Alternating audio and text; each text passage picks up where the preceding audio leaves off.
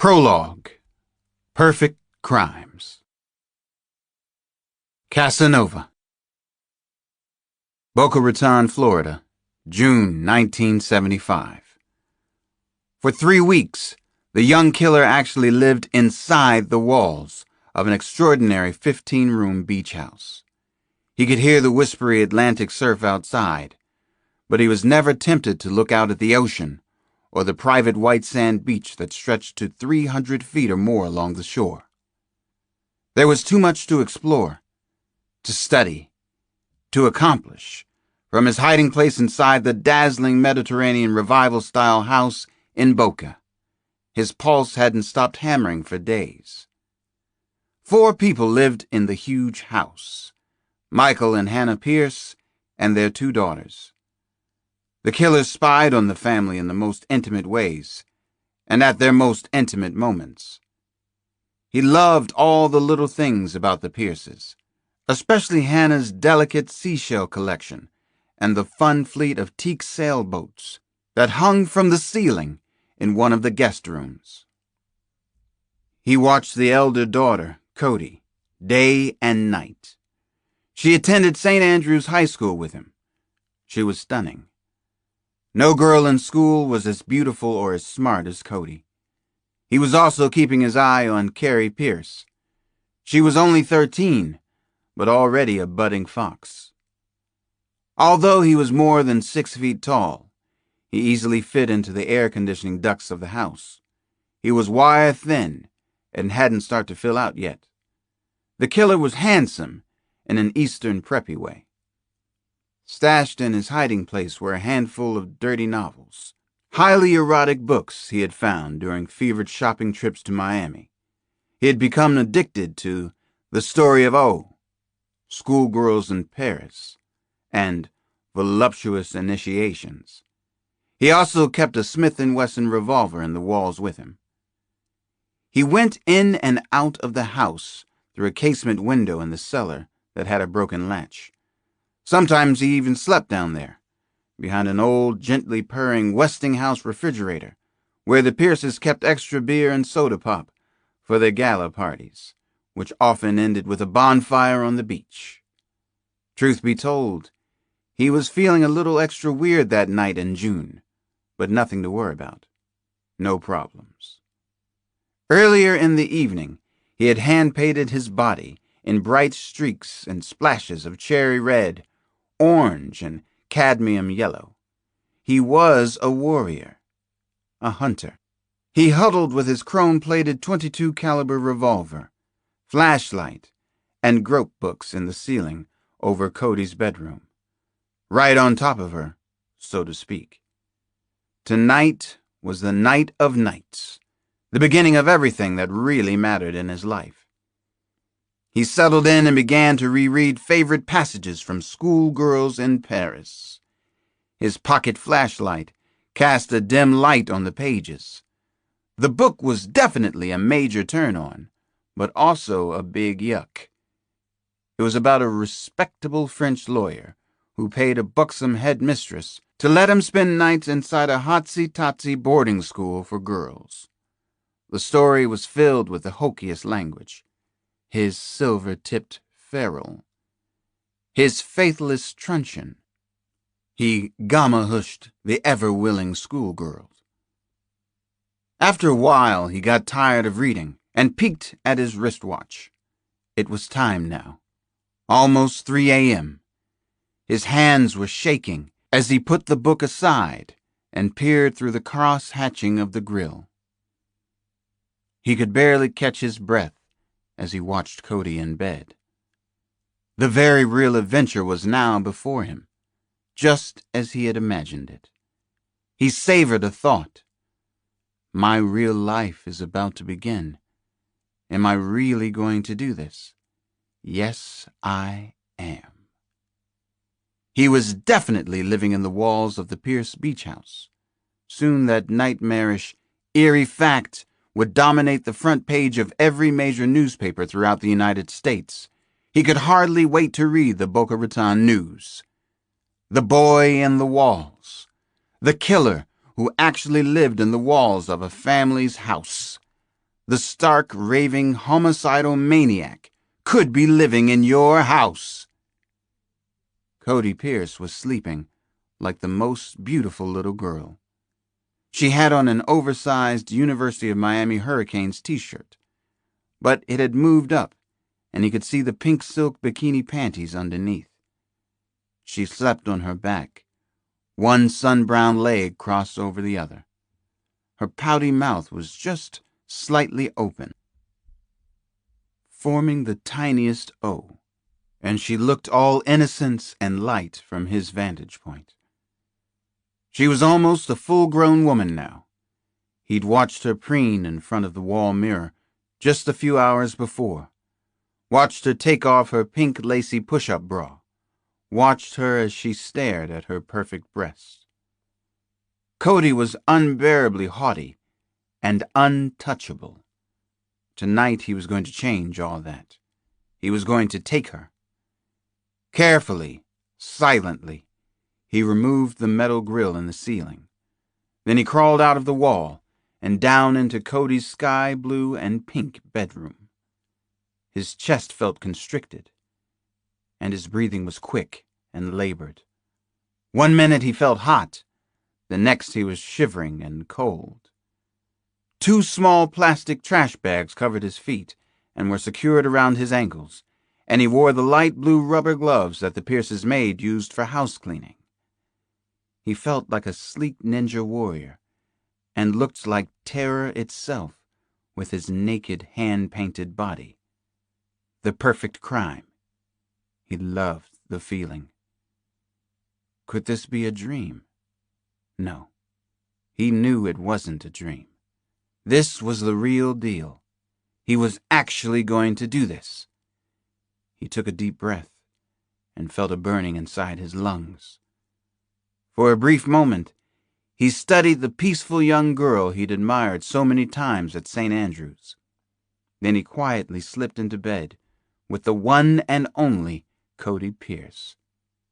He took off a rubber glove and gently caressed her perfect sun-bronzed skin. He pretended that he was smoothing coconut-scented suntan oil all over Cody. He was rock hard already. Her long blonde hair was sun-bleached and felt as soft as rabbit's fur. It was thick and beautiful and smelled forest clean, like balsam. Yes, dreams do come true. Cody suddenly popped open her eyes. They were shiny emerald green gems, and they looked like priceless jewels from Harry Winston's in Boca. She breathlessly said his name, the name she knew him by at school. But he had given himself a new name. He'd named himself, recreated himself. "What are you doing here?" she gasped. "How did you get in?" "Surprise, surprise. I'm Casanova." He whispered against her ear. His pulse was racing off the charts. "I chose you from all the beautiful girls in Boca Raton, all of Florida. Aren't you pleased?" Cody started to scream. "Just now," he said, and smothered her small, lovely mouth with his own, with a loving kiss. He also kissed Hannah Pierce on that unforgettable evening of mayhem and murder in Boca Raton.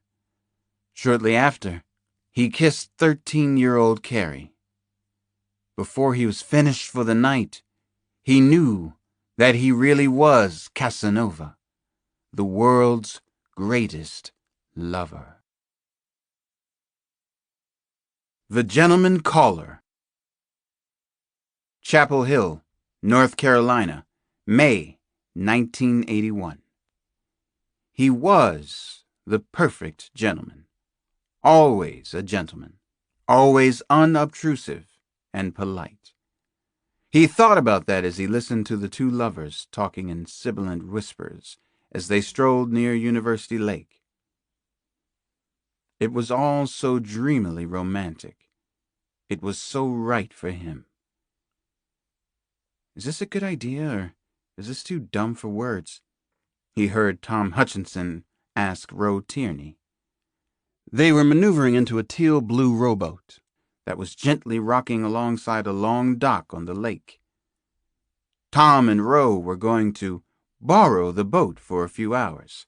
Sneaky college mischief. My great-granddaddy says drifting downstream in a rowboat doesn't count against your lifespan, Ro said. It's a great idea, Tommy. Let's go for it. Tom Hutchinson started to laugh. What if you do other things in said boat? He asked. Well, if that includes aerobics of any sort, it might actually extend your lifespan. Ro's skirt rustled against her smooth thighs as she crossed her legs. Then stealing off in these nice people's boat for a moonlight ride is a good idea, said Tom.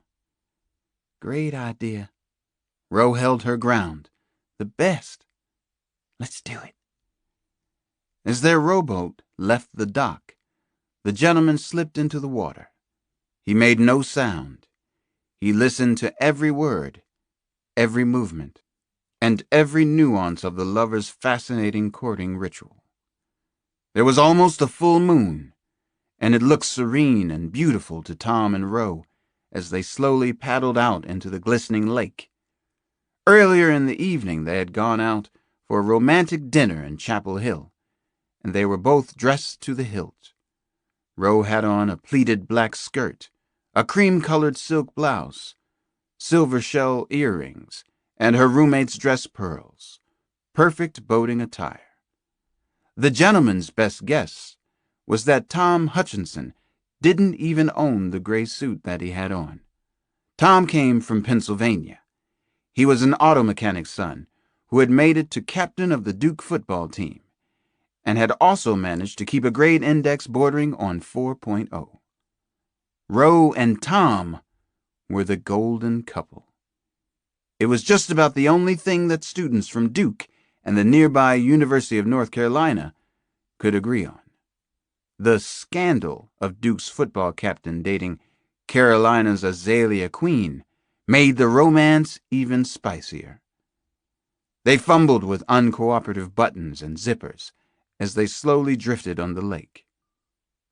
Ro wound up wearing only her earrings and the borrowed dress pearls. Tom had on his white shirt, but it was open all the way, making a kind of tent as he went inside Ro. Under the moon's watchful eye, they began to make love. Their bodies moved smoothly as the rock rocked gently and playfully. Ro made tiny moaning sounds, which intermingled with a chorus of cicadas playing shrilly in the distance. The gentleman felt a column of rage welling up inside him. His dark side was bursting through. The brutal, repressed animal, the modern-day werewolf. Suddenly, Tom Hutchinson flopped out with Ro Tierney with a tiny thump. Something powerful was pulling him out of the boat. Before he hit the water, Ro heard him yell. It was a strange noise that sounded like, "Yeah!" Tom swallowed lake water and gagged violently. There was terrible pain and stinging in his throat, localized pain, but very intense and frightening. Then, whatever powerful force had pulled him backwards into the lake suddenly released him. The choking pressure left him. Just like that, he was being set free. His large, strong hands, quarterback hands, went up to his throat and touched something warm. Blood was gushing out of his throat and spreading through the lake water. A terrible fear, a feeling close to panic, gripped him. Horrified, he felt his throat again and found the knife embedded there. Oh, Jesus God, he thought, I've been stabbed. I'm going to die at the bottom of this lake, and I don't even know why. In the rocking, drifting rowboat, meanwhile, Ro Tierney was too confused and shocked even to scream. Her heart was pounding so rapidly and fiercely, she could hardly breathe. She stood up in the boat, frantically searching for some sign of Tom. This must be a sick joke, she thought. I will never go out with Tom Hutchinson again. Never marry him. Never in a million years. This is not funny. She was freezing, and she began to grope for her clothes in the bottom of the boat. Swiftly, close to the boat, someone or something burst out of the black-looking water. It felt like an explosion under the lake. Rose saw a head bobbing above the surface. Definitely a man's head, but it wasn't Tom Hutchinson. I didn't mean to scare you. The gentleman spoke softly, almost conversationally. Don't be alarmed, he whispered, as he reached for the gunwale of the rocking boat. We're old friends. To be perfectly honest, I've watched you for over 2 years. Suddenly, Rose started to scream, as if there were no tomorrow. For Ro Tierney, there wasn't. Part 1. Scoochie Cross. Chapter 1. Washington, D.C., April 1994. I was on the sun porch of our house on 5th Street when it all began. It was pouring down rain, as my little girl Janelle likes to say, and the porch was a fine place to be. My grandmother had once taught me a prayer that I never forgot. Thank you for everything just the way it is. It seemed right that day. Almost. Stuck up on the porch wall was a Gary Larson Far Side cartoon. It showed the Butlers of the World annual banquet. One of the butlers had been murdered. A knife was in his chest right up to the hilt. A detective on the scene said, God, Collings, I hate to start a Monday with a case like this. The cartoon was there to remind me there was more to life than my job as a homicide detective in D.C. A 2-year-old drawing of Damon's tacked up next to the cartoon was inscribed, for the best daddy ever. That was another reminder. I played Sarah Vaughan, Billie Holiday, and Bessie Smith tunes on our aging piano. The blues was having its sneaky sad way with me lately. I'd been thinking about Jessie Flanagan. I could see her beautiful, haunting face sometimes when I stared off into the distance. I tried not to stare off into the distance too much. My 2 kids, Damon and Janelle, were sitting on the trusty, if slightly rickety, piano bench beside me. Janelle had her small arm wrapped across my back as far as it would stretch, which was about 1/3 of the way. She had a bag of gummy bears in her free hand. As always, she shared with her friends. I was slow-sucking a red gummy. She and Damon were whistling along with my piano playing, though for Janny, whistling is more like spitting to a certain pre-established rhythm. A battered copy of Green Eggs and Ham sat on top of the piano, vibrating to the beat. Both Janny and Damon knew I was having some trouble in my life lately, for the past few months anyway. They were trying to cheer me up. We were playing and whistling the blues, soul, and a little fusion, but we were also laughing and carrying on, as children like us will. I loved these times with my kids more than I loved all the rest of my life put together. And I had been spending more and more time with them. The Kodak pictures of children always remind me that babies will be 7 and 5 years old only one time. I didn't plan to miss any of it.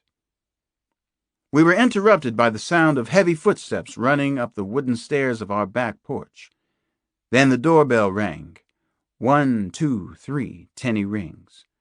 Whoever was out there was in a big hurry. Ding dong, the witch is dead, Damon offered his inspirational thought for the moment.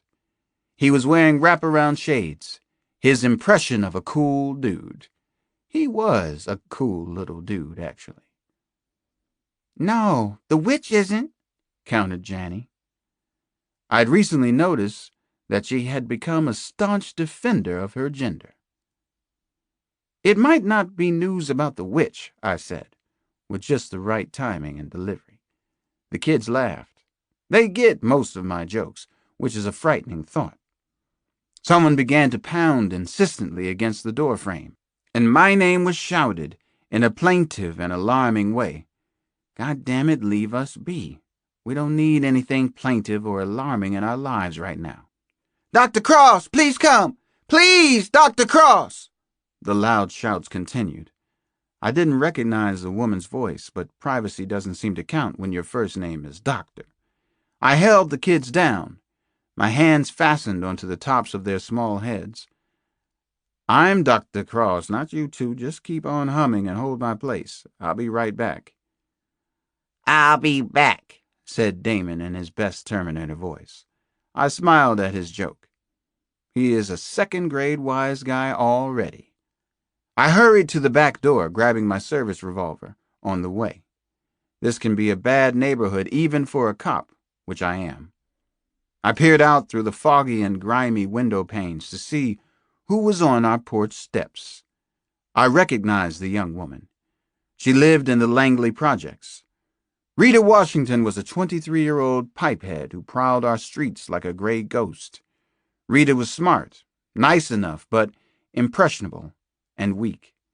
She had taken a very bad turn in her life, lost her looks, and now was probably doomed.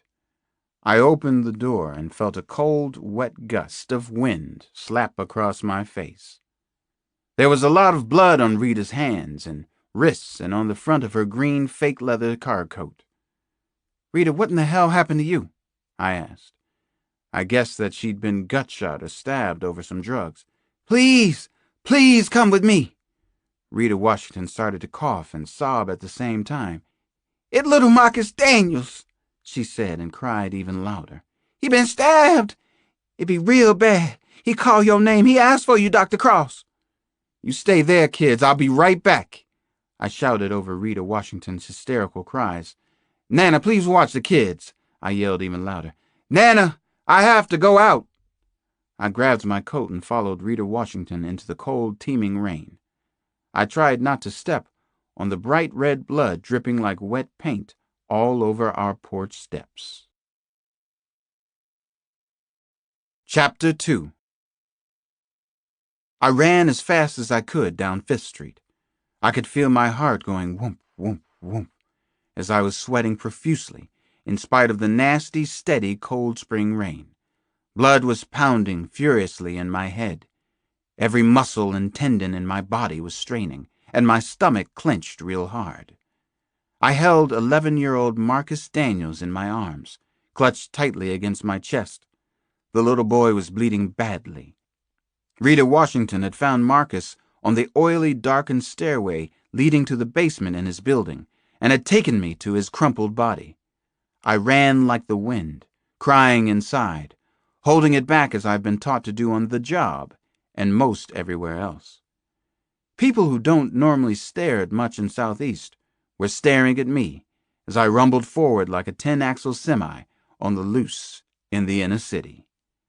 I outpaced gypsy cabs, shouting at everybody to get out of my way.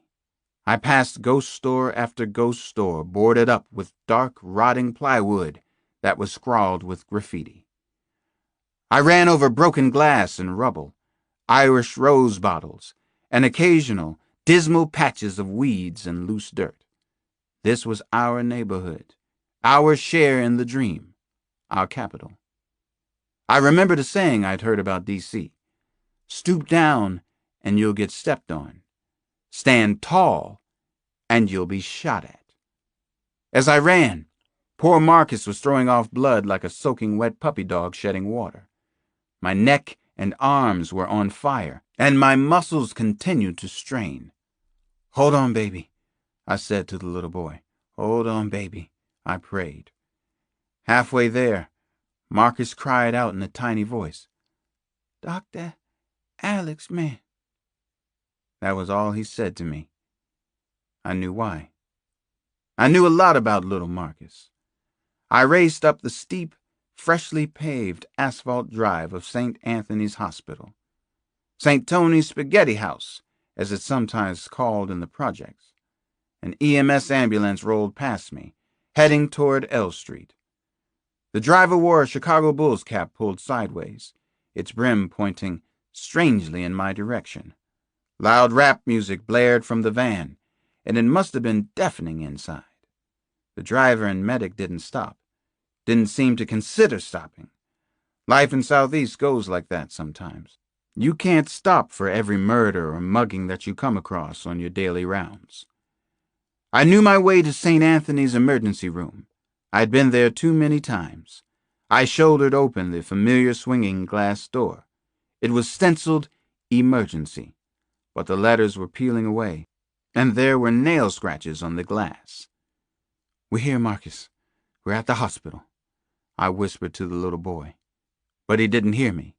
He was unconscious now. "I need some help here, people. I need help with this boy," I shouted. The Pizza Hut delivery man would have gotten more attention. A bored-looking security guard glanced my way and gave me his practiced, flat-faced stare. A shabby stretcher clattered loudly down the halls of medicine. I saw nurses I knew, Annie Bell Waters and Tanya Haywood in particular. "Bring him right here." Annie Waters quickly cleared away once she sized up the situation. She didn't ask me any questions as she pushed other hospital workers and the walking wounded out of our path. We sailed past the reception desk with "Sign in here" in English, Spanish, and Korean. I smelled hospital antiseptic on everything. "Tried to cut his throat with a gravity knife.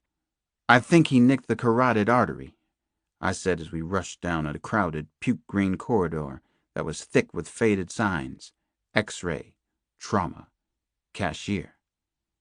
We finally located a room about the size of a clothes closet.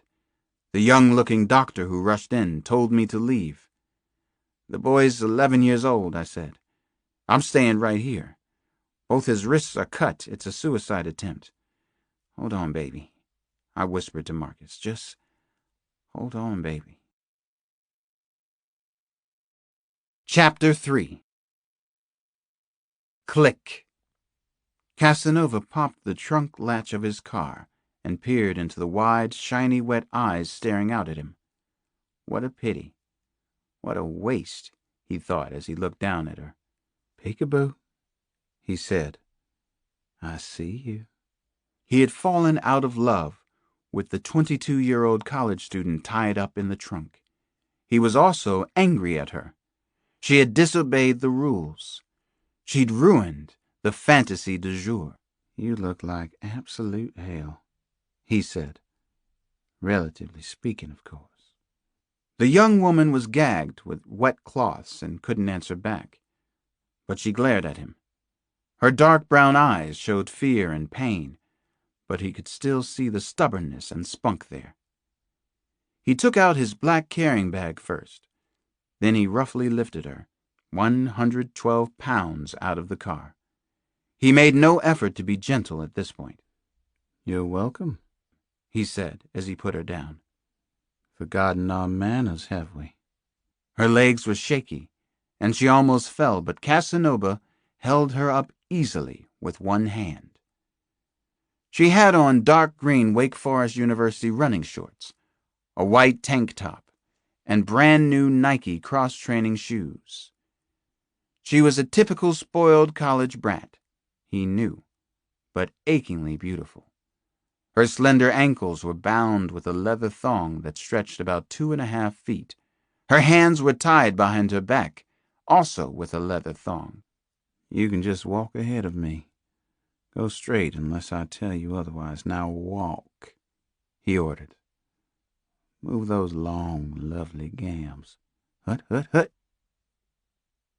They started through the dense woods that got even thicker as they moved slowly along.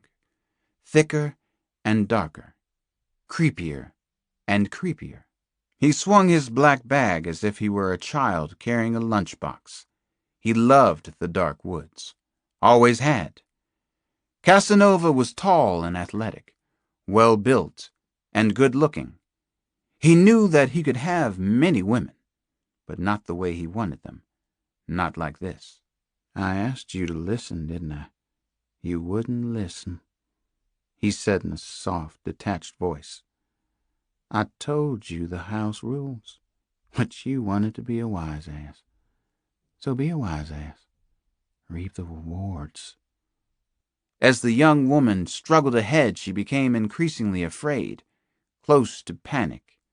The woods were even denser now, and the low-hanging branches clawed at her bare arms, leaving long scratches. She knew her captor's name, Casanova. He fancied himself a great lover, and in fact, he could maintain an erection longer than any man she had ever known. He had always seemed rational and in control of himself, but she knew he had to be crazy. He certainly could act sane on occasion, though. Once you accepted a single premise of his, something he had said to her several times. Man was born to hunt women. He had given her the rules of his house. He had clearly warned her to behave. She just hadn't listened. She'd been willful and stupid and had made a huge tactical mistake. She tried not to think of what he was going to do to her. Out here in these bewildering Twilight Zone-type woods, it would surely give her a heart attack. She wouldn't give him the satisfaction of seeing her break down and cry. If only he would ungag her. Her mouth was dry, and she was thirsty beyond belief. Perhaps she could actually talk her way out of this, or whatever it was that he had planned. She stopped walking and turned to face him. It was a draw a line in the sand time. You want to stop here? That's fine with me. I'm not going to let you talk, though. No last words, dear heart. No reprieve from the governor. He blew it big time. If we stop here, you may not like it. If you want to walk some more, that's fine too. I just love these woods, don't you? She had to talk to him, get through to him somehow, ask him why, maybe appeal to his intelligence. She tried to say his name, but only muffled sounds made it through the damp gag. He was self-assured and even calmer than usual. He walked with a cocky swagger. I don't understand a word you're saying. Anyway, it wouldn't change a thing even if I did. He had on one of the weird masks that he always wore. This one was actually called a death mask, he'd told her, and it was used to reconstruct faces, usually at hospitals and morgues. The skin color of the death mask was almost perfect, and the detail was frighteningly realistic. The face he'd chosen was young and handsome, an all-American type. She wondered what he really looked like. Who in the hell was he? Why did he wear masks? She would escape somehow, she told herself. Then she would get him locked up for 1,000 years. No death penalty. Let him suffer. If that's your choice, fine, he said, and he suddenly kicked her feet out from under her. She fell down hard on her back. You die right here. He slid a needle out of the well-worn black medical bag he'd brought with him. He brandished it like a tiny sword. Let her see it. This needle is called a tubex, he said. It's preloaded with thiopental sodium, which is a barbiturate. Does barbiturate-sounding things. He squeezed out a thin squirt of the brown liquid. It looked like iced tea, and it was not something she wanted injected into her veins. What does it do? Why are you doing this to me? She screamed into the tight gag. Please take this gag out of my mouth. She was covered with sweat, and her breathing was labored. Her whole body felt stiff, anesthetized and numb. Why was he giving her a barbiturate? If I do this wrong, you'll die right now, he told her. So don't move. She shook her head affirmatively. She was trying so hard to let him know that she could be good. She could be so very good. Please don't kill me, she silently pleaded. Don't do this. He pricked a vein in the crook of her elbow, and she could feel the painful pinch there. I don't want to leave any unsightly bruises, he whispered. It won't take long. 10, 9, 8, 7, 6, 5. You are so beautiful. 0. All finished. She was crying now. She couldn't help it.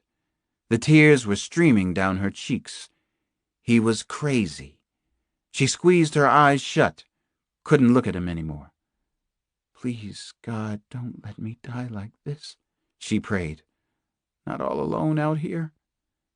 The drug acted quickly, almost immediately. She felt warm all over, warm and sleepy. She went limp. He took off her tank top and began to fondle her breast, like a juggler with several balls. There was nothing she could do to stop him. He arranged her legs as if she were his art, his human sculpture, stretching the leather thong as far as it would go. He felt down between her legs. The sudden thrust made her open her eyes, and she stared up at the horrible mask. His eyes stared back at her.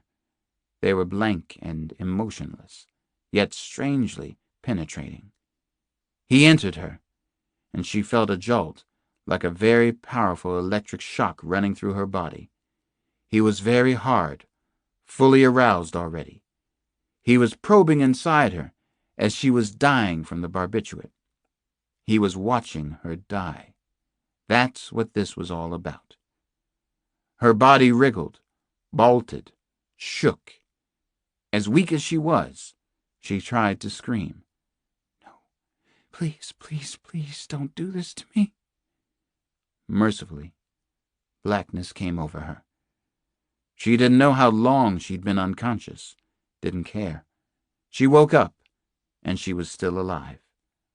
She started to cry, and the muffled sounds coming through the gag were agonizing.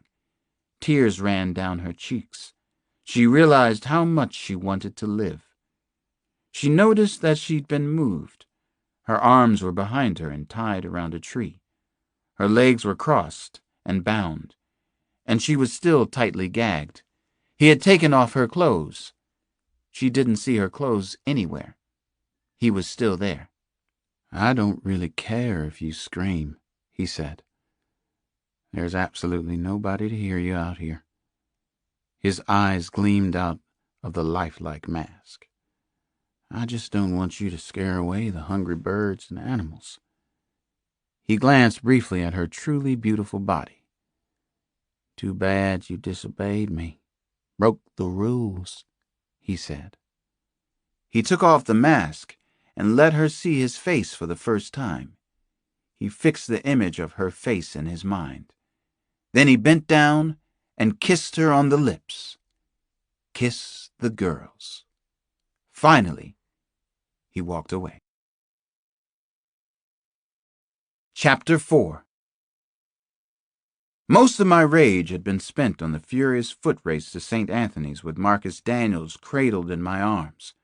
The adrenaline rush was gone now, but I felt an unnatural weariness. The emergency room waiting area was noise and frustrated confusion. Babies crying, parents wailing out their grief, the PA incessantly paging doctors. A bleeding man kept muttering, "Oh shit, oh shit." I could still see the beautiful, sad eyes of Marcus Daniels. I could still hear his soft voice. At a little past 6:30 that night, my partner in crime arrived unexpectedly at the hospital. Something about that struck me as wrong, but I let it pass for now. John Sampson and I have been best friends since we were both 10 years old and running these same streets in D.C. Southeast. Somehow, we survived without having our throats slashed. I drifted into abnormal psychology and eventually got a doctorate at Johns Hopkins. Sampson went into the Army. In some strange and mysterious manner, we both ended up working together on the D.C. police force. I was sitting on a sheetless gurney parked outside the trauma room. Next to me was the crash cart they had used for Marcus. Rubber tourniquets hung like streamers from the black handles of the cart. "How's the boy?" Sampson asked. He knew about Marcus already. Somehow he always knew. The rain was running down his black poncho in little streams, but he didn't seem to care. I sadly shook my head. I was still feeling wasted. Don't know yet. They won't tell me anything. Doctor wanted to know if I was next of kin.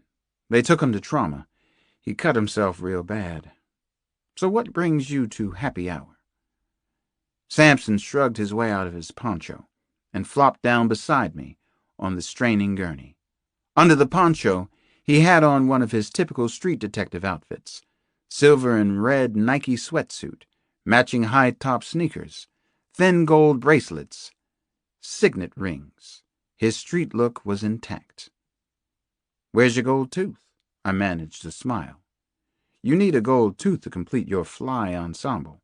At least a gold star on one tooth. Maybe some corn braids. Samson snorted out a laugh. I heard, I came, he said offhandedly about his appearance at St. Anthony's. You okay?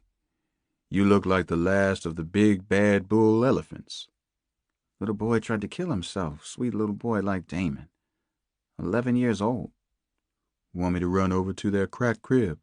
Shoot the boy's parents? Samson asked. His eyes were obsidian hard. We'll do it later, I said. I was probably in the mood. The positive news was that the parents of Marcus Daniels lived together. The bad part was that they kept the boy and his 4 sisters in the crack house they ran near the Langley Terrace projects. The ages of the children ranged from 5 to 12, and all the kids worked in the business. They were runners. What are you doing here? I asked him for the second time. You didn't just happen to show up here at St. A's. What's up? Samson tapped out a cigarette from a pack of Camels. He used only one hand, very cool. He lit it up. Doctors and nurses were everywhere. I snatched the cigarette away and crushed it under my black Converse sneaker sole, near the hole in the big toe. Feel better now? Samson eyed me. Then he gave me a broad grin, showing his large white teeth. The skit was over. Samson had worked his magic on me, and it was magic, including the cigarette trick. I was feeling better. Skits work. Actually, I felt as if I'd just been hugged by about a half-dozen close relatives, and both my kids. Samson is my best friend for a reason. He can push my buttons better than anybody. Here comes the angel of mercy, he said, pointing down the long, chaotic corridor. Annie Waters was walking toward us, with her hands thrust deeply into the pockets of her hospital coat. She had a tight look on her face, but she always does. I'm real sorry, Alex. The boy didn't make it. I think he was nearly gone when you brought him here, probably living on all that hope you carry bottled up inside you. Powerful images and visceral sensations of carrying Marcus along 5th and L Streets flashed before me. I imagined the hospital death sheet covering Marcus. It's such a small sheet that they use for children. The boy was my patient. He adopted me this spring. I told the 2 of them what had me so wild and crazed and suddenly depressed. Can I get you something, Alex? Said Annie Waters. She had a concerned look on her face. I shook my head. I had to talk, had to get this out right now. Marcus found out I gave help at St. A's. Talked to people sometimes. He started coming by the trailer afternoons. Once I passed his tests, he talked about his life at the crack house. Everybody he knew in his life was a junkie. Junkie came by my house today. Rita Washington. Not Marcus's mother. Not his father. The boy tried to slit his own throat, slit his wrists. Just 11 years old. My eyes were wet. A little boy dies. Somebody should cry. The psychologist for an 11-year-old suicide victim ought to mourn. I thought so anyway. Samson finally stood up and put his long arm gently on my shoulder. He was 6'9" again. Let's head on home, Alex, he said. Come on, my man. Time to go. I went in and looked at Marcus for the last time. I held his lifeless little hand and thought about the talks the two of us had, the ineffable sadness always in his brown eyes. I remembered a wise, beautiful African proverb: "It takes a whole village to raise a good child." Finally, Samson came and took me away from the boy, took me home, where it got much worse. Chapter 5. I didn't like what I saw at home. A lot of cars were crowded helter-skelter around my house. It's a white shingle A-frame. It looks like anybody's house. Most of the cars appeared familiar. They were cars of friends and family members. Samson pulled in behind a dented 10-year-old Toyota that belonged to the wife of my late brother Aaron. Scylla Cross was a good friend. She was tough and smart. I had ended up liking her more than my brother. What was Scylla doing here? "What the hell is going on at the house?" I asked Samson again. I was starting to get a little concerned.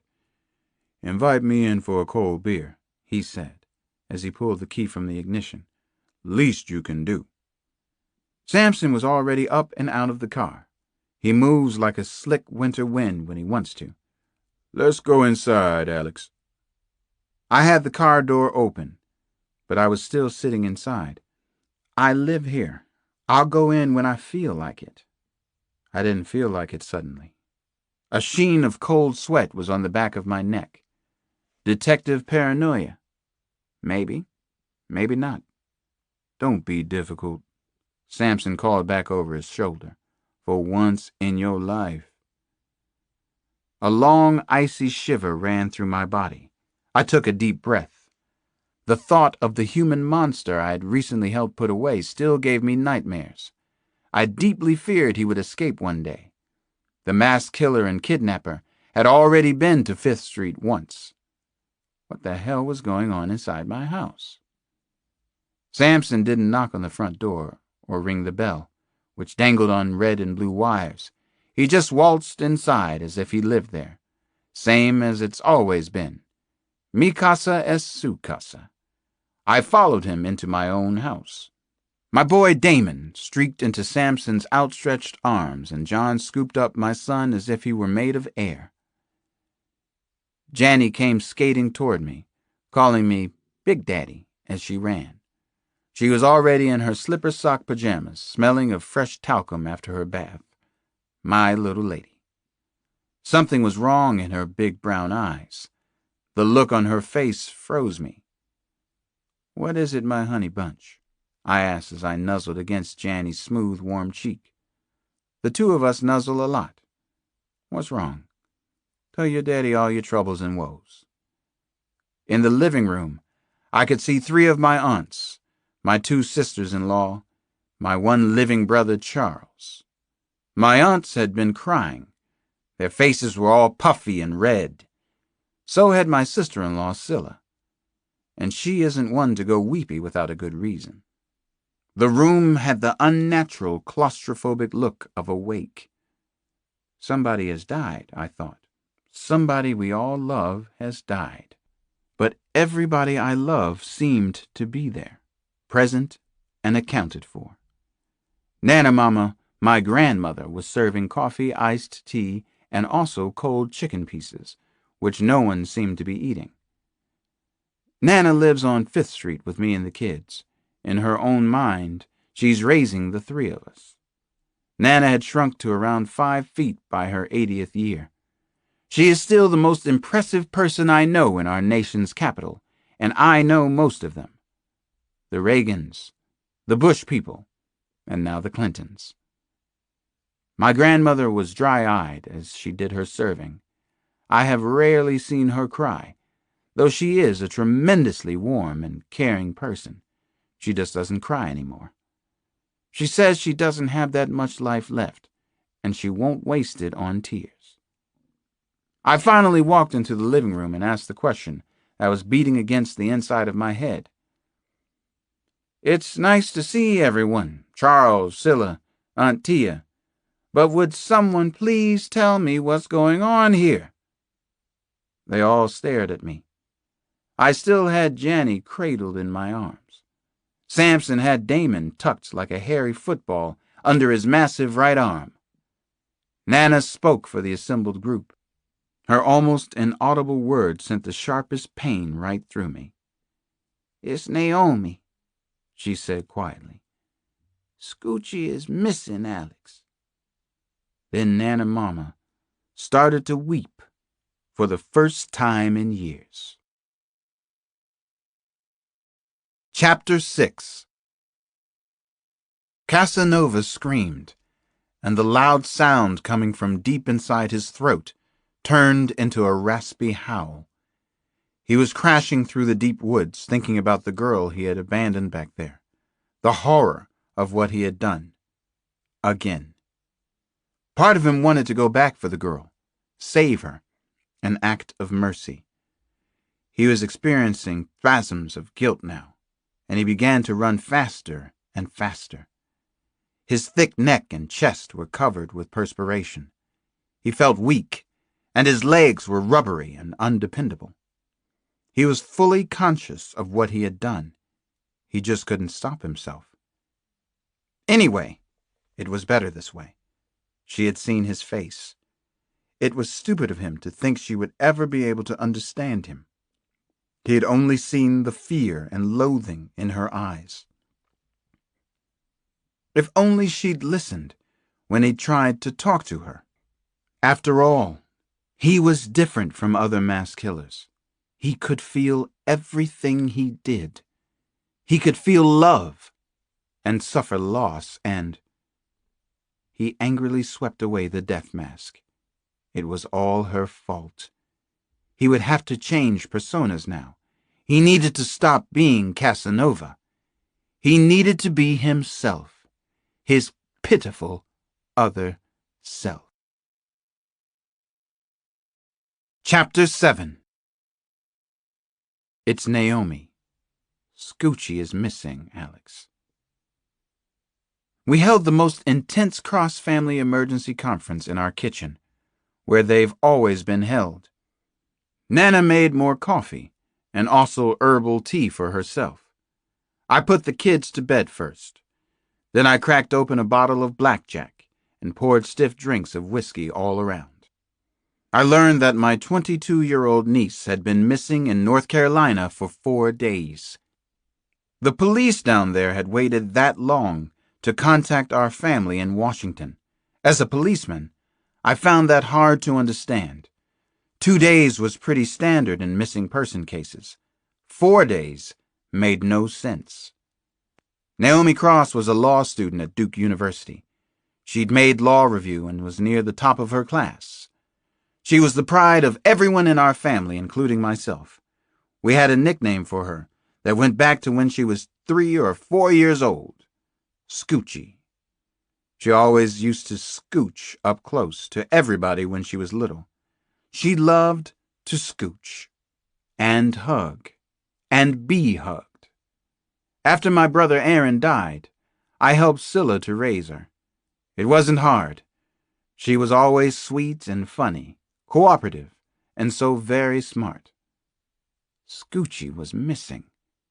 In North Carolina. 4 days now. I talked to a detective named Ruskin, Samson told the group in the kitchen. He was trying not to act like a street cop, but he couldn't help it. He was on the case now, flat-faced and serious. The Samson stare. Detective Ruskin sounded knowledgeable about Naomi's disappearance. Seemed like a straight-ahead cop on the phone. Something strange, though. Told me that a law school friend of Naomi's reported her missing. Her name's Mary Ellen Kluke. I had met Naomi's friend. She was a future lawyer from Garden City, Long Island. Naomi had brought Mary Ellen home to Washington a couple of times. We'd gone to hear Handel's Messiah together one Christmas at the Kennedy Center. Samson took off his dark glasses and kept them off, which is rare for him. Naomi was his favorite, and he was as shook up as the rest of us. She called Samson his grimness and Darth One, and he loved it when she teased him. Why didn't this Detective Ruskin call us before now? Why didn't those university people call me? My sister-in-law asked. Scylla is 41. She has allowed herself to grow to ample proportions. I doubted that she was 5'4", but she had to be close to 200 pounds. She told me that she didn't want to be attractive to men anymore. Don't know the answer to that yet, Sampson told Scylla and the rest of us. They told Marianne and Klug not to call us. What exactly did Detective Ruskin have to say about the delay? I asked Sampson. Detective said there were extenuating circumstances. He wouldn't elaborate for me, persuasive as I can be. You tell him we could have the conversation in person?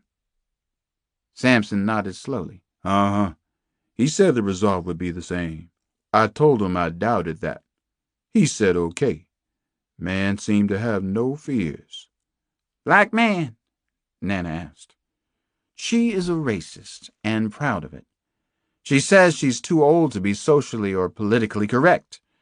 She doesn't so much dislike white people as distrust them. No, but I don't think that's the problem, Nana. Something else is going on. Sampson looked across the kitchen table at me. I don't think he could talk. FBI? I asked. It was the obvious guess when things get overly secretive. The FBI understands better than Bell Atlantic, the Washington Post, and the New York Times that information is power. That could be the problem. Ruskin wouldn't admit it on the phone. I better talk to him, I said. In person would probably be best, don't you think? I think that would be good, Alex. Scylla spoke up from her end of the table. Maybe I'll tag along, Sampson said, grinning like the predatory wolf that he is. There was sage nods and at least one hallelujah in the overcrowded kitchen. Scylla came around the table and hugged me tight. My sister-in-law was shaking like a big spreading tree in a storm. Sampson and I were going south. We were going to bring back Scoochie. Chapter 8. I had to tell Damon and Janny about their Auntie Scooch, which is what the kids have always called her. My kids sensed something bad had happened.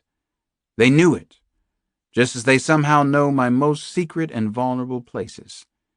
They had refused to go to sleep until I came and talked to them. Where's Auntie Scooch at? What happened to her? Damon demanded as soon as I entered the kids' bedroom. He had heard enough to understand that Naomi was in some kind of terrible trouble. I have a need always to tell the kids the truth, if it's possible. I've committed to truth-telling between us, but every once in a while it is so hard to do. We haven't heard from Aunt Naomi in a few days, I began. That's why everybody is worried tonight and why they came over to our house, I said. I went on. Daddy's on the case now.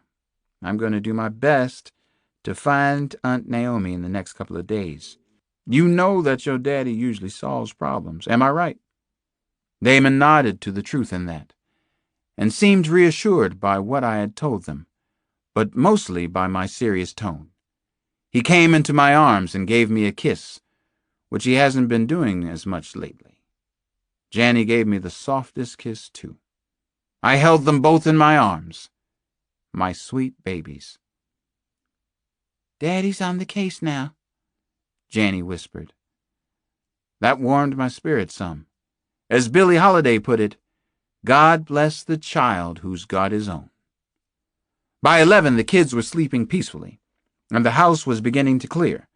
My elderly aunts had already gone home to their quirky old lady nests, and Sampson was getting ready to leave. He usually lets himself in and out, but this time Nana Mama walked Sampson to the door, which is a rarity. I went with them. Safety in numbers.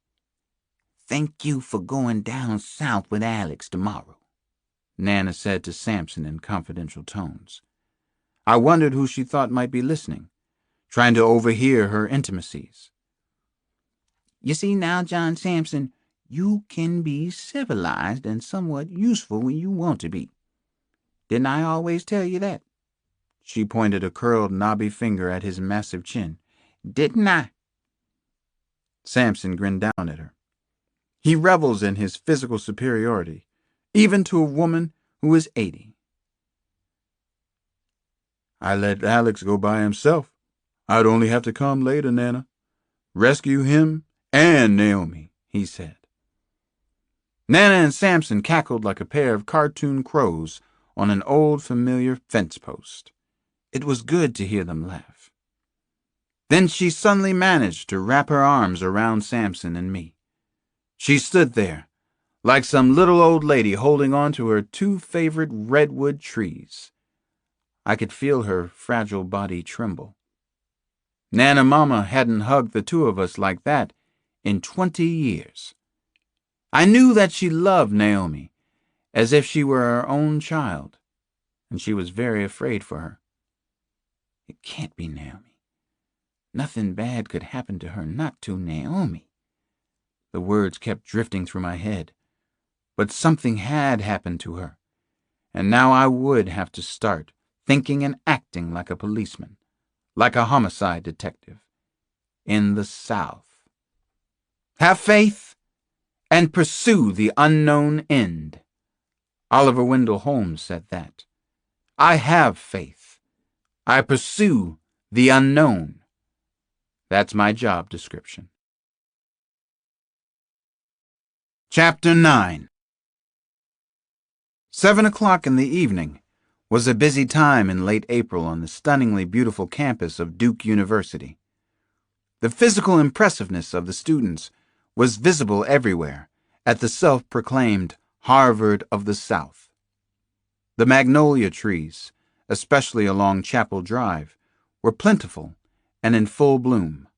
The well-kept and striking orderliness of the grounds made it one of the most visually satisfying campuses in the United States. Casanova found the fragrant air intoxicating as he strolled between tall gray stone gates and onto the university's west campus. It was a few minutes past 7. He had come for one reason only: to hunt. The entire process was exhilarating and irresistible, impossible to stop once he had begun. This was foreplay, lovely in every way. I'm like a killer shark, with a human brain and even a heart, Casanova thought as he walked. I am a predator without peer, a thinking predator. He believed that most men loved the hunt, lived for it in fact, though most wouldn't admit it. A man's eyes never stopped searching for beautiful, sensual women, or for sexy men and boys for that matter.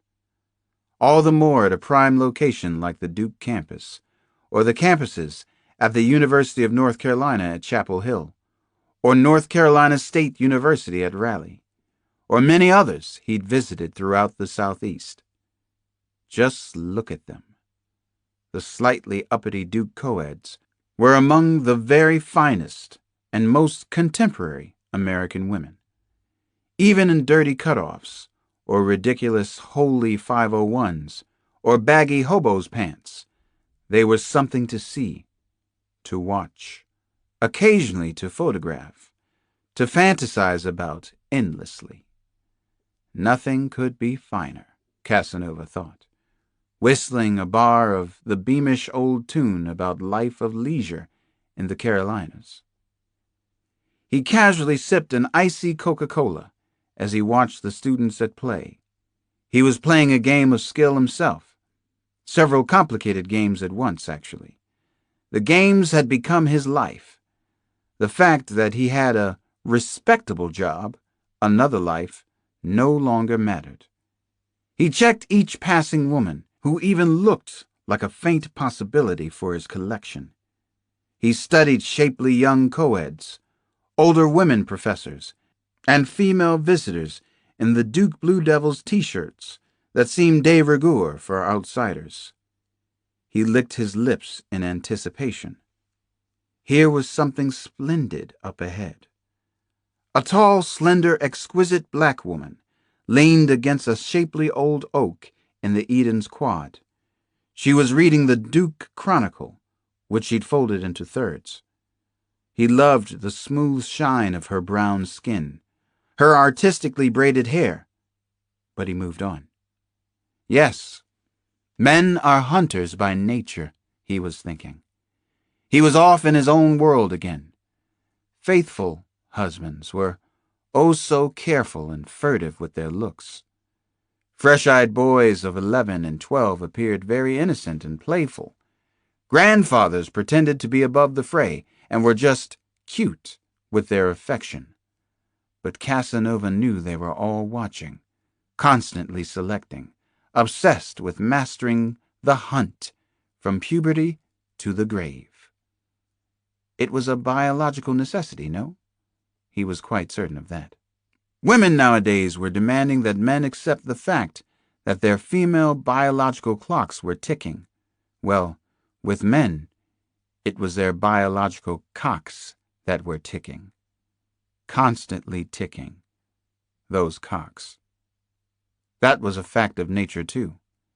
Everywhere he went, at virtually any time of day or night, he could feel the pulsing beat inside. Tick, cock. Tick, cock. Tick, cock. Tick, cock. A beautiful honey-blonde co-ed sat cross-legged on the grass intersecting his path. She was reading a paperback, Carl Jasper's Philosophy of Existence. The rock group Smashing Pumpkins was contributing mantra-like riffs from a portable CD player. Casanova smiled to himself. Tick, cock. The hunt was relentless for him. He was Priapus for the 90s. The difference between him and so many gutless modern men was that he acted on his natural impulses. He relentlessly searched out a great beauty, and then he took her. What an outrageously simple idea. What a compellingly modern horror story. He watched two petite Japanese co-eds chowing down on greasy North Carolina barbecue from the new Crook's Corner 2 restaurant in Durham. They looked so delicious eating their dinner, wolfing their barbecue like small animals. North Carolina barbecue consisted of pork cooked over a fire, seasoned with vinegar-laced sauce, then finely chopped. You couldn't eat barbecue without slaw and hush puppies. He smiled at the unlikely scene. Yum. Still he moved on. Sights and scenes caught his eye. Pierced eyebrows, tattooed ankles, Lollapalooza t-shirts, lovely flowing breasts, legs, thighs, everywhere he looked. He finally came to a small Gothic-style building near the Duke University Hospital, North Division. This was a special annex where terminally ill cancer patients from all over the South were cared for during their final days. His heart began to pound, and a series of small tremors shook his body. There she was. Chapter 10.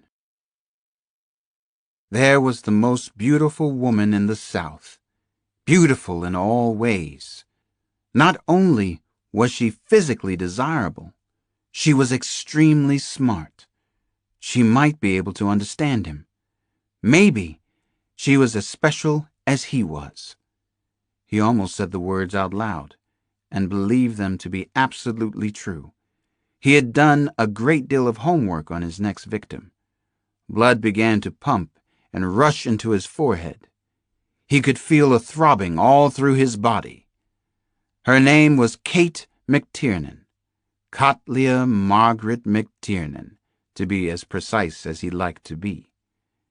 She was just walking out of the terminal cancer wing, where she had worked to help pay her way through medical school.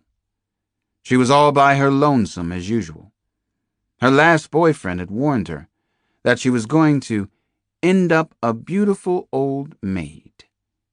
Fat chance of that. Obviously, it was Kate McTiernan's decision to be alone as much as she was. She could have been with nearly anyone she chose. She was stunningly beautiful, highly intelligent, and compassionate from what he could tell so far. Kate was a grind, though.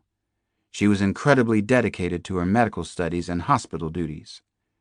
Nothing was overdone about her, and he appreciated that. Her long, curly brown hair framed her narrow face nicely. Her eyes were dark brown and sparkled when she smiled. Her laugh was catchy, irresistible. She had an all-American look, but not banal. She was a hard body, but she appeared so soft and feminine. He'd watched other men hit on her, studly students and even the occasional jaunty and ridiculous professor. She didn't hold it against them, and he saw how she deflected them, usually with some kindness, some small generosity. But there was always that devilish, heartbreaking smile of hers. "I'm not available," it said. "You can never have me.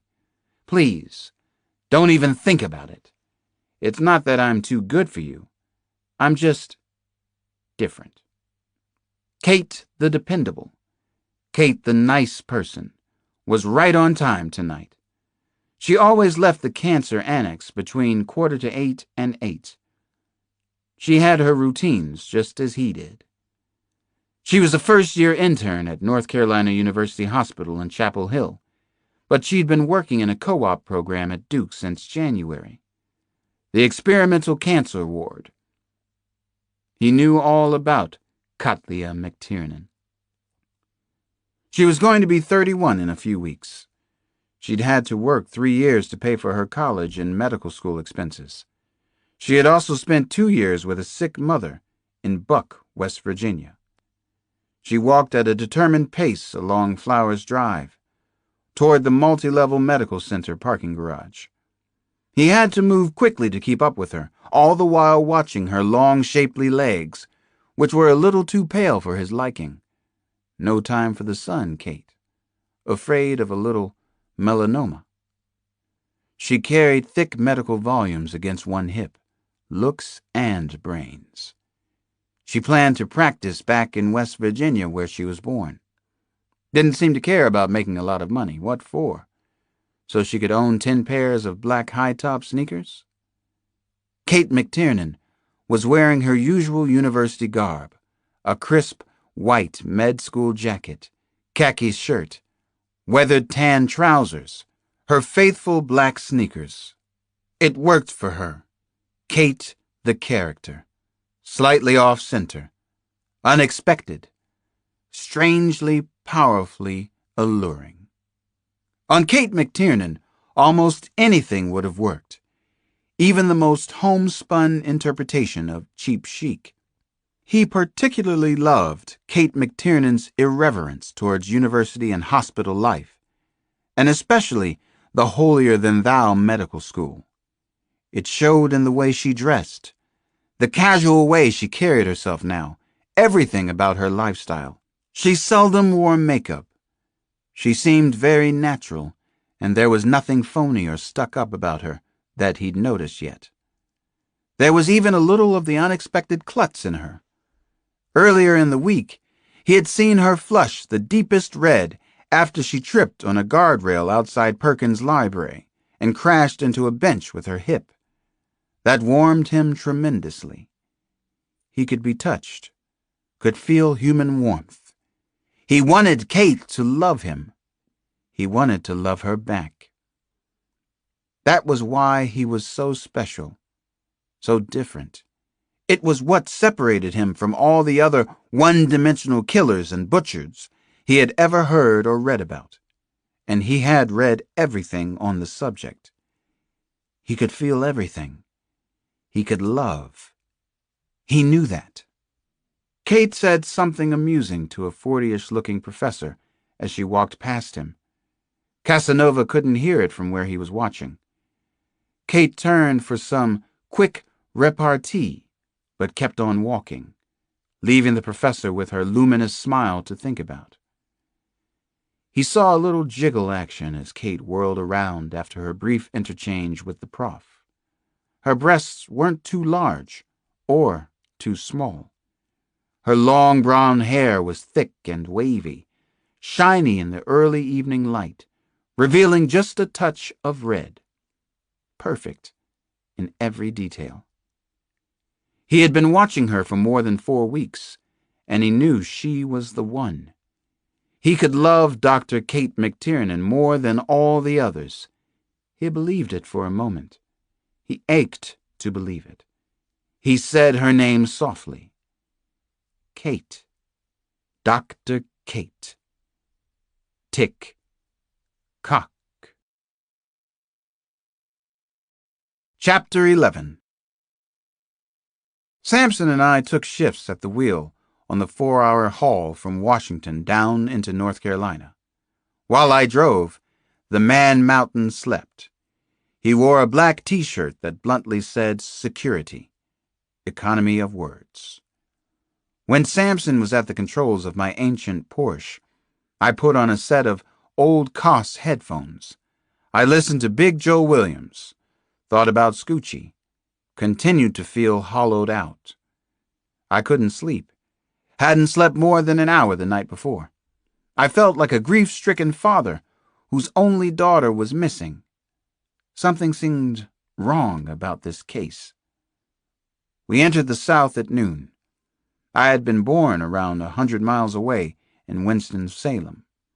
I hadn't been back there since I was 10 years old, the year my mother died, and my brothers and I were moved to Washington. I'd been to Durham before Naomi's graduation. She had finished Duke undergraduate summa cum laude, and she received one of the loudest, cheeriest ovations in the history of the ceremony. The Cross family had been there in full force. It was one of the happiest, proudest days for all of us. Naomi was the only child of my brother Aaron, who died of cirrhosis at 33. Naomi had grown up fast after his death. Her mother had to work a 60-hour week for years to support them. So Naomi was in charge of the house from around the time she was 10. She was the littlest general. She was a precocious little girl, and read about Alice's adventures in Through the Looking Glass when she was only 4. A family friend gave her violin lessons, and she played well. She loved music, and still played whenever she had time. She graduated number 1 in her class at John Carroll High School in D.C. As busy as she was with her studies, she found time to write graceful prose on what life was like growing up in the projects. She reminded me of a young Alice Walker. Gifted. Very special. Missing for more than 4 days. The welcome mat wasn't out for us at Durham's brand new police headquarters building. Not even after Sampson and I showed our badges and IDs from Washington. The desk sergeant wasn't impressed. He looked something like the TV weatherman Willard Scott. He had a full crew cut, long thick sideburns, and skin the color of fresh ham. After he found out who we were, it got a little worse. No red carpet, no Southern hospitality, no Southern comfort. Sampson and I got to sit and cool our heels in the duty room of the Durham Police Department. It was all shiny glass and polished wood. We received the kind of hostile looks and blank stares usually reserved for drug dealers caught around grade schools. "Feel like we just landed on Mars," Sampson said as we waited and watched Durham's finest, watched complainants come and go. "Don't like the feeling I get from the Martians. Don't like their beady little Martian eyes. Don't think I like the New South." "You think about it, we'd fit in the same anywhere," I told Sampson. "We get the same reception, same cold stares at Nairobi Police Headquarters." "Maybe," Sampson nodded behind his dark glasses. "But at least they'd be black Martians. At least they'd know who John Coltrane is." Durham detectives Nick Ruskin and Davy Sykes finally came down to see us an hour and a quarter after we arrived. Ruskin reminded me a little of Michael Douglas in his dark hero cop roles. He wore a coordinated outfit, green and tan tweed jacket, stone-washed jeans, yellow pocket tee.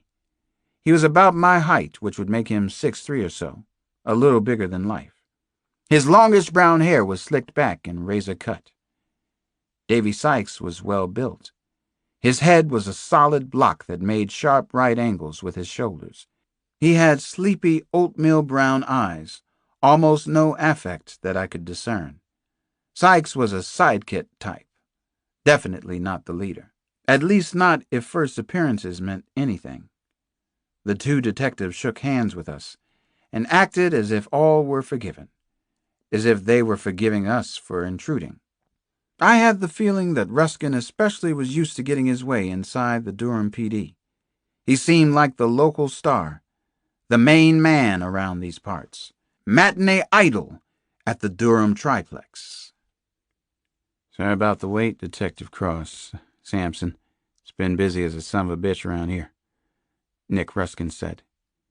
He had a light southern accent, lots of confidence in himself. He hadn't mentioned Naomi by name yet. Detective Sykes was silent, didn't say a word. You two like to take a ride with Davy and me? I'll explain the situation on the way. There's been a homicide. That's what's had us all tied. Police found a woman's body out in Effland. This is a real bad one. Chapter 12. This is a real bad one. A woman's body in Effland. What woman? Sampson and I followed Ruskin and Sykes out to their car, a forest green Saab Turbo. Ruskin got in the driver's seat. I remembered Sergeant Esterhouse's words in Hill Street Blues. Let's be careful out there. You know anything at all about the murdered woman? I asked Nick Ruskin as we headed onto West Chapel Hill Street. He had his sirens screaming, and he was already driving fast. He drove with a kind of brashness and cockiness. I don't know enough, Ruskin said. That's our problem, Davies and mine, with this investigation. We can't get straight dick information about much of anything. That's probably why we're in such a good mood today. You notice? Yeah, we noticed, Sampson said. I didn't look over at him. I could feel the steam rising in the back seat, though. Heat coming off his skin. Davy Sykes glanced back and frowned at Sampson. I got the feeling they weren't going to become best buddies. Ruskin continued talking. He seemed to like the spotlight, being on the big case. This entire case is under the control of the FBI now. The DEA got in the act, too. I wouldn't be surprised if the CIA was part of the crisis team. They did send some kinky crackerjack down from their fancy outpost in Sanford. What do you mean, this entire case? I asked Ruskin. Warning alarms were sounding in my head. I thought of Naomi again. This is a real bad one. Ruskin turned around quickly and looked at me. He had penetrating blue eyes, and they seemed to be sizing me up. Understand we're not supposed to tell you anything. We're not authorized to bring you out here either. I hear what you're saying, I said. I appreciate the help. Once again, Davy Sykes turned and looked at us. I felt as if Sampson and I were on the other team, looking over the line of scrimmage, waiting for the ball snap, the crunch of bodies. We're on our way to the third murder site, Ruskin went on. I don't know who the victim is. Goes without saying that I hope the victim isn't your niece. What's this case all about? Why all the mystery? Sampson asked. He sat forward in his seat. We're all cops here. Talk straight to us. The Durham homicide detective hesitated before he answered. A few women, let's say several, have disappeared in a 3-county area. Durham, Chatham, and Orange, which you're in now. The press has reported a couple of disappearances and 2 murders so far, unrelated murders. Don't tell me the media's actually cooperating with an investigation, I said. Ruskin half smiled. Not in your wildest wet dreams. They only know what the FBI has decided to tell them. Nobody's actually withholding information, but nothing's being volunteered either. You mentioned that several young women have disappeared, I said. How many exactly? Tell me about them. Ruskin talked out of the side of his mouth. We believe 8 to 10 women are missing, all young, late teens and early 20s. All students in college or high school. Only 2 bodies have been found, though. The one we're going to see could make 3. All the bodies were discovered in the last 5 weeks. The Phoebes think we're in the middle of what could be one of the worst kidnapping and murder sprees ever seen in the South. How many FBI in town? Sampson asked. Squad? Battalion? They're here in full force. They have evidence that the disappearance extends beyond state lines. Virginia, South Carolina, Georgia, down into Florida. They think our friendly squirrel abducted a Florida State cheerleader at this year's Orange Bowl. They call him the Beast of the Southeast. It's as if he's invisible. He's in control of the situation right now. Calls himself Casanova. Believes he's a great lover. Did Casanova leave mash notes at the murder scenes? I asked Ruskin.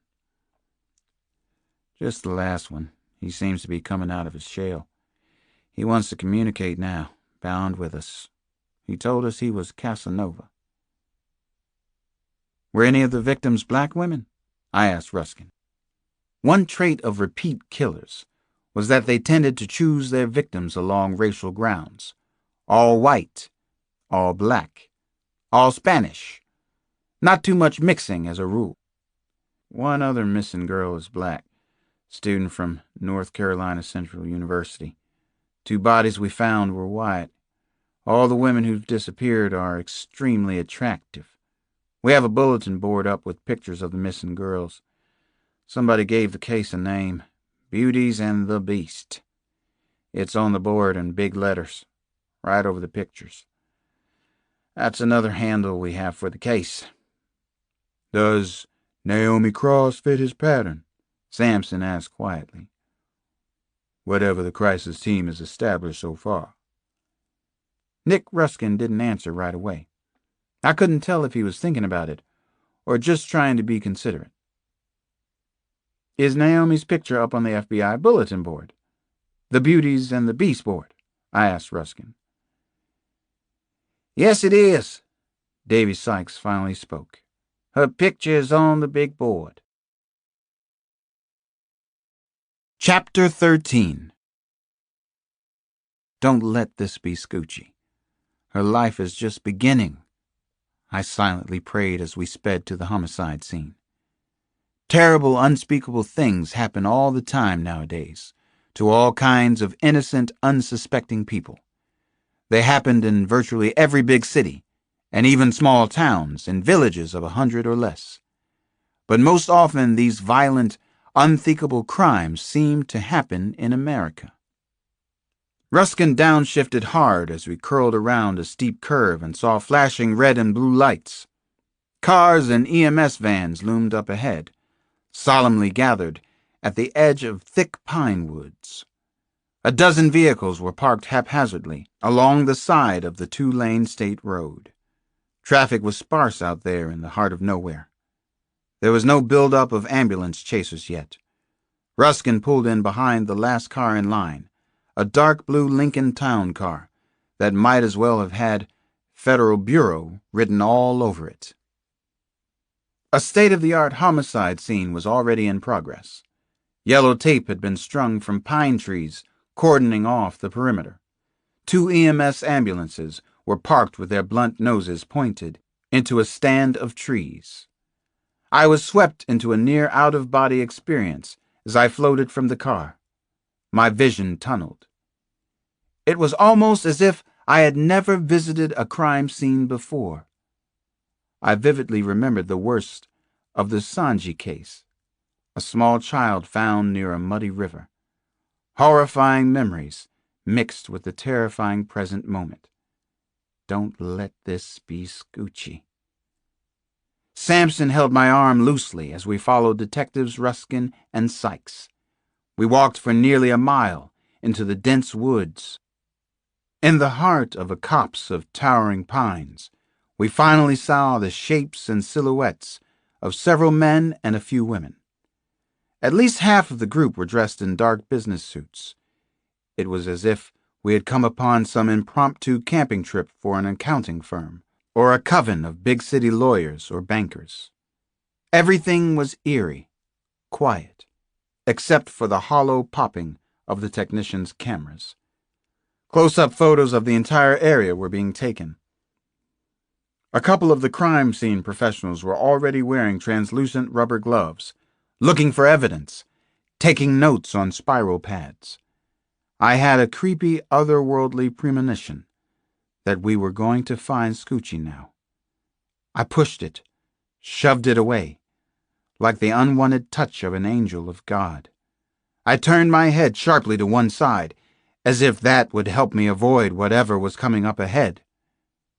FBI for sure, Sampson muttered softly. Out here on the Wilderness Trail. It was as if we were walking toward a mammoth nest of buzzing hornets. They were standing around, whispering secrets to one another. I was acutely aware of leaves crumpling under my feet, of the noise of twigs and small branches breaking. I wasn't really a policeman here. I was a civilian. We finally saw the naked body, at least what was left of it. There was no clothing visible at the murder scene. The woman had been tied to a small sapling with what appeared to be a thick leather bond. Sampson sighed. Oh, Jesus, Alex.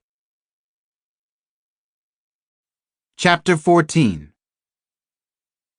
Who is the woman? I asked softly as we came up to the unlikely police group, the multi-jurisdictional mess, as Nick Ruskin had described it. The dead woman was white. It was impossible to tell too much more than that about her at this time. Birds and animals had been feasting on her. She almost didn't look human anymore. There were no fixed, staring eyes, just dark sockets like burn marks. She didn't have a face. The skin and tissue had been eaten away.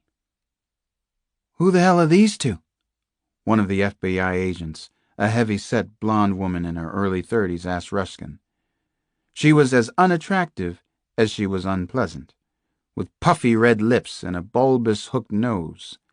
At least she'd spared us the usual FBI happy camper smile, or the FBI's famous smiling handshake. Nick Ruskin was brusque with her, his first endearing moment for me. "This is Detective Alex Cross and his partner, Detective John Sampson. They're down here from D.C. Detective Cross's niece is missing from Duke. She's Naomi Cross.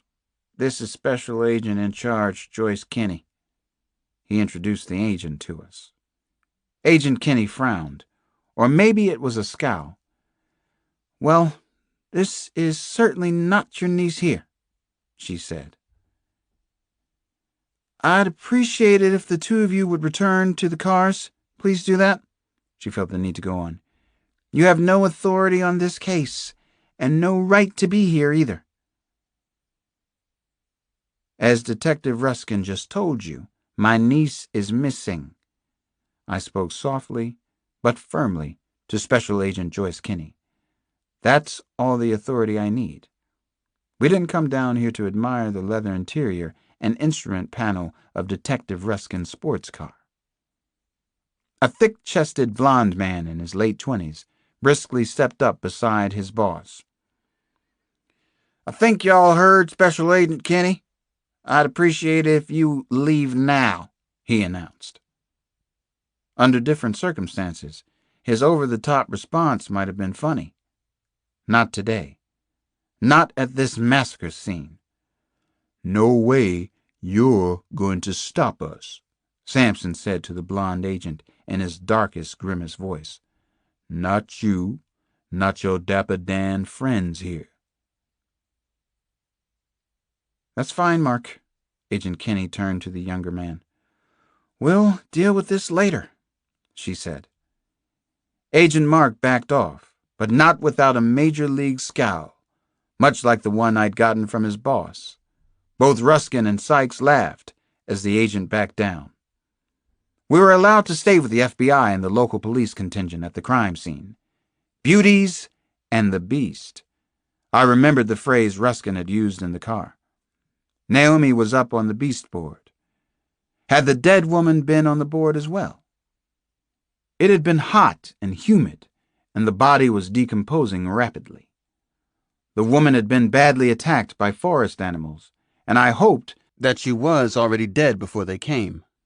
Somehow, I didn't think so. I noted the unusual position of the body. She was lying on her back. Both her arms appeared to have been dislocated, perhaps as she twisted and struggled to free herself from the leather bonds and the tree behind her. It was as vicious a sight as I had ever seen on the streets of Washington or anywhere else. I felt almost no relief that this wasn't Naomi. I eventually talked up one of the FBI's forensic people. He knew a friend of mine at the Bureau, Kyle Craig, who worked out of Quantico in Virginia. He told me that Kyle had a summer house in the area. This shithill's real savvy, real smooth, if nothing else. The FBI forensic guy liked to talk. He hasn't left pubic hairs, semen, or even traces of perspiration on either of the victims I've examined. I surely doubt if we'll find much here to give us a DNA profile. At least he didn't eat her himself. Does he have sex with the victims? I asked before the agent went on a tangent about his experiences with cannibalism. Yeah, he does. Somebody had repeated sex with them. Lots of vaginal bruises and tears. Bugger's well equipped. Or he uses something large to simulate sex. But he must wear a cellophane body bag when he does it, or he dusts them somehow. No pubes, no trace of body fluid yet. The forensic entomologist has already collected his samples. He'll be able to give us the exact time of death. This could be Betta and Ryerson, one of the gray-haired FBI agents within earshot said. There was a missing person report on her. Blonde-haired gal, 5'6", about 110 pounds, wearing a gold Seiko when she disappeared. Drop-dead gorgeous, at least she used to be. Mother of 2 kids, said one of the female agents. Graduate English student at North Carolina State. I interviewed her husband, who's a professor. Met her 2 children. Beautiful little kids. 1 and 3 years old. God damn this bastard. The agent started to choke up. I could see the wristwatch, and the ribbon that tied back her hair had come undone and rested on her shoulder. She was no longer beautiful. What was left of her was bloated and suffused.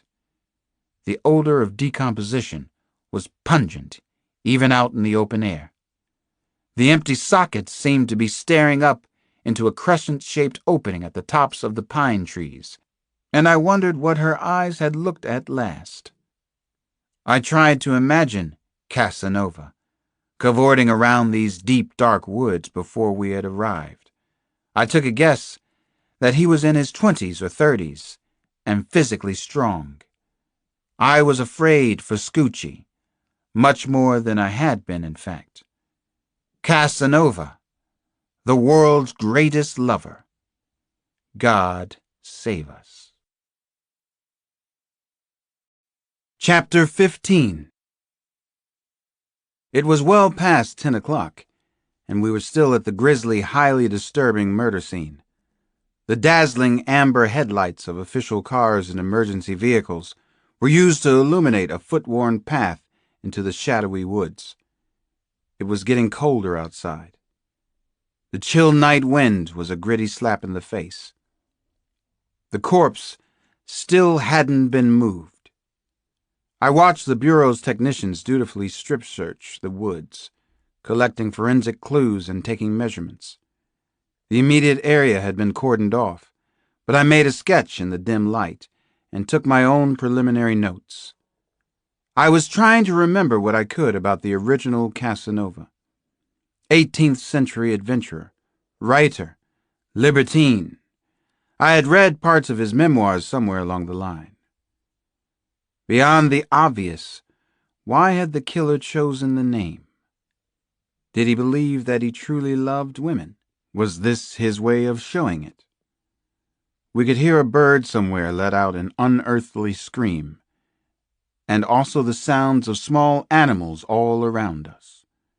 Nobody thought of Bambi in these woods, not under the circumstances of the gruesome murder. Between 10:30 and 11, we heard a loud roar like thunder in the eerie woods. Nervous eyes looked up into the blue-black sky. "There's a familiar old tune," Samson said as he saw the fluttering lights of an incoming helicopter approaching from the northeast. "Probably Metaflight finally coming for the body," I said. A dark blue helicopter with gold stripes finally swirled down onto the blacktop highway. Whoever was piloting the copter in was a real pro. "Not Metaflight," Samson said. "More likely be Mick Jagger. Big stars travel in copters like that one." Joyce Kinney and the regional bureau director were already headed back to the highway. Samson and I followed along like uninvited pests. We received another rude shock right away. Both of us recognized the tall, balding, distinguished-looking man who stepped from the helicopter. "Now what the hell is he doing down here?" Samson said. I had the same question, the same uneasy reaction. It was the deputy director of the FBI, the number 2 man, Ronald Burns. Burns was a real hummer inside the bureau, a big-time cage rattler. We both knew Burns from our last multi-jurisdictional case. He was supposed to be political, a bad guy inside the bureau, but he had never been that way with me. After he had looked at the body, he asked to speak to me. It was getting stranger and stranger down in Carolina. Burns wanted to hold our little talk away from the big ears and small minds of his own people. "Alex, I'm real sorry to hear your niece might have been kidnapped. I hope that isn't the case," he said. "Since you're down here, maybe you can help us out." "Can I ask why you're down here?" I said to Burns. Might as well skip right to the $64,000 question. Burns smiled, showed off his capped, very white front teeth. "I do wish you had accepted our offer of that VICAP position." I had been offered a job as a liaison between the Bureau and the D.C. police after the Sanji kidnapping case. Burns was one of the men who interviewed me. "I like directness more than anything in a senior officer," Burns continued. I was still waiting for an answer to my direct question. "I can't tell you as much as you'd like to hear," Burns finally said. "I will tell you that we don't know if your niece was taken by this sick Johnny. He leaves very little physical evidence, Alex. He's careful. He's good at what he does." "So I've heard." Leads us into some obvious areas for suspects. Policemen, army vets, amateurs who study the police. That could be misdirection on his part, though. Maybe he wants us to think that way. Burns nodded. "I'm here because this has become a high-priority mess. It's large, Alex. I can't tell you why at this time. It's classified large." Spoken like a true FBI honcho. Mysteries wrapped in more mysteries. Burns sighed. "I will tell you one thing. We believe that he might be a collector. We think he could be keeping a few of the young women nearby. A private harem, maybe. His very own harem." It was a scary, startling idea. It also gave me hope that Naomi might still be alive. "I want to be in on this," I told Burns, holding eye contact with him. "Why don't you tell me everything?" I gave him my terms. "I need to see the whole picture before I start giving out any theories. Why does he reject some of the women, if that's what he's doing?" "Alex, I can't tell you any more right now. I'm sorry." Burns shook his head and closed his eyes for a second. I realized that he was exhausted. But you wanted to see how I would react to your collector theory. I did, Burns admitted, and finally had to smile. A modern-day harem would be possible, I guess. It's a common enough male fantasy, I told him. Strangely, it's a prevalent female fantasy, too. Don't rule that out yet. Burns cataloged what I'd said and left it at that. He asked me to help again, but was unwilling to tell me everything he knew. He finally walked back to be with his own people. Sampson came up beside me. What did his rigidness have to say? What brings him to this unholy forest with us mere mortals? He said something interesting. Said that Casanova might be a collector, maybe creating his own private harem somewhere near here, I told Sampson. He said the case is large. His choice of words. Large meant it was a very bad case, probably worse than it already seemed. I wondered how that could be, and I almost didn't want to know the answer. Chapter 16. Kate McTiernan was lost in an odd but nicely illuminating thought. When the strike of a hawk breaks the body of its prey, she considered, it's only because of timing. That was the insight from her latest kata in black belt class. Exquisite timing was everything in karate, and also in so many other things. It also helped if you could bench press almost 200 pounds, which she could. Kate dawdled along busy, funky, rambunctious Franklin Street in Chapel Hill. The street ran north and south, bordering the picturesque campus of the University of North Carolina. She passed bookstores, pizza shops, rollerblade rentals, Ben & Jerry's ice cream. The rock group White Zombie was blaring from the ice cream store. Kate wasn't a dawdler by nature, but the evening was warm and pleasant, so she stopped to window shop for a change.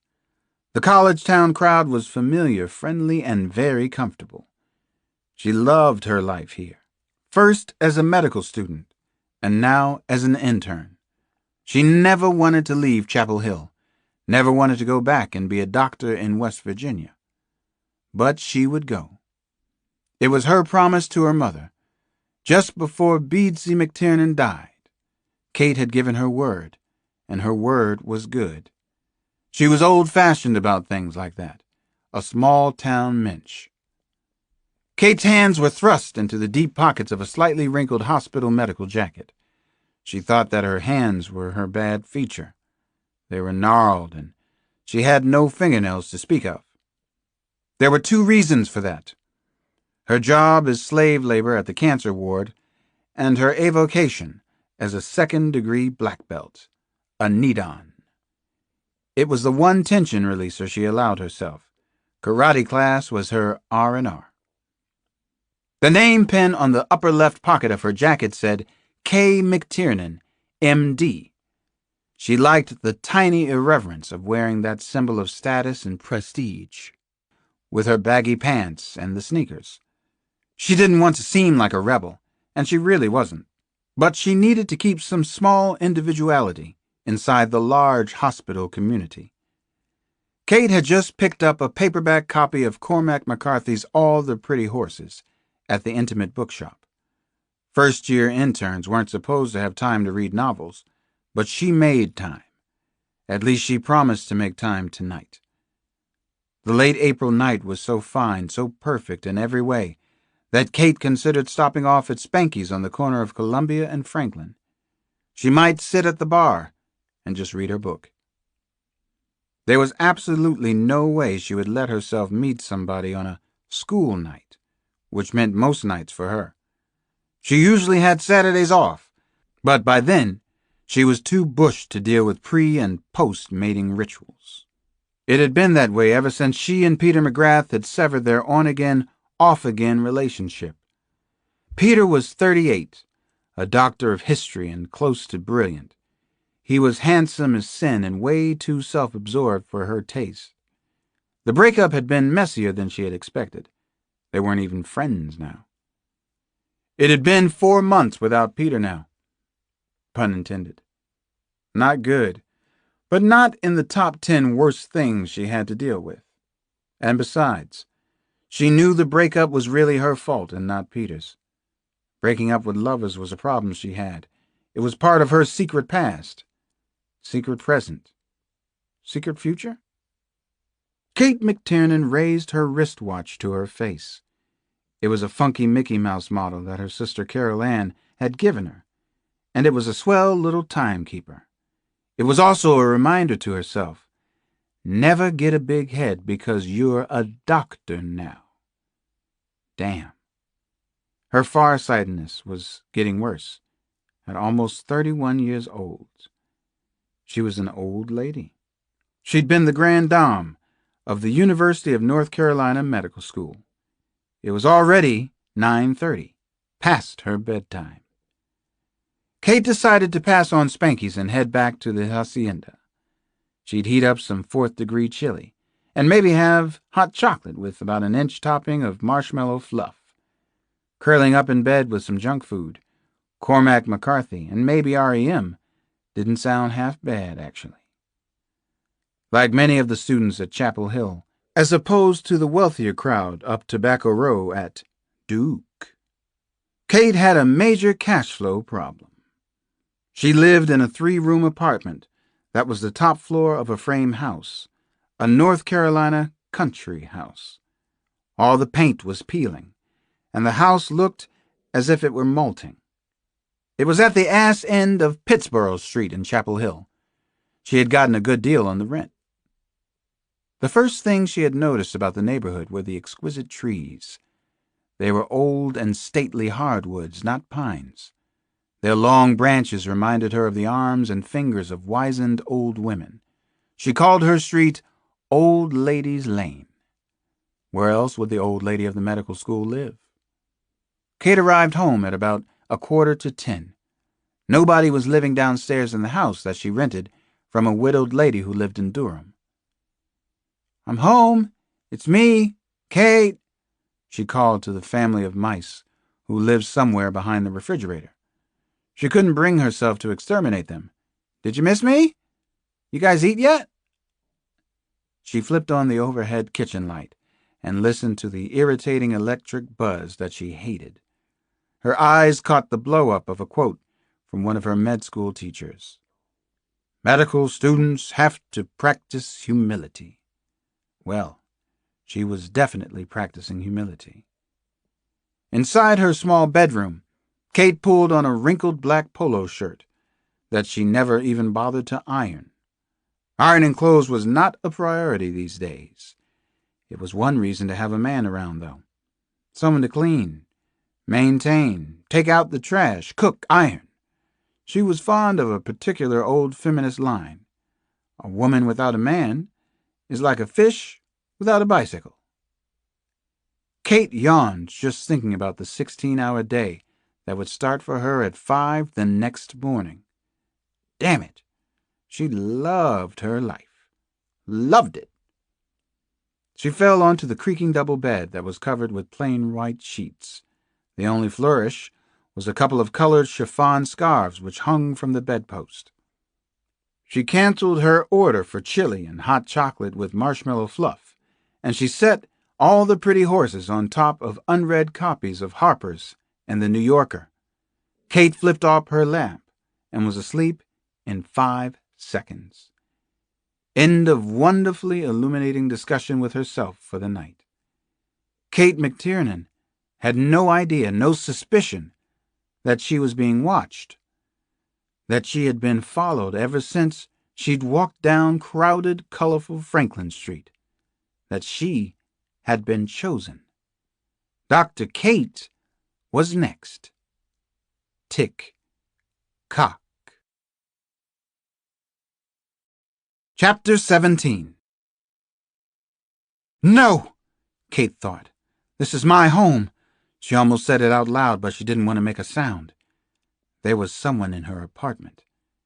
She was still half asleep, but she was almost sure about the intruding noise that woke her up. Her pulse was already racing. Her heart floated up into her throat. Jesus, God, no. She stayed very still, huddled near the head of her bed, A few more nervous seconds passed slowly, like centuries. Not a move from her, not a breath. Bone-white slants of moonlight played across the window panes, creating eerie shadows in her bedroom. She listened to the house, listened with total concentration to every creak and crack the old building made. She didn't hear anything unusual now, but she was sure she had. The recent murders and the news stories about the kidnappings in the Research Triangle area made her fearful. Don't be gruesome, she thought. Don't get melodramatic. She sat up slowly in bed and listened. Maybe a window had blown open. She had better get out of bed and check the windows and doors. For the first time in 4 months, she actually missed Peter McGrath. Peter wouldn't have helped, but she would have felt safer, even with dear old Peter out. Not that she was totally frightened or vulnerable.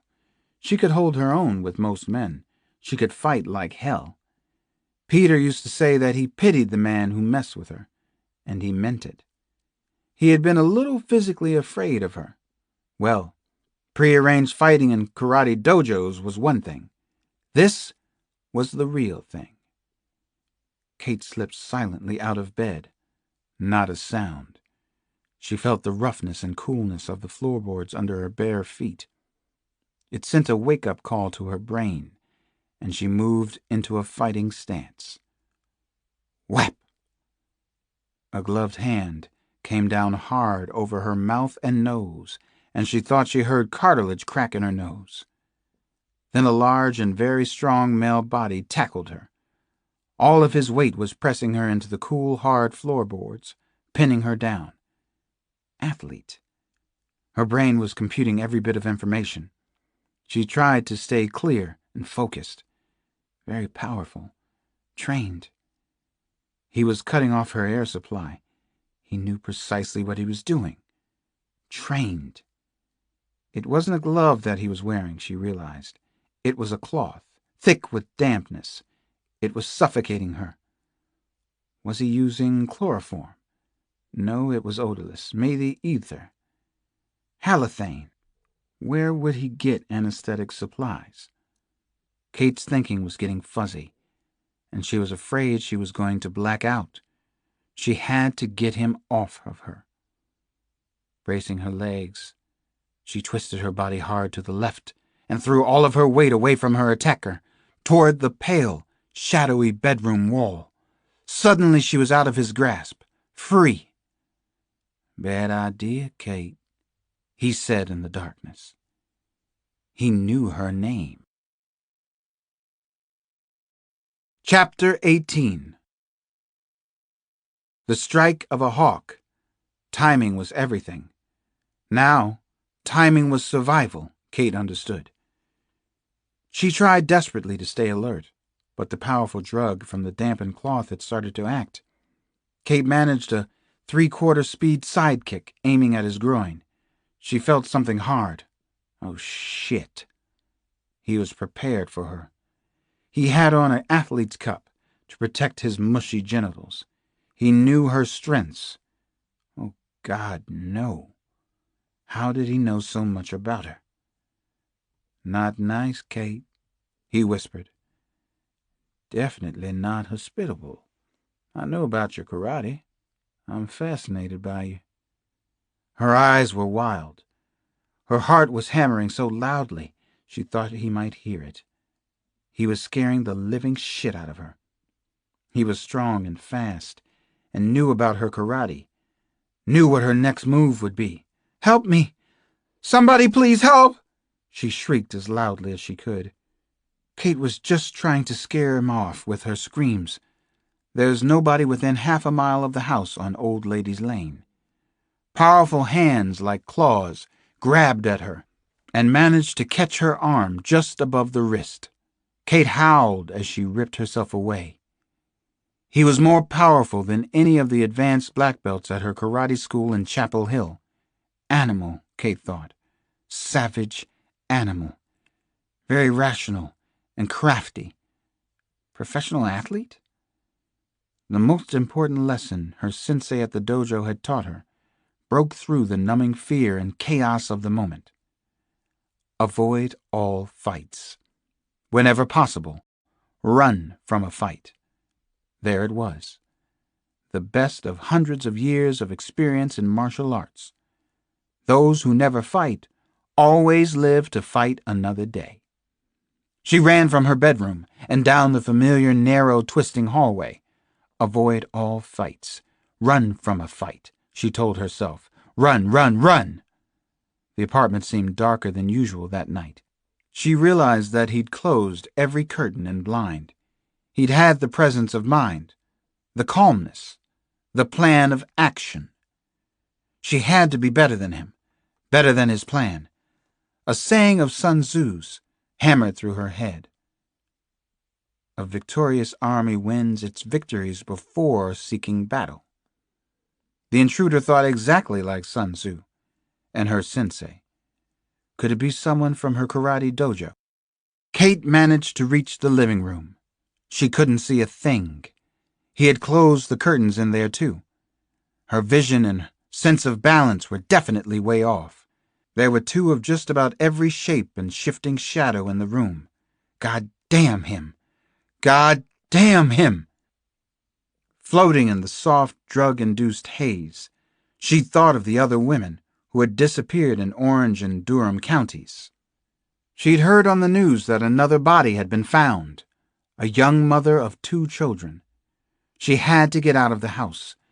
Maybe the fresh air would help revive her. She stumbled to the front door. Something was blocking her way. He had pushed the sofa against the door. Kate was too weak to shoulder it away. In desperation, she screamed out again, "Peter! Come help me! Help me, Peter!" Oh, shut up, Kate. You don't even see Peter McGrath anymore. You think he's a bloody fool. Besides, his house is 7 miles away. 7.3 miles. I checked. His voice was so calm and rational. Just another day at the office of psychopathology. And he definitely knew her. Knew all about Peter McGrath. Knew everything. He was somewhere close behind her in the electrifying darkness. There was no urgency or panic in his voice. This was a day at the beach for him. Kate moved quickly to her left, away from the voice, away from the human monster inside her house. Excruciating pain suddenly shot through her body, and she let out a low groan. She'd clipped her shin on the too low, too dumb for words, glass table her sister Carol Ann had given her. It was Carol's well-meaning effort to class up the place. Ooh, Christ, God damn it, how she hated that table. There was a shooting, throbbing pain in her left leg. Stub your toe, Kate. Why don't you stop trying to run around in the dark? He laughed, and it was such a normal-sounding laugh, almost friendly. He was enjoying himself. This was a big game for him, a boy-girl game in the dark. "Who are you?" she screamed at him. Suddenly she thought, could it be Peter? Has Peter gone mad? Kate was close to passing out. The drug he had given her left her little strength to run anymore. He knew about her karate black belt. He probably knew she spent time in the weight room, too. She turned, and a bright flashlight shone right in her eyes. Blinding light was beaming at her face. He moved the flashlight away, but she still saw residual circles of light. She started to blink and could barely make out the silhouette of a tall man. He was more than 6 feet tall and had long hair. She couldn't see his face, just a glimpse of his profile. Something was wrong with his face. Why was that? What was the matter with him? Then she saw the gun. "No, don't," Kate said. "Please, don't." "Yes, do," he whispered to her intimately, almost like a lover. Then he calmly shot Kate McTiernan, point blank, in the heart. Chapter 19. Early on Sunday morning, it got even worse on the Casanova case. I had to drive Sampson to Raleigh-Durham International Airport. He needed to be back on the job in Washington that afternoon. Someone had to protect the Capitol while I was working down here. The investigation was getting hotter and nastier now that the third woman's body had been found. Not only local police and FBI, but also field and game officials had joined in the physical search at the homicide site. Deputy Director Ronald Burns had been here last night. Why was that? Sampson gave me a bear hug at the American Airlines security gate. We must have looked like a couple of Washington Redskins linebackers after they won the Super Bowl.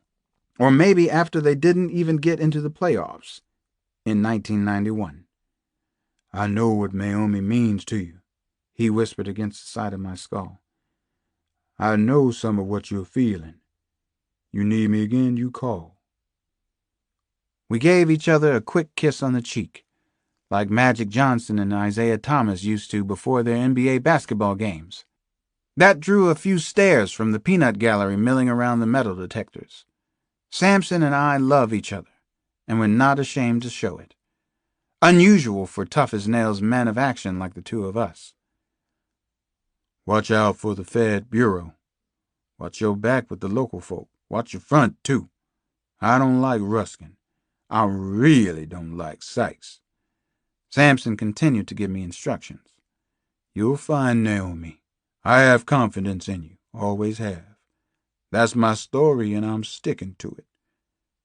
The big man finally walked away, and never once looked back. I was all alone down south, chasing monsters again. Chapter 20. I walked from the Washington Duke Inn to the Duke campus around 1 o'clock on Sunday afternoon. I had just eaten a real North Carolina breakfast, a pot and a half of hot, good coffee, very salty cured ham and runny eggs, biscuits and red-eye gravy, grits. I'd heard a country song playing in the dining room. One day when you swing that skillet, my face ain't gonna be there. I was feeling crazy and on edge, so the pretty half-mile hike to the campus was good therapy. I prescribed it for myself, and then listened to the doctor. The crime scene the night before had shaken me. I vividly remember a time when Naomi was a little girl, and I'd been her best friend. We used to sing Incy Wincy Spider and Silkworm, Silkworm. In a way, she'd taught me how to be friends with Janny and Damon. She had prepared me to be a pretty good father. At the time, my brother Aaron used to bring Scoochie with him to the Capri Bar on 3rd Street. My brother was busy drinking himself to death. The Capri was no place for his little girl, but somehow Naomi handled it. Even as a child, she understood and accepted who and what her father was. When she and Aaron would stop by at our house, my brother would usually be high, but not really drunk yet. Naomi would be in charge of her father. He would make the effort to stay sober when she was there. The trouble was, Scoochie couldn't always be around to save him. At 1 o'clock on Sunday, I had a meeting scheduled with the Dean of Women at Duke. I went to the Allen Building, which was just off of Chapel Drive. Several administration offices were housed there on the 2nd and 3rd floors. The Dean of Women was a tall, well-built man named Browning Lowell. Naomi had told me a lot about him. She considered him a close advisor and also a friend. That afternoon I met with Dean Lowell in his cozy office that was filled with thick old books. The office looked out across Magnolia and elm-lined Chapel Drive to the Few Quad. Like everything else about the campus, the setting was visually spectacular. Gothic buildings everywhere. Oxford University in the South. "I'm a fan of yours through Naomi," Dean Lowell said as we shook hands. He had a powerful grip, which I expected from the physical look of him. Browning Lowell was well-muscled, probably in his mid-30s and good-looking. His sparkling blue eyes seemed relentlessly cheerful to me. Once upon a time, he'd been a world-class gymnast, I remembered. He had attended Duke as an undergraduate and was supposed to star for the American team in the 1980 Olympics in Moscow. In the early part of that year, an unfortunate news story had broken that Browning Lowell was gay and having an affair with a basketball player of some renown. He had left the American team even before the eventual Olympic boycott. Whether the story was true had never been proved to my knowledge. Lowell had married, though, and he and his wife now lived in Durham. I found Lowell to be sympathetic and warm. We got down to the sad business of Naomi's disappearance. He had all the right suspicions and appropriate fears about the ongoing police investigation. It seems to me that the local papers aren't making simple, logical connections between the murders and the disappearances. I don't understand that. We've alerted all the women here on campus, he told me. Duke co-eds were being asked to sign in and out of dorms, he elaborated. The buddy system was encouraged whenever students went out at night. Before I left his office, he made a phone call to Naomi's dorm house. He said it would make access a little easier, and he wanted to do everything he possibly could to help. I've known Naomi for almost 5 years, he told me. He ran his hand back through his longish blonde hair. I can feel a small fraction of what you're going through, and I'm so sorry, Alex. This has devastated a lot of us here. I thanked Dean Lowell and left his office feeling touched by the man, and somewhat better.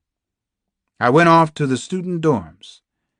Guess who's coming to high tea? Chapter 21. I felt like Alex in Wonderland. The main dormitory area at Duke was another idyllic spot. Small houses, a few cottages, rather than the usual Gothic buildings. Myers Quad was shaded by tall ancient oaks and spreading magnolias, surrounded by well-kept flower gardens. Glory be to God for dappled things. A silver BMW convertible was parked in front of the place. The sticker on the Beamer bumper read, "My daughter and my money go to Duke." Inside, the living room of the dorm had polished hardwood floors and respectably faded oriental rugs that could pass for the real thing. I took in the sights while I waited for Mary Ellen Kluke. The room was filled with overstuffed period chairs, couches, mahogany highboys. Bench seats were under both front windows. Mary Ellen Kluke came downstairs a few minutes after my arrival. I had met her half a dozen times before that Sunday afternoon. She was nearly 6 feet tall, ash blonde, and attractive, not unlike the women who had mysteriously disappeared. The body that was found half eaten by birds and animals in the woods around Effland had once been a beautiful blonde woman too. I wondered if the killer had checked out Mary Ellen Kluke. Why had he chosen Naomi? How did he make his final choices? How many women had been chosen so far? "Hello, Alex. God, I'm glad you're here." Mary Ellen took my hand and held it tightly. Seeing her brought on warm but also painful memories. We decided to leave the dorm and stroll out onto the rolling grounds of the West Campus. I had always liked Mary Ellen. She'd been a history and psych major as an undergraduate. I remember that we talked about psychoanalysis one night in D.C. She knew almost as much about psychic trauma as I did. "Sorry I was away when you arrived in Durham," she said as we walked east among elegant Gothic-style buildings that were built in the 1920s. "My brother graduated from high school on Friday. Little Ryan Kluke. He's over 6'5", actually. 220 pounds if he's an ounce. Lead singer for Scratching Blackboards. I got back this morning, Alex." "When was the last time you saw Naomi?" I asked Mary Ellen, as we crossed onto a pretty street called Wanamaker Drive. It felt all wrong to be talking to Naomi's friend like a homicide detective, but I had to do it. The question had stung Mary Ellen. She took a deep breath before she answered me. 6 days ago, Alex, we drove down to Chapel Hill together. We were doing work there for Habitat for Humanity. Habitat for Humanity was a community service group that rebuilt houses for the poor. Naomi didn't mention that she did volunteer work for them. Did you see Naomi after that? I asked. Mary Ellen shook her head. The gold dancing bells around her neck jangled softly. I suddenly got the feeling that she didn't want to look at me. That was the last time, I'm afraid. I was the one who went to the police. I found out they have a 24-hour rule on most disappearances. Naomi was gone almost 2.5 days before they put out any all-points bulletins. Do you know why? She asked. I shook my head, but didn't want to make a big deal out of it in front of Mary Ellen. I still didn't know exactly why there was such a band of secrecy surrounding the case. I'd put in calls to Detective Nick Ruskin that morning, but he hadn't returned any of them. Do you think Naomi's disappearance has anything to do with the other women who have disappeared lately? Mary Ellen asked. Her blue eyes were pierced with pain. There could be a connection. There was no physical evidence at the Sarah Duke Gardens, though. Honestly, there's very little to go on, Mary Ellen. If Naomi was abducted at a public garden right on the campus, there would be no witnesses. She had been seen in the gardens half an hour before she missed a class in contracts. Casanova was scarily good at what he did. He was like a ghost. We finished our walk, ending up full circle where we had begun. The dormitory house was set back 20 to 30 yards from a graveled path. It had high white columns, and the large veranda was crowded with shiny white wicker rockers and tables. The antebellum period, one of my favorites. Alex, Naomi and I really haven't been as close lately. Mary Ellen suddenly confided in me. I'm sorry, I thought you should know that. Mary Ellen was crying as she leaned in and kissed me on the cheek. Then she ran up the polished whitewashed stairs and disappeared inside. Another troubling mystery to solve. Chapter 22. Casanova watched Dr. Alex Cross. His quick, sharp mind was whizzing about like a sophisticated computer, possibly the fastest computer in the whole research triangle. Look at Cross, he muttered. Visiting Naomi's old friend. There's nothing to be found there, Doctor. You're not even warm yet. You're getting colder, actually. He followed Alex Cross at a safe distance as he walked across the Duke campus. He had read extensively about Cross. He knew all about the psychologist and detective who'd made his reputation tracking down a kidnapper-killer in Washington. The so-called crime of the century, which was a lot of media hype and horse shit. So who's better at this game? He wanted to shout out to Dr. Cross. I know who you are. You don't know dog shit about me. You never will. Cross stopped walking. He took a pad from the back pocket of his trousers and made a note. What's this, Doctor? Had a thought of some consequence? I rather doubt that. Honestly do. The FBI, the local police, they've all been trailing me for months. I suppose they make notes too, but none of them has a clue. Casanova watched Alex Cross continue to walk along the campus until he finally disappeared from sight. The idea that Cross would actually track and capture him was unthinkable. It simply wasn't going to happen. He started to laugh and had to catch himself since the Duke campus was fairly crowded on a Sunday afternoon. No one has a clue, Dr. Cross. Don't you get it? That's the clue.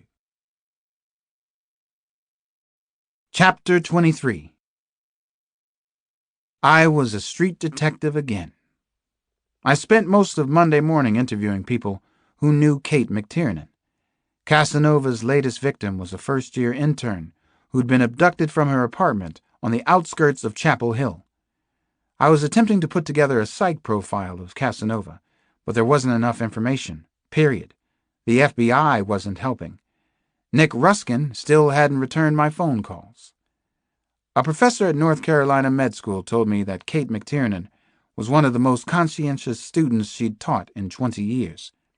Another professor at the school said that her commitment and intelligence were indeed high, but her temperament is the truly extraordinary thing about Kate. It was unanimous in that regard. Even competing interns at the hospital agreed that Kate McTiernan was something else. She's the least narcissistic woman I've ever met, one of the women interns told me. Kate's totally driven, but she knows it, and she can laugh at herself, said another. She's a really cool person. It's such a sad, numbing thing for everyone at the hospital. She's a brain who happens to be built like a brick shithouse. I called Peter McGrath, a history professor, and he reluctantly agreed to see me. Kate McTiernan had dated him for almost 4 months, but their relationship had ended abruptly. Professor McGrath was tall, athletic-looking, and a bit imperious. I could say that I fucked up royally by losing her, McGrath admitted to me. And I did. But I couldn't have held on to the Katester. She's probably the strongest-willed person, man or woman, that I've ever met. God, I can't believe this has happened to Kate. His face was pale, and he was obviously shaken up by her disappearance. At least he appeared to be. I ended up eating by myself in a noisy bar in the college town of Chapel Hill. There were hordes of university students, and a busy pool table, but I sat alone with my beers, a greasy, rubbery cheeseburger, and my early thoughts on Casanova. The long day had drained me. I missed Samson, my kids, my home in D.C., a comfortable world without any monsters. Scoochie was still missing, though. So were several other young women in the southeast. My thoughts kept drifting back to Kate McTiernan and what I'd heard about her today. This is the way cases got solved. At least, it was the way I had always solved them. Data got collected. Data ran loose in the brain. Eventually, connections were made. Casanova doesn't just take physically beautiful women, I suddenly realized in the bar. He takes the most extraordinary women he can find. He's taking only the heartbreakers, the women that everybody wants but nobody ever seems to get. He's collecting them somewhere out there. Why extraordinary women, I wondered. There was one possible answer. Because he believes he's extraordinary, too. Chapter 24. I almost went back to see Mary Ellen Kluke again, but I changed my mind and returned to the Washington Duke Inn. A couple of messages were waiting for me. The first was from a friend in the Washington PD. He was processing information I needed for a meaningful profile on Casanova. I'd brought a laptop with me, and I hoped I would be in business soon. A reporter by the name of Mike Hart had called 4 times. I recognized his name, and I knew his newspaper, a tabloid out of Florida called the National Star. The reporter's nickname was No Heart Hart. I didn't return No Heart's calls. I'd been featured on the front page of the Star once, and once was enough for this lifetime. Detective Nick Ruskin had finally returned one of my calls. He left a short message. Nothing new on our end. We'll let you know. I found that hard to believe. I didn't trust Detective Ruskin or his faithful sidekick, Davy Sykes. I drifted off to a restless sleep in a cozy armchair in my room and had the most vivid, nightmarish dreams. A monster right out of an Edvard Munch painting was chasing Naomi. I was powerless to help her. All I could do was watch the macabre scene in horror. Not much need for a trained psychotherapist to interpret that one. I woke up sensing that someone was in the hotel room with me. I quietly placed my hand on the butt of my revolver and stayed very still. My heart was pounding. How could someone have gotten into the room? I stood up slowly, but stayed low in a shooting crouch. I peered around as best I could in the semi-darkness. The chintz window drapes weren't completely drawn, so there was enough light from outside for me to make out shapes. Shadows of tree leaves danced on the hotel room wall. Nothing else seemed to be moving. I checked the bathroom. Glock pistol first. Then the closets. I began to feel a little silly stalking the hotel room with my gun drawn, but I had definitely heard a noise. I finally spotted a piece of paper under the door, but I waited a few seconds before I flipped on the light, just to be sure. A black and white photograph was staring up at me. Instant associations and connections jumped to mind. It was a colonial British postcard, probably from the early 1900s. At that time, the postcards had been collected by Westerners as pseudo-art, but mostly as soft pornography. They had been a racy turn-on for male collectors in the early part of the century. I bent down to get a better look at the old-fashioned photo. The card showed an odalisque smoking a Turkish cigarette in a startling acrobatic posture. The woman was dark, young, and beautiful, probably in her mid-teens. She was naked to the waist, and her full breasts hung upside down in the posed photograph. I flipped the card over with a pencil. There was a printed caption near where a stamp could be placed. Odalisques with great beauty and high intelligence were carefully trained to be concubines. They learned to dance quite beautifully, to play musical instruments, and to write exquisitely lyrical poetry. They were the most valuable part of the harem, perhaps the emperor's greatest treasure. The caption was signed in ink with a printed name, Giovanni Giacomo Casanova de Signon. He knew that I was here in Durham. He knew who I was. Casanova had left a calling card. Chapter 25. I'm alive. Kate McTiernan slowly forced open her eyes inside a dimly lit room. Somewhere.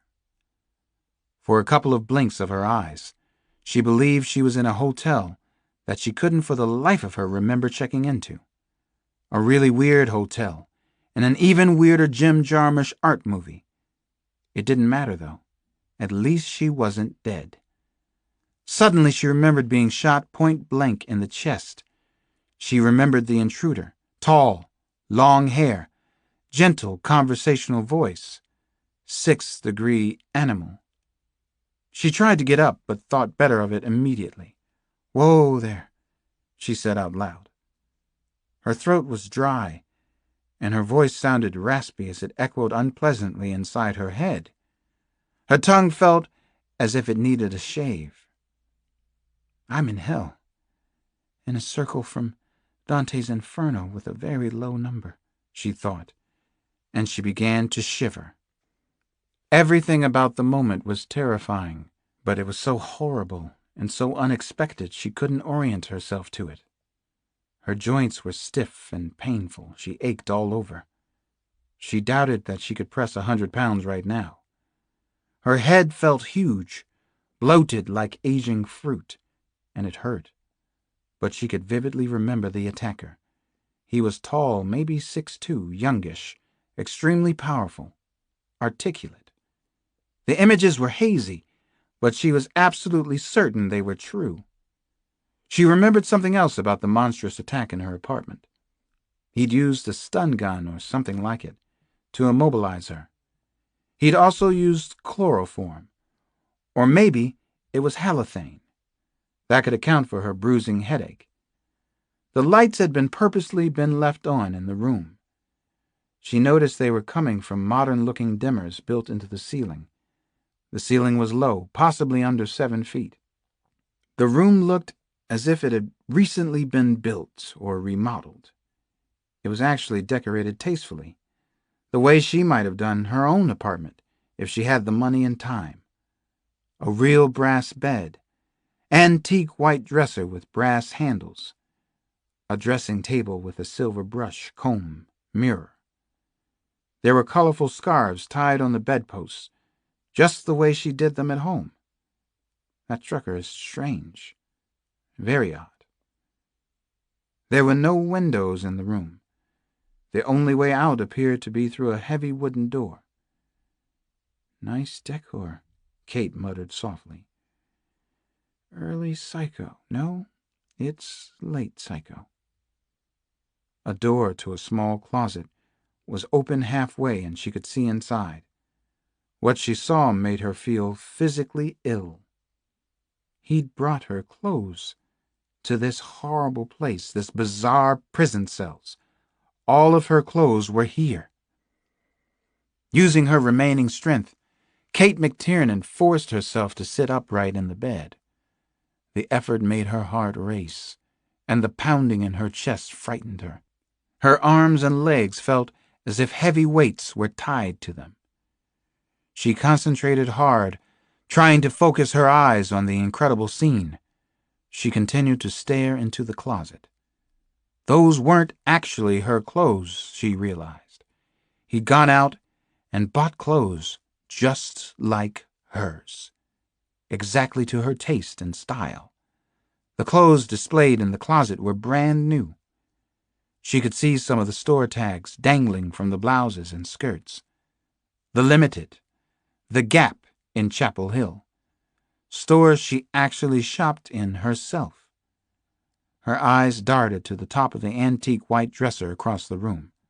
Her perfume was there too. Obsession, Safari, Opium. He'd bought all of it for her, hadn't he? Next to the bed was a copy of All the Pretty Horses, the same book she had bought on Franklin Street in Chapel Hill. He knows everything about me. Chapter 26. Dr. Kate McTiernan slept, awoke, slept some more. She made a joke of it, called herself Lazy Bones. She never slept in. Not since before med school, anyway. She was beginning to feel more clear-headed and alert, more in command of herself, except that she had lost track of time. She didn't know if it was morning, noon, or night, or even which day it was. The man, whoever the bastard was, had been inside the mysterious, despicable room while she slept. The thought made her physically ill. There was a note propped on the bedside table, where she was sure to see it. The note was handwritten. "Dear Dr. Kate," it said. Her hands were trembling as she read her own name. "I wanted you to read this so that you understand me better, and also the rules of the house. This is probably the most important letter you'll ever receive, so read it carefully. And please take it very seriously. No, I am not crazy or out of control. Actually, I'm quite the opposite. Apply your obviously high intelligence to the concept that I'm relatively sane, and that I know exactly what I want. Most people don't know what they want. Do you, Kate? We'll talk about that later. It's a subject worthy of much lively and interesting discussion. Do you know what you want? Are you getting it? Why not? For the good of society. Whose society? Whose life are we living anyway? I won't pretend that you are happy to be here, so no false-sounding welcomes. No cellophane basket of fresh fruit and champagne. As you will soon see, or have already, I've tried to make your stay as comfortable as possible. Which brings up an important point. Perhaps the most important point of this first attempt at communication between us.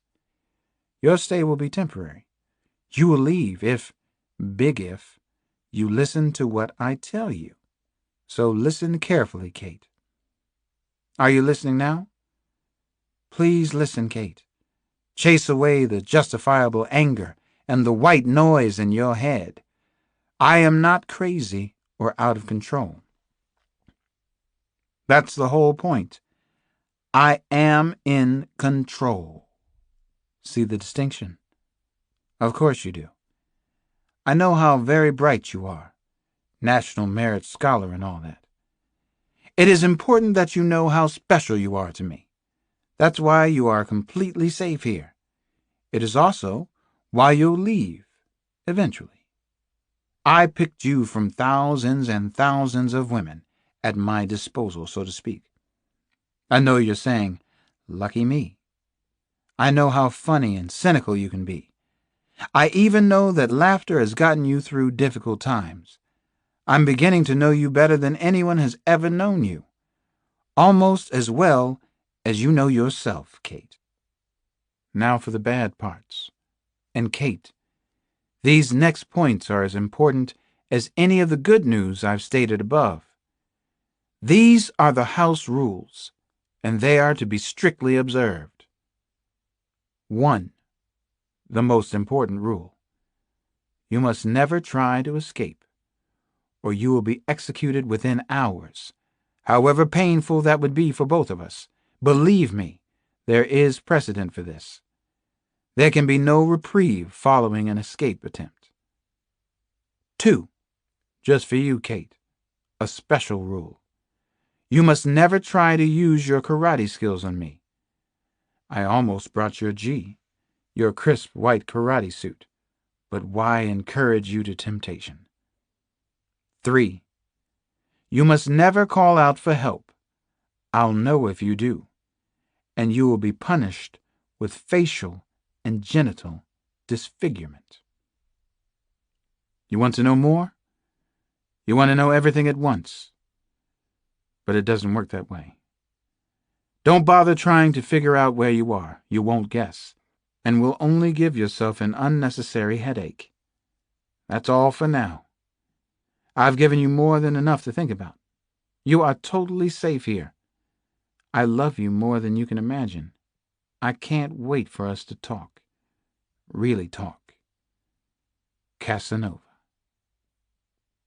And you are hopelessly out of your mind, Kate McTiernan thought, as she paced the 11 by 15-foot room, her claustrophobic prison, her hell on this earth.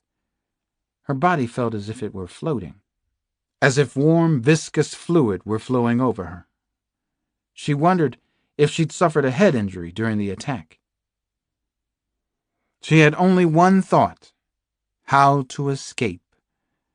She began to analyze her situation in every possible way. She reversed the conventional assumptions and broke down each to its component parts. There was a single double-locked, thick wooden door. There was no way out other than through that door. No, that was the conventional assumption. There had to be another way. She remembered a problem-solution puzzle from some heretofore useless undergrad logics course she had taken. It began with 10 matchsticks arranged as Roman numerals in a math equation. xi plus I equals x. The problem was how to correct the equation without touching any of the matches, without adding new matches, without taking away any matches. No easy way out. No apparent solution. The problem had been unsolvable to many students, but she had figured it out relatively quickly. A solution was there, where none seemed to be. She solved it by reversing the conventional assumptions. She turned the page upside down. X equals I plus IX. But she couldn't turn this prison room upside down. Or could she? Kate McTiernan examined every single floorboard and each 2x4 in the wall. The wood smelled new. Maybe he was a builder, a contractor, or perhaps an architect. No way out. No apparent solution. She wouldn't accept that answer. She thought about seducing him, if she could force herself to do it. No. He was too clever. He would know. Worse than that, she would know. There had to be a way. She would find it. Kate stared down at the note on the bedside table.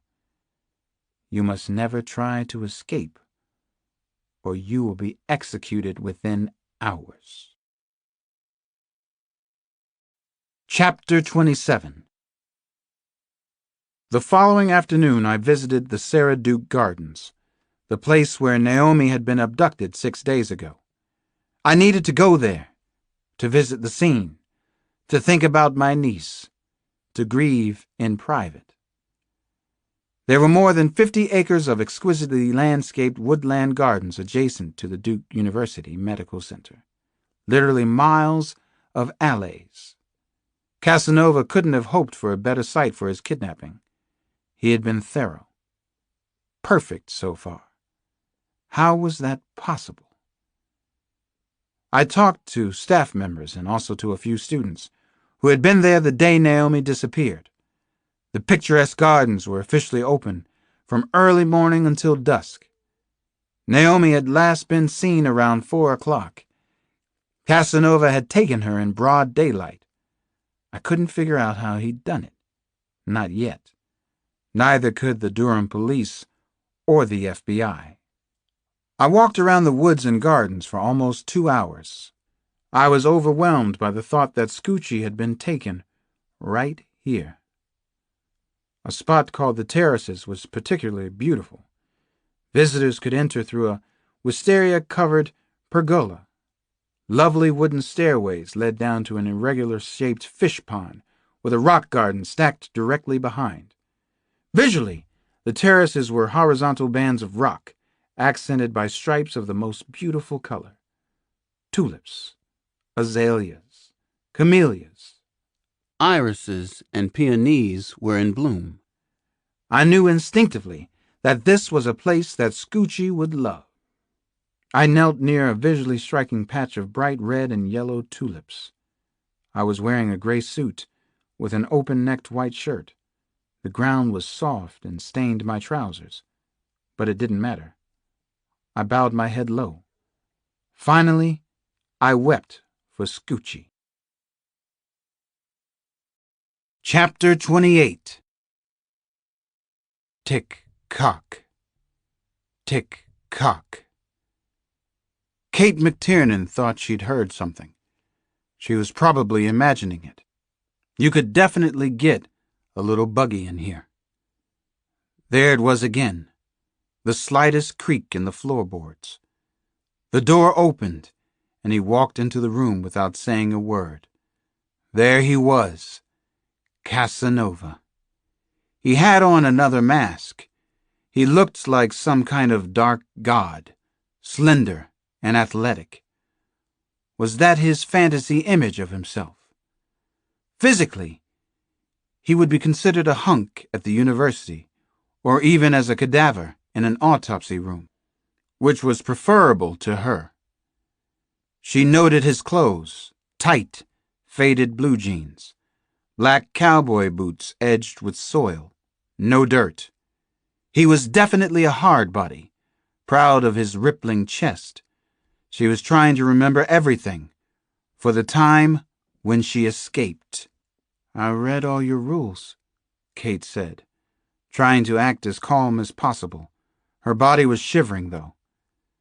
They're very thorough, very clear. Thank you. No one likes rules, least of all me. But they're necessary sometimes. The mask hid his face, and it held Kate's attention. She couldn't take her eyes away from it.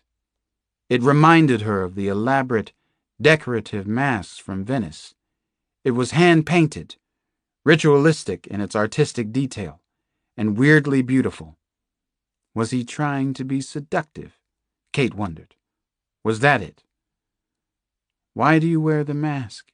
She said. She kept her voice subservient, curious, but not demanding. As I said in my note, one day you'll go free, You'll be released. It's all in my plan for you. I couldn't bear to see you hurt. If I'm good, if I obey, yes, if you're good, it won't be that hard, Kate. I like you so much. She wanted to hit him, to go after him. Not yet, she warned herself. Not until you're sure. You'll only get one try at him. He seemed to read her mind. He was very quick, very bright. No karate, he said, and she sensed that he was smiling behind the mask. Please remember that, Kate. I've actually seen you perform at your dojo. I've watched you. You're very quick, and you're strong. So am I. I'm no stranger to martial arts. That wasn't what I was thinking about. Kate frowned and looked up at the ceiling. She rolled back her eyes. She thought it was pretty fair acting under the pressured circumstances. No threat to Emma Thompson or Holly Hunter, but decent. I'm sorry, then. I apologize, he said. I shouldn't put words in your mouth. I won't do it again. That's a promise. He seemed almost sane at times, and that terrified her more than anything else so far. It was as if they were having a nice, normal chat in a nice, normal house, not in his house of horrors. Kate looked at his hands. The fingers were long and might even be considered elegant. An architect's, a doctor's hands, an artist's, certainly not a working man's hands. Well, what do you have in mind for me? Kate decided on the direct approach. Why am I here? Why this room, the clothes, all my things? Her voice remained gentle and calm. He was actually trying to seduce her. Oh, I guess I want to fall in love, stay in love for a while. I want to feel real romance every day that I possibly can. I want to feel something special in my life. I want to experience intimacy with another person. I'm not that different from everyone else, except that I act instead of daydream. Don't you feel anything? She asked. She feigned concern for him. She knew that sociopaths couldn't feel emotion. At least that was her understanding. He shrugged. She sensed that he was smiling again, laughing at her. Sometimes I feel a great deal. I think that I'm too sensitive. May I tell you how beautiful you are? Under the present circumstances, I wish you wouldn't. He laughed a nice laugh and shrugged his shoulders again. Okay, that's settled then, isn't it? No sweet talk for the two of us. Not for now, anyway. Bear in mind, I can be romantic. I actually prefer it that way. She wasn't prepared for his sudden movement, his quickness. The stun gun appeared and hit her with a vicious jolt. She recognized the gun's crackling sound, smelled the ozone. Kate fell back hard against the bedroom wall and cracked her head. The impact shook the whole house, wherever she was being kept. Oh, Jesus, no! Kate moaned softly. He was all over her, flailing arms and legs, all of his weight pressing down on her. He was going to kill her now. Oh, God, she didn't want to die like this, to have her life end in this way. It was so pointless, absurd, sad. She felt a fierce and explosive rage swelling up in her. With a desperate effort, she managed to kick out one leg, but she couldn't move her arms. Her chest was on fire. She could feel him ripping off her blouse, touching her all over. He was aroused. She could feel him rubbing against her. No, please no, she moaned. Her own voice sounded very far away. He was kneading her breasts with both hands. She could taste blood and feel its warmth trickle from the corner of her mouth. Kate finally began to cry. She was choking, and she could hardly breathe. "I tried to be nice," he said, through tightly gritted teeth. He stopped suddenly. He got up and unzipped his blue jeans and yanked them down around his ankles. He didn't bother to take them off. Kate stared up at him. His penis was large, fully erect, and bright with pulsing blood and thick veins. He threw himself down on her and rubbed it against her body, moving it slowly against her breasts, her throat, and then her mouth and eyes. Kate began to drift in and out of consciousness, in and out of reality. She tried to hold on to each thought that came to her. She needed to feel some control, even if it was only over her thoughts. "Keep your eyes open," he warned her in a deep growl. "Look at me, Kate. Your eyes are so beautiful. You're the most beautiful woman I've ever seen. You know that? Do you know how desirable you are?" He was in a trance now. It seemed like it to Kate. His powerful body danced, snaked, writhed, as he thrust himself in and out of her. He sat up, and he played with her breasts again. He caressed her hair, different parts of her face. His touch became gentle after a while. That made it even worse for her. She felt such humiliation and horrible shame. She hated him. "I love you so much, Kate. I love you more than I'm capable of saying. I've never felt this way before. I promise you I haven't. I never liked this." He wasn't going to kill her, Kate realized. He was going to let her live. He was going to come back again and again, whenever he wanted her. The horror was overwhelming, and Kate finally passed out. She let her spirit fall far away. She didn't feel it when he gave her the softest kiss goodbye. "I love you, sweet Kate, and I'm truly sorry about this. I do feel everything." Chapter 29. I received an urgent phone call from a law student and classmate of Naomi's. She said her name was Florence Campbell, and that she had to talk to me as soon as possible. "I really must talk to you, Dr. Cross. It's imperative," she said. I met her on the Duke campus near the Bryan University Center. Florence turned out to be a black woman in her early 20s. We walked among the magnolias and well-kept Gothic-style school buildings. Neither of us looked as if we particularly belonged in the setting. Florence was tall and gawky, and somewhat mystifying at first. She had a stiff, high hairstyle that made me think of Nefertiti. Her appearance was decidedly odd, or maybe old-fashioned, and it struck me that people like her might still exist in rural Mississippi or Alabama. Florence had done her undergraduate work at Mississippi State University, which was about as far away from Duke University as you could get. "I'm very, very sorry, Dr. Cross," she said as we sat on a stone and wood bench with student memorabilia etched into its rails. "I apologize to you and your family." "You apologize for what, Florence?" I asked her. I didn't understand what she meant.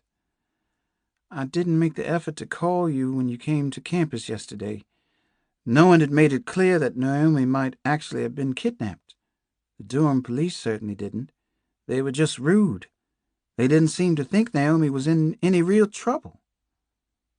"Why do you think that is?" I asked Florence a question that was bouncing around inside my own head. She stared deeply into my eyes. "Because Naomi's an Afro-American woman. The Durham police, the FBI, they don't care about us as much as they do about the white women." "Do you believe that?" I asked her. Florence Campbell rolled her eyes. "It's the truth, so why wouldn't I believe it? Frantz Fanon argued that racist superstructures are permanently embedded in the psychology, economy, and culture of our society. I believe that too." Florence was a very serious woman. She had a copy of Albert Murray's the Omni-Americans under her arm. I was beginning to like her style. It was time to find out what secrets she knew about Naomi.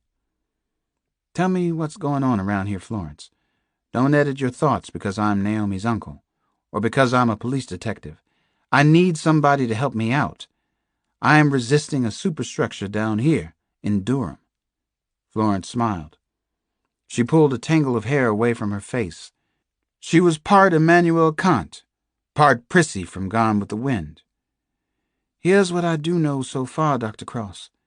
This is why some girls in the dorm were upset with Naomi. She took a sip of the magnolia-fragrant air. It started with a man named Seth Samuel Taylor. He's a social worker in the projects of Durham. I introduced Naomi to Seth. He's my cousin. Florence suddenly looked a little uncertain as she talked. I don't see a problem so far, I told her.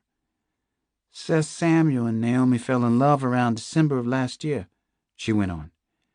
Naomi was walking around with a starry night look in her eyes, and that's not like her, as you know. He came down to the dorm at first, but then she started staying at Seth's apartment in Durham. I was a little surprised that Naomi had fallen in love and hadn't mentioned it to Scylla. Why didn't she tell any of us about it? I still didn't understand the problem with the other girls at the dorm. I'm pretty sure Naomi wasn't the first co-ed to fall in love at Duke, or to have a man over for tea and crumpets and whatever, I said. She wasn't just having a man over for whatever. She was having a black man over for whatever. Seth would show up from the projects in his dusty overalls and dusty work boots and his leather engineering jacket. Naomi started to wear an old sharecropper's straw hat around campus. Sometimes Seth wore a hard hat with slave labor written on it. He dared to be a little caustic and ironic about the sisters' social activity and, heaven forbid, their social awareness. He scolded the black housekeepers when they tried to do their jobs. What do you think about your cousin Seth? I asked Florence. Seth has a definite chip on his shoulder. He's angry about racial injustice to the point where it gets in the way of his ideas sometimes. Other than that, he's really great. He's a doer, not afraid to get his hands dirty. If he wasn't my distant cousin, Florence said with a wink. I had to smile at Florence's sneaky sense of humor. She was a little Mississippi gawky, but she was a neat lady. I was even starting to like her high hairstyle. You and Naomi were fast friends? I asked her. We weren't at first. I think we both felt we were competing for law review. Probably only one black woman could make it, you understand. But as our first year wore on, we got very close. I love Naomi. She's the greatest. I suddenly wondered if Naomi's disappearance might be connected to her boyfriend, and maybe had nothing to do with the killer loose in North Carolina. He's a real good person. Don't go hurting him, Florence warned me. Don't even think about it. I nodded. I'll only break one of his legs. He's as strong as an ox, she came back at me. I am an ox, I told Florence Campbell, imparting a little secret of my own. Chapter 30. I stared into the dark eyes of Seth Samuel Taylor. He stared back. I kept on staring. His eyes looked like jet-black marbles set in almonds. Naomi's boyfriend was tall, very muscular, and working man hard. He reminded me more of a young lion than an ox. He looked disconsolate, and it was hard for me to question him. I had the premonition that Naomi was gone forever. Seth Taylor hadn't shaved, and I could tell that he hadn't slept in days. I don't think he had changed his clothes either. He had on a badly wrinkled blue plaid shirt over a t-shirt and holey 501s. He still wore his dusty work boots. Either he was very upset or Seth Taylor was a shrewd actor. I put out my hand, and his handshake was powerful. I felt as if I had put it into a carpenter's vise. You look like shit, were Seth Taylor's first words to me. Digital Underground was blaring out the Humpty Dance, somewhere in the neighborhood, just like it was D.C., only a little behind the times. You do too. Well, fuck y'all, he said. It was a familiar greeting on the streets, and we both knew it and laughed. Seth's smile was warm and somewhat contagious. He had an overconfident air about him, but he wasn't too obnoxious. Nothing I hadn't seen before. I could see that his broad nose had been broken a few times, but he was still good-looking, in a rough-hewn sort of way. His presence dominated a room, as Naomi's did. The detective in me wondered about Seth Taylor. Seth lived in an old working-class area north of downtown Durham. At one time, the neighborhood had been filled with tobacco factory workers. His apartment was a duplex in an old shingled house that had been converted into 2 apartments. Posters of Arrested Development and Ice-T were up on the hallway walls. One poster read, "Not since slavery has so much ongoing catastrophe been visited on black males." The living room was filled with his friends and neighborhood folks. Sad Smokey Robinson songs played from a blaster. The friends were there to help in the search for Naomi. Finally, maybe I had some allies in the South. Everyone at the apartment was anxious to talk to me about Naomi. None of them had any suspicions about Seth Samuel. I was struck in particular by a woman with wise, sensitive eyes and skin the color of coffee with cream. Keisha Bowie was in her early 30s, a postal worker in Durham. Naomi and Seth had apparently talked her into going back to college to get her degree in psychology. She and I hit it off right away. Naomi is educated, so articulate, but you already know that. Keisha took me aside and talked seriously to me. But Naomi never ever uses her abilities or her education to belittle someone else or make herself seem superior. That struck every one of us when we met her. She's so down to earth, Alex. She doesn't have a phony bone inside her. That this could happen to her is the saddest thing. I talked with Keisha some more, and I liked her very much. She was smart and pretty, but this wasn't the time for any of that stuff. I looked for Seth and found him off by himself on the 2nd floor. The bedroom window was open, and he was sitting outside on the gently sloping roof. Robert Johnson was singing his haunting blues somewhere in the dark. "Mind if I come out and join you? This old roof hold us both?" I said from the window. Seth smiled. "If it doesn't, and we both crash through the front porch, it'll be a good story for everybody. Worth the fall and the broken neck. Come on out. You got a mind to." He spoke in a sweet, almost musical drawl. I could see why Naomi would like him. I climbed out and sat with Seth Samuel in the darkness settling over Durham. We heard a smaller town version of the police sirens and excited shouts of the inner city. "We used to sit out here," Seth muttered in a low voice. "Naomi and I." "You okay?" I asked him. "Nah, never been any worse in my life. You?" "Never worse." "After you called," Seth said, "I was thinking about this visit, about this talk that we'd eventually have. I tried to think the way that you might be thinking, like a police detective. Please don't have any more thought that there's some chance that I could have anything to do with Naomi's disappearance. Don't waste time on that." I looked over at Seth Samuel. He was hunched over and had his head rested on his chest. Even in the dark, I could see that his eyes were shiny wet. His grief was a palpable thing. I wanted to tell him that we were going to find her and that everything would work out, but I knew no such thing. We finally held on to each other. We were both missing Naomi in our own way, mourning together on the dark roof. Chapter 31. A friend of mine from the FBI finally returned one of my phone calls that night. I was doing some reading when he called. The Diagnostic and Statistical Manual of Mental Disorders. I was working on Casanova's profile and still not getting very far. I had originally met Special Agent Kyle Craig during the long, difficult manhunt for the serial kidnapper Gary Sanji. Kyle had always been a straight shooter. He wasn't territorial like most FBI agents, and not too uptight by Bureau standards either. Sometimes I thought that he didn't belong in the FBI. He was too much of a human being. "Thanks for returning my phone call, stranger," I said over the phone. "Where are you working out of these days?" Kyle surprised me with his answer. "I'm here in Durham, Alex. To be a little more precise, I'm in the lobby of your hotel. Come on down for a drink or three in the infamous Bull Durham room. I need to talk to you. I've got a special message for you from J. Edgar himself." "I'll be right down.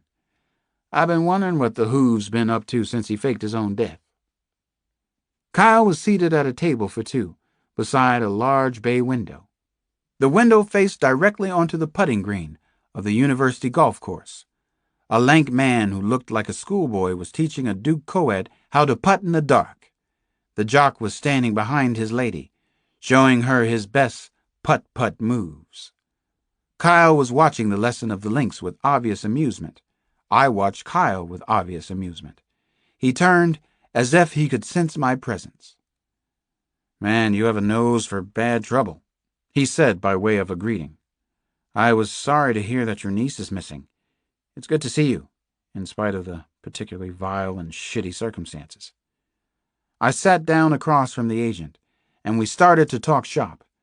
As always, he was extremely upbeat and positive without sounding naive. It's a gift he has. Some people feel that Kyle could wind up at the top of the Bureau, and that it would be the best thing that ever happened. First, the Honorable Ronald Burns appears in Durham. Now you show up. What gives? I asked Kyle. "Tell me what you have so far," he said. "I'll try to reciprocate as much as I can." "I'm doing psych profiles on the murdered women," I told Kyle. "The so-called rejects. In 2 of the cases, the rejected women had very strong personalities. They probably gave him a lot of trouble. That could be why he killed them, to get rid of them. The exception was Bette Ann Ryerson. She was a mother in therapy, and she might have had a nervous breakdown." Kyle massaged his scalp with one hand. He was also shaking his head. "You've been given no information, no help whatsoever, but zip-diddy-doo-dah," he smiled at me. "You're still a half-step ahead of our people. I haven't heard that theory about the rejects. It's pretty good, Alex, especially if he's a control freak." "He could definitely be a control freak, Kyle. There has to be a damn good reason why he got rid of those 3 women. Now, I thought you were going to tell me some things I didn't know." "Maybe if you pass a few more simple tests, that is. What else have you figured out?" I bad-eyed Kyle while I slowly sipped my beer. "You know, I thought you were all right, but you're just another FBI prick." "I was programmed at Quantico," Kyle said in a passable computer voice. "Have you done a psych profile on Casanova?" "I'm working on it." I told him what he already knew. As much as I can with virtually no information available. Kyle beckoned with the cupped fingers of his right hand. He wanted it all, and then maybe he'd share something with me. "He has to be someone who blends into the community well," I said. "No one's even come close to catching him. He's probably driven by the same obsessive sexual fantasies that he's had since he was a boy. He could have been the victim of abuse, maybe incest. Maybe he was a peeping Tom, a rapist, or date rapist. Now he's a very fancy collector of extremely beautiful women. He seems to choose only the extraordinary ones. He's researching them, Kyle. I'm almost sure of it. He's lonely. Maybe he wants the perfect woman." Kyle shook his head back and forth. "You're so goddamn crazy, man. You think like him." Not funny. I grabbed Kyle's cheek between my thumb and forefinger. "Now you tell me something I don't know." Kyle pulled away from my cheek hold. "Let me run a deal by you, Alex. This is a good deal, so don't get cynical on me." I raised my hand high in the air for the table waitress. Check. Separate checks, please. Oh, no, wait. This is a good deal, Alex. I hate to say trust me, but trust me. Just to prove my truthfulness, I simply can't tell you everything right now. I'll admit that the case is definitely bigger than anything you've seen so far. You're right about Burns. The deputy director wasn't down here by accident. I figured Burns wasn't here to see the azaleas. I felt like yelling at Kyle inside the quiet hotel bar. Okay, tell me one thing I don't know already. I can't tell you any more than I already have. Damn you, Kyle, you haven't told me a goddamn thing. I raised my voice. What's the deal you have for me? He put up a hand. He wanted me calm for this. Listen. As you know or suspect, this is already a 4-star multi-jurisdictional nightmare, and it hasn't really heated up yet. Believe me on that. Nobody's getting anything done, Alex. Here's what I'd like you to consider. My eyes rolled back. I'm glad I'm sitting down for this, I said. This is an excellent offer for a man in your position to consider. Since you're already outside the multi-jurisdictional mess, and therefore immune to it, why don't you keep it that way? Stay on the outside and work directly with me. Work with the Federal Bureau? I choked on my beer. Collaborate with the Phoebes? I can give you access to all the information we get as soon as we get it. I'll give you everything you need in terms of resources and information and all of our current data. And you don't have to share anything I come up with, not even with the local or state police, I said. Kyle had become his intense self again. Look, Alex, this investigation is large and expensive, but it's getting nowhere. Officers are falling over one another while women all over the South, including your niece, are disappearing right under our noses. I understand the problem, Kyle. Let me think about your solution. Give me a little space on this one. Kyle and I talked some more about his offer, and I was able to pin him down on a few specifics. Basically, I was sold. Working with Kyle would give me access to a first-rate support team, and I'd have clout whenever I needed it. I wouldn't be alone anymore. We ordered burgers and more beers, and continued to talk and put the final touches on my deal with the devil. For the first time since I'd come south, I was feeling a little hopeful. I do have something else to share with you, I finally told him. He dropped me a note last night. It was a nice note, thoughtful, welcoming me to the area. We know. Kyle grinned like the grown-up Andy Hardy that he is. It was a postcard, actually. It showed an odalisque, a love slave, from a harem. Chapter 32. By the time I got back to my room, it was a little late, but I called Nana and the kids anyway. I always call home when I'm away, twice every day, morning and night. I hadn't missed yet, and didn't plan to start that night. Are you listening to Nana and being a good girl for a change? I asked Janny when she came on the phone. I'm always a good girl, Janny squealed with little girl glee. She loves talking to me. I feel the same way about her. Amazingly, we were still madly in love after 5 years together. I closed my eyes and visualized my girl. I could just see her puffing out her little chest, making her face look defiant, but smiling pointy, crooked teeth at the same time. Once, Naomi had been a sweet little girl like that. I remembered everything about those times. I chased away the thought, the vivid portrait of Scoochie. Well, how about your big brother? Damon says he's being especially good, too. He says Nana's called you the Holy Terror today. Is that so? Uh-huh, Daddy. That's what Nana called him. Damon's the Holy Terror in this house. I'm Nana's angel all the time. I'm Nana Mama's good girl angel. You can ask her. Uh-huh. That's good to hear, I told my little spin doctor. Did you pull Damon's hair just a tiny bit at Roy Rogers' junk food restaurant today? Not junk food, Pally-Wally. He pulled my hair first. Damon almost pulled my hair out, like I was baby Claire without her hair now. Baby Claire had been Janny's main doll since she was 2 years old. The doll was her baby, absolutely sacred to Janny, sacred to all of us. Once we had left Baby Claire at Williamsburg during a day trip, and we had to drive all the way back. Magically, Claire was waiting for us at the front gate office, having a nice chat with the security guard. "I couldn't pull Damon's hair anyway. He's almost bald, Daddy.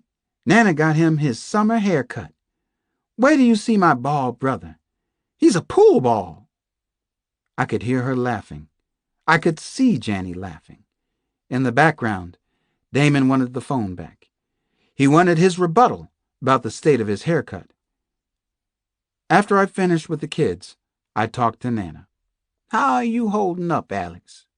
She went right to the point, as she always does. She would have made an outstanding detective or anything else she wanted to be. "Alex, I asked how you're doing." "I'm doing just fine and dandy. Love my work," I told her. "How are you, old woman?" "Never mind that. I would watch these children in my sleep. You don't sound good to me. You're not sleeping, and you haven't made a lot of progress, have you?" Man, she was tough when she wanted to be. "It's not going as well as I would have hoped," I told her. "Something good might have just happened tonight." "I know," Nana said. "That's why you're calling up so late. But you can't share the good news with your grandmother. You're afraid I might call the Washington Post." We'd had this discussion before on cases I was working on. She always wants inside information, and I can't give it up. "I love you," I finally said to her. "That's the best I can do right now." "And I love you, Alex Cross.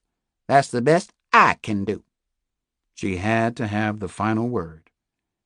After I finished with Nana and the kids, I lay in the dark on the unmade, unwelcoming hotel bed. I didn't want maids or anyone else in the room, but the Do Not Disturb tag hadn't deterred the FBI.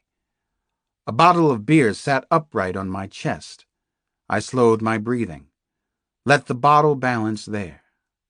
I've never liked hotel rooms, not even on vacation. I started thinking about Naomi again. When she was a little girl like Janny, she used to ride up on my shoulders so she could see far, far away in the big people's world. I remembered that Naomi thought Christmas was Kissmas, so she would kiss everybody during the holidays. Finally, I let my mind settle on the monster who had taken Scoochie away from us. The monster was winning so far.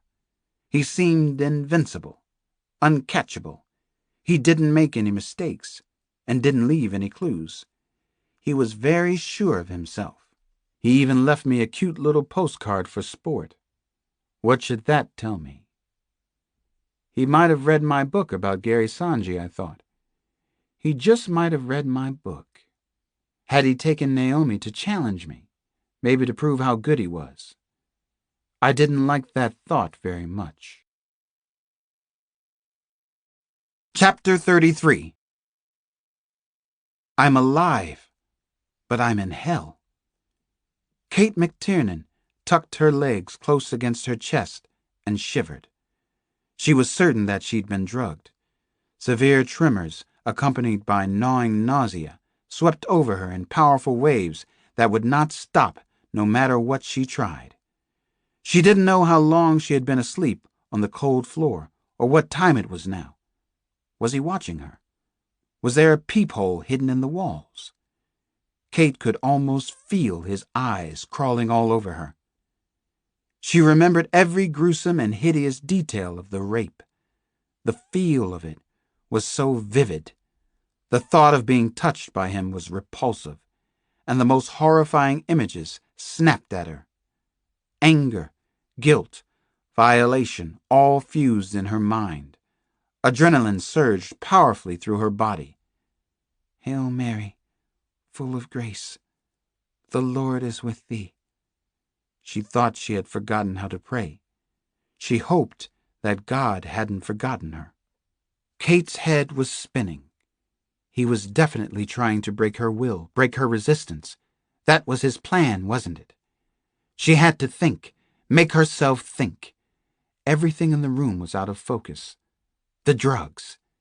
Kate tried to figure out what he might be using. What drug? Which one? Perhaps it was Forain, a strong muscle relaxant that was used prior to anesthesia. It came in a 100-milliliter bottle. It could be sprayed directly into a victim's face or poured over a cloth and held to someone's face. She tried to remember the drug's after effects: shivering and nausea, dry throat, decrease in intellectual functioning for a day or two. She had those symptoms, all of them. He's a doctor. The thought struck her like a low punch. It made perfect sense to her. Who else would have access to a drug like Forain? At the dojo in Chapel Hill, a discipline was taught to help students control their emotions. You had to sit in front of a blank dojo wall and remain sitting, no matter how much you wanted or thought you needed to move. Kate's body was drenched with perspiration, but she was determined. She would never let him break her will. She could be unbelievably strong when she needed to be. That was how she'd gotten through medical school, on no money and against all odds. She sat in a lotus position for more than an hour in her prison room. She breathed quietly and concentrated on clearing her mind of the pain, the nausea, and the rape. She focused on what she had to do next. One simple concept: escape. Chapter 34. Kate rose slowly to her feet after the hour of meditation. She was still woozy, but she felt a lot better, more in control. She decided to search for his peephole. It had to be there, hidden somewhere in the natural wood walls. The bedroom was exactly 12 by 15. She'd measured it several times. In a tiny alcove the size of a closet, there was the equivalent of an outhouse. Kate carefully looked for even the tiniest slit in the wall, but she saw nothing. The toilet in the alcove seemed to empty directly into the ground. There was no plumbing, at least not in this part of the building. Where am I being kept? Where am I? Her eyes watered from the acrid odor as she knelt over the black wooden seat and squinted into the dark hole. She had learned to put up with the overpowering smell, and only a single dry heave came this time. The opening looked as if it dropped about 10 or 12 feet. Dropped to what? Kate wondered. It looked very narrow, and she didn't think she could squeeze through it, not even if she took off all her clothes. Maybe she could, though. Never say never. She heard his voice directly behind her. Her heart dropped, and she felt faint. There he was. No shirt again. Rippling muscles everywhere, but especially around his stomach and thighs. He was wearing another mask, an angry-looking one. Crimson and bone-white swatches against a shiny black background. Was he angry today? Were the masks like mood rings for him? Not one of your better ideas, Katie. It's been tried by someone slimmer than you are, he said in a sing-songy voice. I won't go down there to help you back up. Very shitty way to die. Think it through. Kate struggled to her feet and began to retch. She did her best to do it convincingly. I'm sick. I thought I was going to throw up, she said to Casanova. I definitely believe you do feel sick, he said. That will pass. But it isn't the real reason you were kneeling over the toilet. Tell the truth and shame the devil. What do you want from me? Kate asked. He sounded different today. Maybe the drugs were distorting her hearing. She studied the mask. It seemed to turn him into another person, another kind of creep. Was he a split personality? I want to be in love. I want to make love to you again. I want you to get beautiful for me. Maybe one of the lovely dresses from Neiman Marcus. Nylons and high heels." Kate was terrified and disgusted, but trying not to show it. She had to do something, say something, that would keep him away from her now. "I'm not in the mood, honey," Kate shot back in answer. "I don't feel up to getting dressed." She couldn't keep the sarcasm completely out of her voice. "I have a headache. What kind of day is it anyway? I haven't been outside yet." He laughed, an almost normal laugh, a nice enough laugh from behind his nasty mask. "Sunny Carolina blue skies, Kate. Temperature up in the high 70s. One of the 10 best days of the year." With one hand, he suddenly yanked her to her feet. He pulled her arm hard, as if he were trying to tear it from its socket. Kate yelled as violent pain shot up her arm. It exploded in the soft space, the hollow behind her eyes. In a fury, in panic, she reached out and pulled down on the mask. "Stupid! Stupid!" he yelled into her face. "And you're not a stupid woman!" Kate saw the stun gun in his hand and realized she had made a terrible mistake. He leveled it at her chest and shot her. She tried to keep standing, willed herself to stay up, but her body didn't work anymore, and she slumped to the floor. He was going crazy now. She stared at him in muted horror as he raised his boot and began to kick out at her. A tooth spun in slow motion, spun over and over on its trail across the wooden floor. The revolving tooth fascinated her. It took her a moment to realize that it was her tooth. She could taste blood and feel her lips swelling. There was a hollow ringing in Kate's ears, and she knew she was slipping into unconsciousness. She clung to what she had seen behind the mask.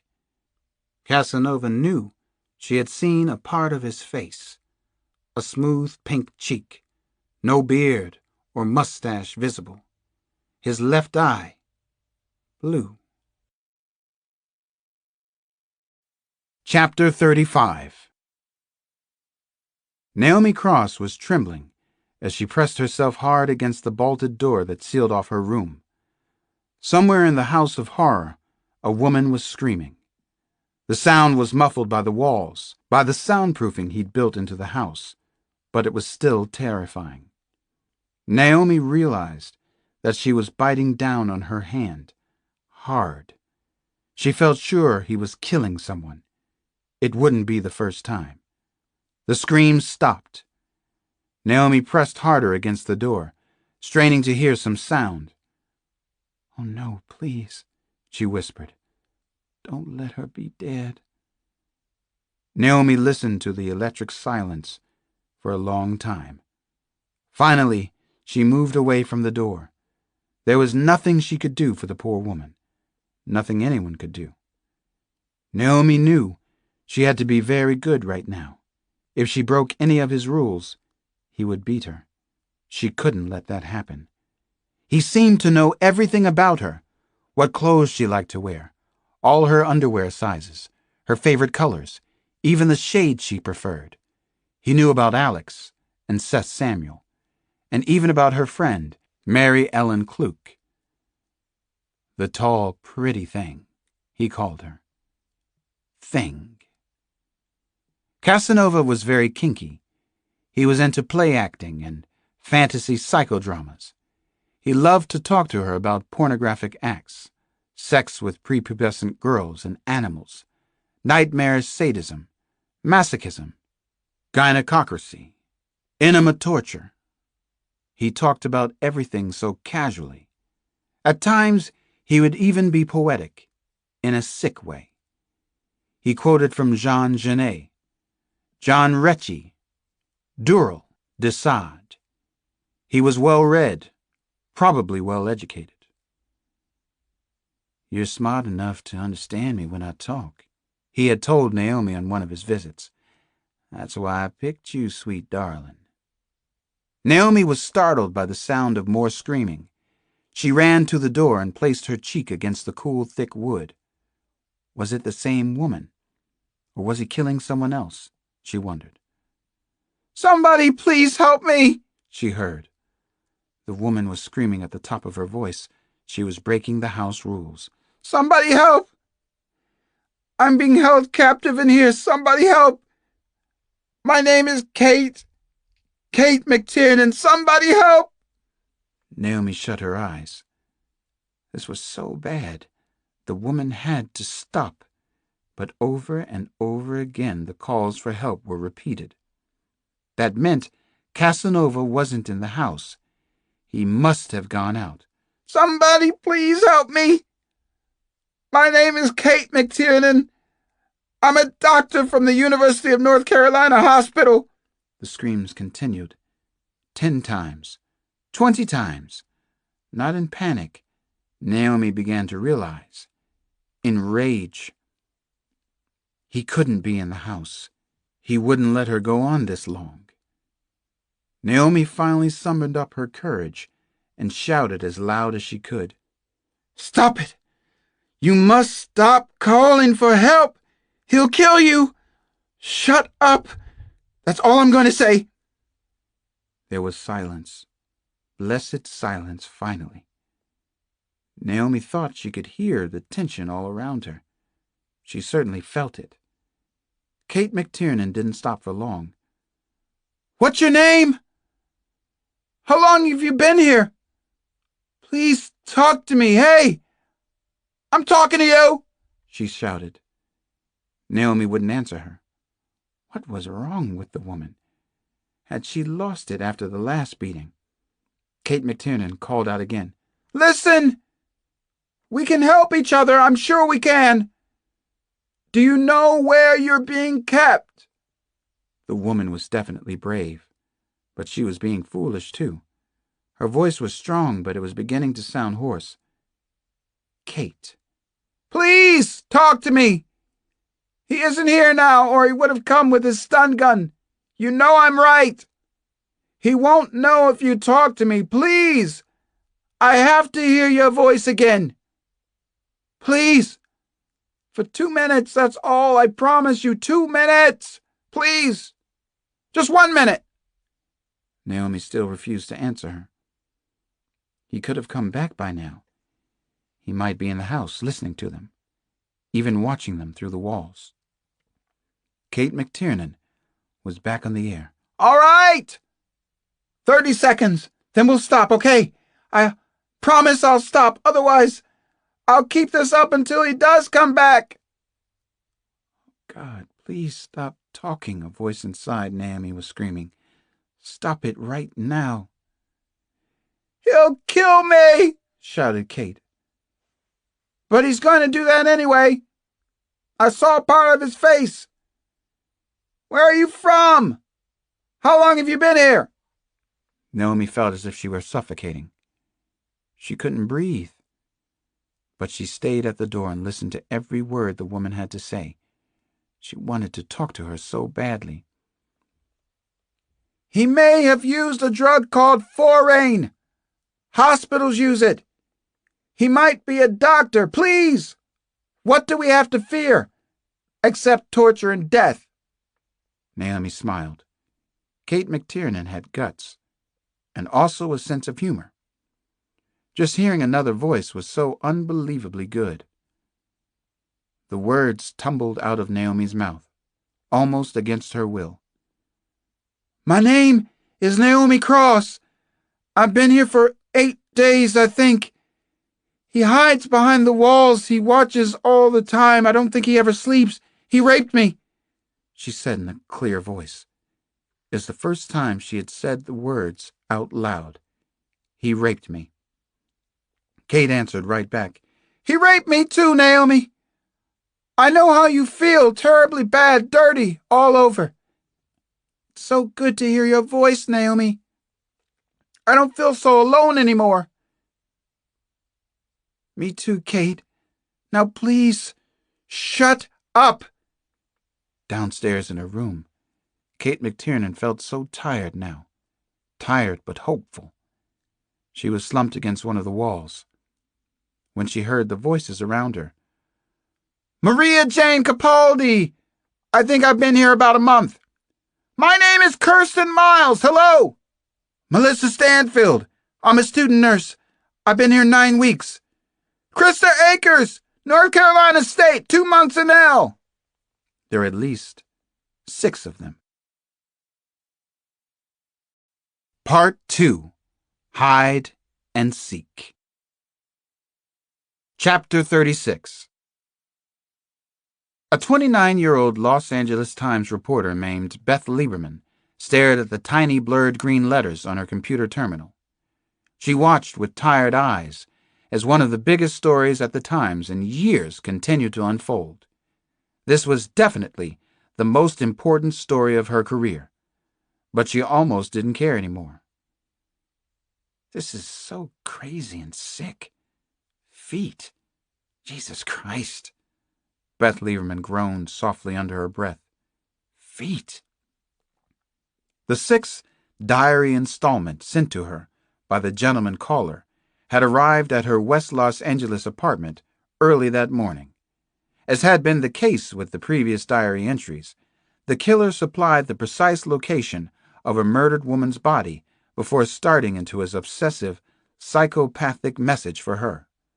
Beth Lieberman had immediately called the FBI from her home, and then she drove quickly to the offices of the Times on South Spring Street. By the time she arrived, the Federal Bureau had verified the latest murder.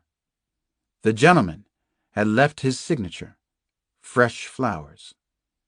The body of a 14-year-old Japanese girl had been found in Pasadena. As was the case with the 5 other women, Sunny Ozawa had disappeared without a trace 2 nights ago. It was as if she had been sucked up into the damp, muggy smog.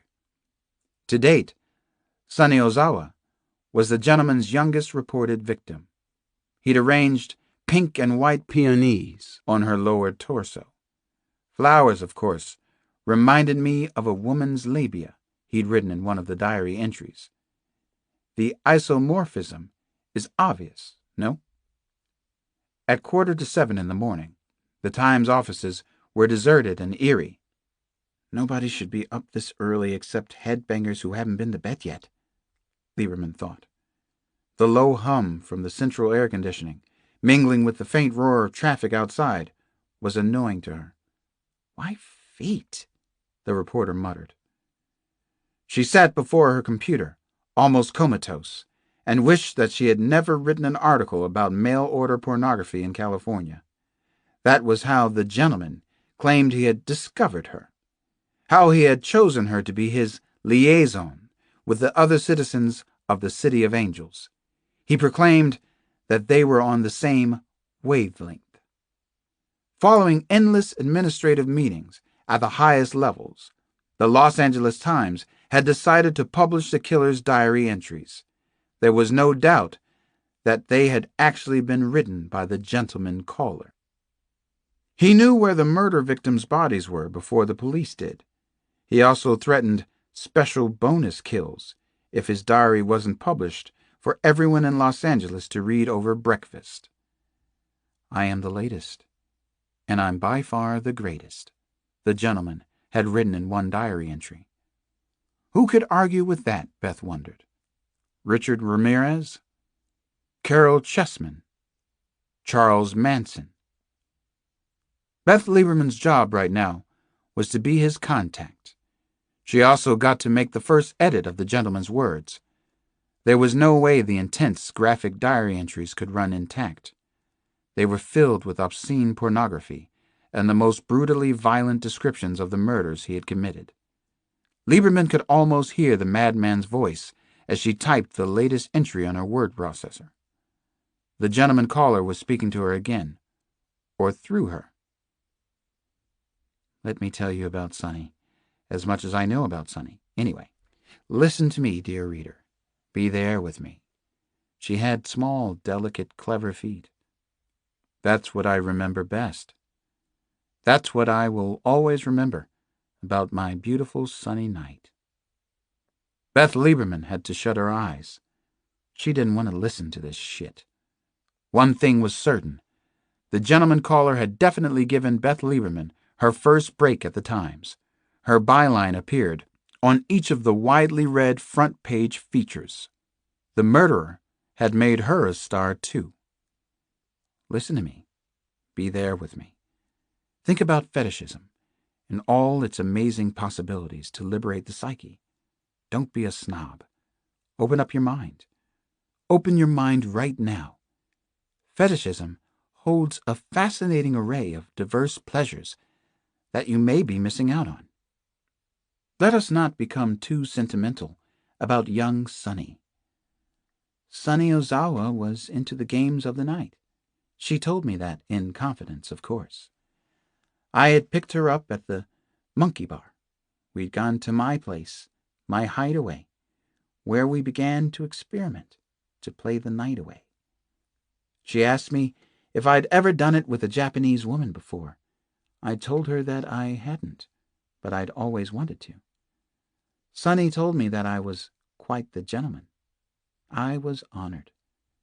This night, it seemed to me that nothing was so libertine as to focus on a woman's feet, to caress them as I made love to Sunny. I'm talking about sun-browned feet covered in luxurious nylon and semi-pricey high-heeled pumps from Saks. I'm talking about clever little feet, very sophisticated communicators. Listen. To really appreciate the very erotic mime show of a beautiful woman's feet, the woman should be on her back while the man stands. That's how it was with Sunny and me earlier tonight. I lifted up her slender legs and watched closely where they joined together, in such a way that the vulva puckered from her buttocks. I kissed the top of her stockings repeatedly. I fixated on her well-formed ankle, the lovely lines leading to her shiny black pump. I concentrated all my attention on that flirtatious pump as our fevered actions set her foot into rapid motion. Her little feet were talking to me now. An absolutely manic excitement rose in my chest. It felt as if there were live birds tweeting and twittering in there. Beth Lieberman stopped typing and closed her eyes again. Tight. She had to stop the images that were flashing out at her. He had murdered the young girl that he was talking about so blithely. Soon the FBI and the Los Angeles police would come storming into the relatively sedate offices of the Times. They would ask the usual battery of questions. They had no answers yet themselves, no significant lead so far. They said that the gentleman committed perfect crimes. The FBI agents would want to talk for hours about the gruesome details of the murder scene. The feet. The gentleman had cut off Sunny Ozawa's feet with some sort of razor-sharp knife. Both her feet were missing from the crime scene in Pasadena. Brutality was his trademark, but that was the only consistent pattern so far. He had mutilated genitalia in the past. He had sodomized one victim, then cauterized her. He had cut open a woman investment banker's chest and removed her heart. Was he experimenting? He was no gentleman once he selected his victim. He was a Jekyll and Hyde in the 1990s. Beth Lieberman finally opened her eyes and saw a tall, slender man standing very close to her in the newsroom. She sighed loudly, and she held back a frown. It was Kyle Craig, the special investigator from the FBI. Kyle Craig knew something that she desperately needed to know, but he wouldn't tell her squat. He knew why the deputy director of the FBI had flown to Los Angeles the previous week. He knew secrets that she needed to know. "Hello, Miss Lieberman. What do you have for me?" he asked. Chapter 37. Tick-cock. Dickory-dock. This was the way he hunted for the women. This was how it really happened, time after time. There was never any danger for him personally. He fit in wherever he chose to hunt. He did his best to avoid any kind of complication or human error. He had a passion for orderliness and, most of all, perfection. That afternoon, he waited patiently in a crowded arcade of a trendy shopping mall in Raleigh, North Carolina. He watched attractive women enter and leave the local Victoria's Secret across a long marble transverse. Most of the women were well dressed. A copy of Time magazine and also USA Today were folded on the marble bench beside him. The newspaper headline read, "Gentleman calls for sixth time in L.A." He was thinking to himself that the gentleman was zooming out of control in Southern California. He was taking gruesome souvenirs, doing 2 women a week sometimes, playing stupid mind games with the Los Angeles Times, the LAPD, and the FBI. He was going to get caught. Casanova's blue eyes moved back across the crowded shopping mall. He was a handsome man, as the original Casanova had been. Nature had equipped the 18th century adventurer with beauty, sensuality, and great enthusiasm for women, and so it was with him as well. Now where was the lovely Anna? She had slipped into Victoria's Secret to buy something campy for her boyfriend, no doubt. Anna Miller and Chris Chapin had been in law school together at North Carolina State. Now Chris was an associate in a law firm. They liked to dress in each other's clothes, cross-dress to get their kicks. He knew all about them. He had watched Anna whenever he could for almost 2 weeks. She was a startling, dark-haired 23-year-old beauty. Maybe not another Dr. Kate McTiernan, but close enough. He watched Anna finally leave Victoria's Secret and walk almost directly toward him. The click of her high heels made her sound wonderfully haughty. She knew she was an extraordinary young beauty. That was the very best thing about her. Her supreme confidence nearly matched his own. She had such a nicely arrogant, long-legged stride, perfect slender lines up and down her body, legs wrapped in dark nylons, heels for her part-time job in Raleigh as a paralegal, sculptured breasts that he wanted to caress. He could see the subtle lines of her underwear under a clinging tan shirt. Why was she so provocative? Because she could be. She seemed intelligent, too. Promising, anyway. She had just missed law review. Anna was warm, sweet, nice to be around. A keeper. Her lover called her Anna Banana. He loved the sweet, stupid intimacy of the nickname. All he had to do was take her. It was that easy. Another, very attractive woman suddenly broke into his field of vision. She smiled at him, and he smiled back. He stood up and stretched, then walked toward her. She had store packages and bags piled high in both arms. "Hi there, beautiful," he said when he got close. "Can I take some of those? Ease your heavy load, sweet darling." "You're such a sweet, handsome thing yourself," the woman said to him. "But then, you always were. Always the romantic, too." Casanova kissed his wife on the cheek and helped her with the packages. She was an elegant-looking woman, self-possessed. She had on jeans, a loose-fitting work shirt, a brown tweed jacket. She wore the clothes well. She was effective in many ways. He had picked her with the greatest care. As he took some bags, he held the nicest, warmest thought. They couldn't catch me in 1,000 years. They wouldn't know where to start to look. They couldn't possibly see past this wonderful, wonderful disguise, this mask of sanity. I am above suspicion. "I saw you watching the young chippy. Nice legs," his wife said with a knowing smile and a roll of her eyes. "Just as long as all you do is watch." "You caught me," Casanova said to his wife. "But her legs aren't as nice as yours."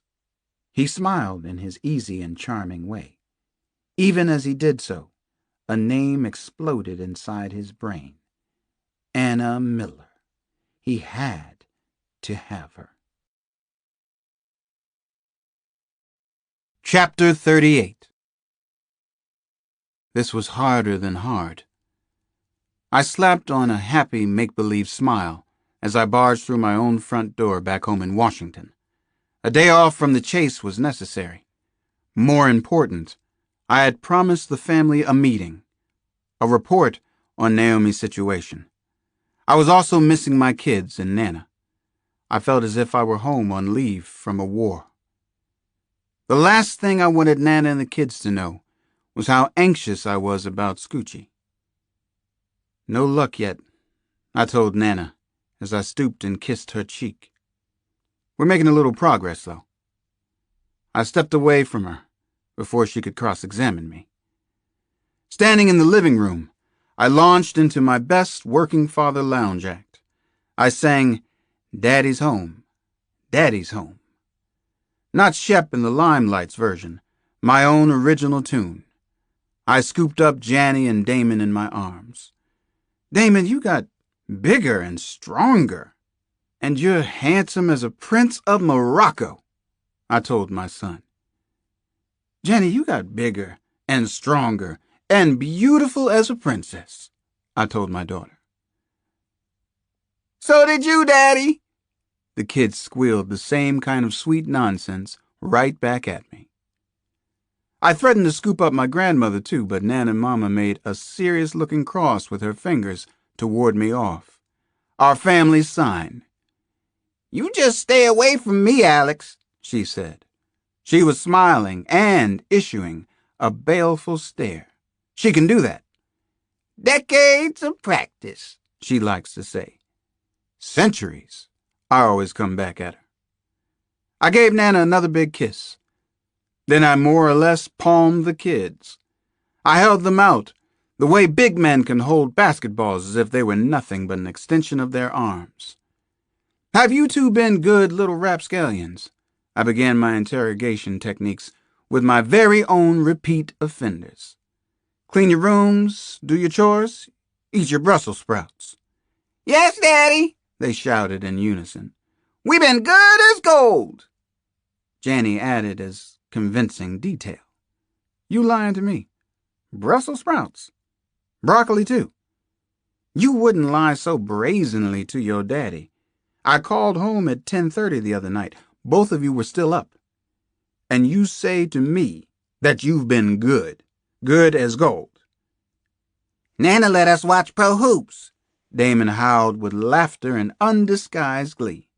That young con man can get away with anything, which worries me sometimes. He is a natural mimic, but also an ingenious creator of his own original material. At this point, his humor level is about that of the TV hit In Living Color. I finally reached into my travel satchel for their cache of presents. "Well, in that case, I brought y'all something from my trip down south. I say y'all now. I learned it in North Carolina." "Y'all," Janny said back at me. She giggled wildly and did an impromptu dance turn. She was like the cutest puppy kept in the house for an afternoon. Then you come home, and she's all over you like sticky flypaper, just like Naomi was when she was a little girl. I pulled out Duke University NCAA champion basketball t-shirts for Janny and Damon. The trick with those two is they have to get the same thing. Same exact design, same exact color. That will last for another couple of years, and then neither one of them will be caught dead in anything vaguely associated with the other. "Thank you, y'all," the kids said one after the other. I could feel their love.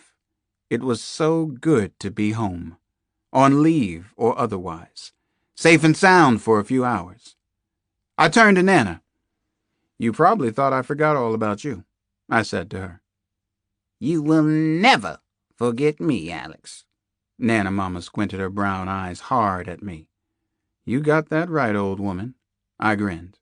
"I surely do." She had to have the last word. I took a beautifully wrapped package from my duffel bag of wonders and surprises. Nana unwrapped it, and she found the most handsome handmade sweater that I had ever seen anywhere. It had been created in Hillsborough, North Carolina, by 80 and 90-year-old women who still worked for a living. For once, Nana Mama had nothing to say. No smart comebacks.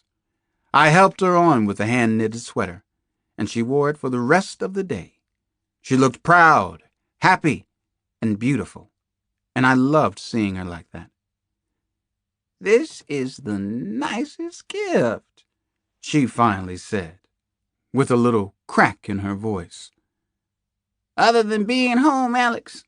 I know you're supposed to be a tough hombre, but I worried about you down there in North Carolina." Nana Mama knew enough not to ask too much about Scoochie yet.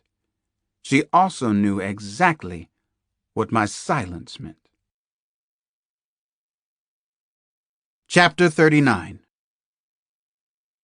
In the late afternoon, 30 or so of my very closest friends and relatives swarmed through the house on 5th Street. The investigation in North Carolina was the topic of discussion. This was natural, even though they knew I would have told them if I had any good news to report. I made up hopeful leads that just weren't there. It was the best I could do for them. Samson and I finally got together on the back porch after we'd had a little too much imported beer and rare beefsteaks. Samson needed to listen. I needed some cop talk with my friend and partner. I told him everything that had happened so far in North Carolina. He understood the difficulty of the investigation and manhunt. He'd been there with me before, on cases without a single clue. At first, they shut me out completely. Wouldn't listen to squat from me. "Lately, it's been a little better," I said to him. Detectives Ruskin and Sykes dutifully check in and keep me up to date. Ruskin does anyway. Occasionally, he even tries to be helpful. Kyle Craig is on the case too. The FBI still won't tell me what they know. Any guesses, Alex? Samson wanted to know. He was intense as he listened and occasionally made a point. Maybe one of the kidnapped women is connected to somebody important. Maybe the number of victims is a lot higher than they're letting on. Maybe the killer is connected to somebody with power or influence. "You don't have to go back down there," Samson said, after he'd heard all the details. "Sounds like they've got enough professionals on the case. Don't start on one of your vendettas, Alex." "It's already started," I told him. "I think Casanova's enjoying the fact that he has us stumped with his perfect crimes. I think he likes it that I'm stumped and frustrated too. There's something else, but I can't figure it out yet. I think he's in heat now." Well, it sounds to me like you're in heat too. Back the hell off of him, Alex. Don't play Sherlock fucking Holmes with this kinky madman. I didn't say anything. I just shook my head, my very hard head. "What if you can't get him?" Samson finally said. "What if you can't solve this case? You have to think about that, sugar." That was the one possibility I wouldn't consider. Chapter 40. When Kate McTiernan woke up, she knew immediately that something was very wrong, that her impossible situation had gotten even worse. She didn't even know what time it was, what day it was, where she was being held. Her vision was blurred. Her pulse was jumpy. All her vital signs seemed off-kilter. She had gone from extreme feelings of detachment to depression to panic in just the few moments she had been conscious. What had he given her? What drug would produce these symptoms? If she could solve that puzzle, it would prove she was still sane, at least still competent to think things through clearly. Maybe he'd given her Klonopin, Kate considered. Ironically, Klonopin was usually prescribed as an anti-anxiety medication. But if he started her at a high enough dosage, say 5 to 10 milligrams, she would experience approximately the same side effects she was feeling now. Or maybe he'd used Marinol capsules. They are prescribed for treatment of nausea during chemotherapy. Kate knew Marinol was a real beaut. If he put her on, say, 200 milligrams a day, she'd be bouncing off the walls. Cottonmouth, disorientation, periods of manic depression. A dosage of 1,500 to 2,000 milligrams would be lethal. He had taken away her escape plan with the powerful drugs. She couldn't fight him like this. Her karate training was useless. Casanova had seen to that. "You fucker," Kate said out loud. She almost never swore. "You motherfucker," she whispered between clenched teeth. She didn't want to die. She was only 31 years old. She was finally trained to be a doctor, a good one, she hoped. Why me? Don't let this happen. This man, this awful maniac, is going to kill me for no good reason. Shivers as cold as icicles ran up and down her spine. She felt as if she were going to throw up or maybe even pass out. Orthostatic hypotension, she thought. It was a medical term for fainting, when you get up fast from a bed or chair. She couldn't defend herself against him. He'd wanted her powerless, and he'd apparently succeeded. More than anything else, that finally got to her, and she started to cry. That made her even angrier. I don't want to die. I don't want to die. How do I stop it from happening? How do I stop Casanova? The house was so very quiet again. She didn't think he was there. She desperately needed to talk to somebody. To the other women prisoners. She had to work herself up to it again. He could be hiding in the house, waiting, watching her right at this second. "Hello out there," she finally called, surprised at the raspiness of her own voice. "This is Kate McTiernan. Please listen. He's given me a lot of drugs. I think he's going to kill me soon. He told me that he was. I'm very afraid. I don't want to die." Kate repeated the same message once more, word for word. She repeated it again. There was silence, no response from anybody. The other women were afraid, too. They were right to be petrified. Then a voice came floating down from somewhere above her, the voice of an angel. Kate's heart jumped. She remembered the voice. She listened closely to every word from her brave friend. "This is Naomi.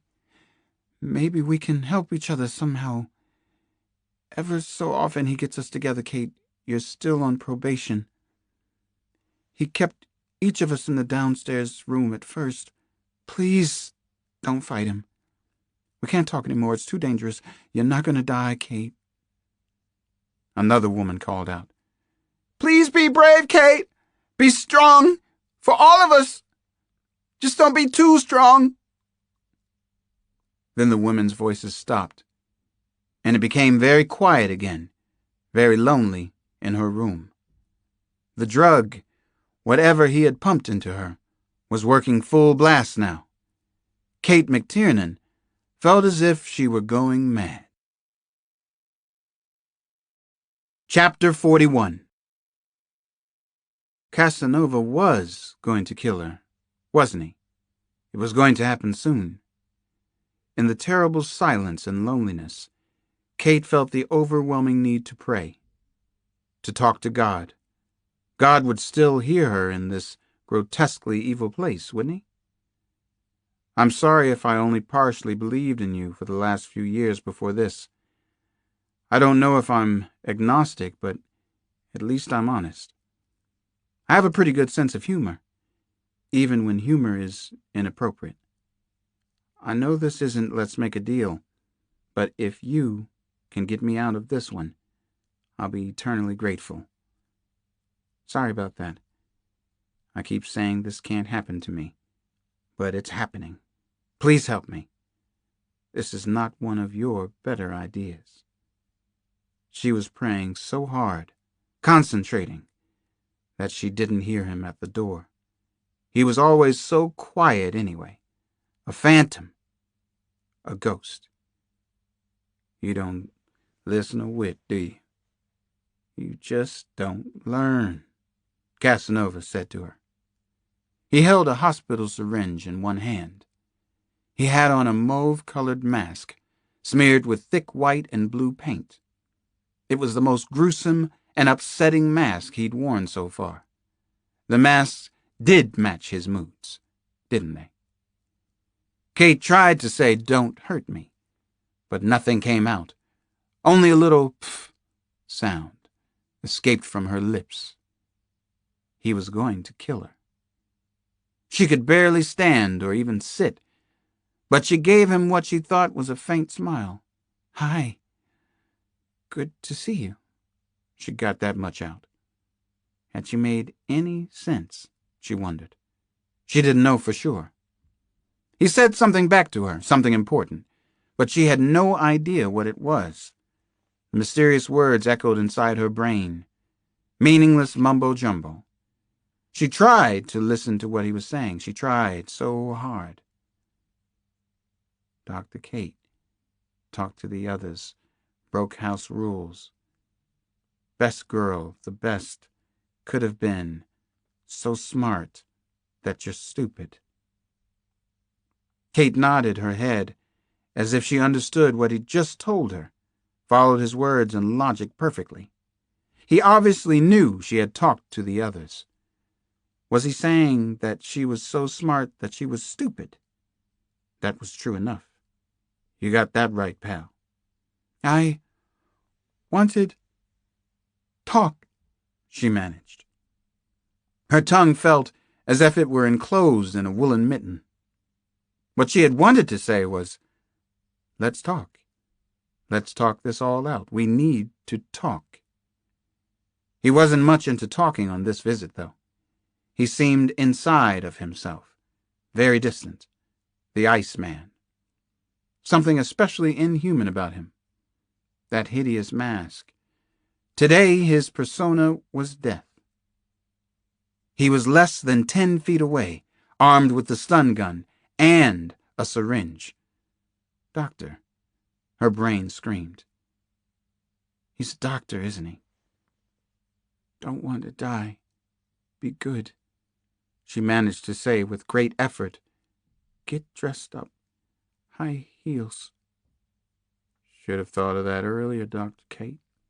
You shouldn't have broken the rules of my house every chance you got.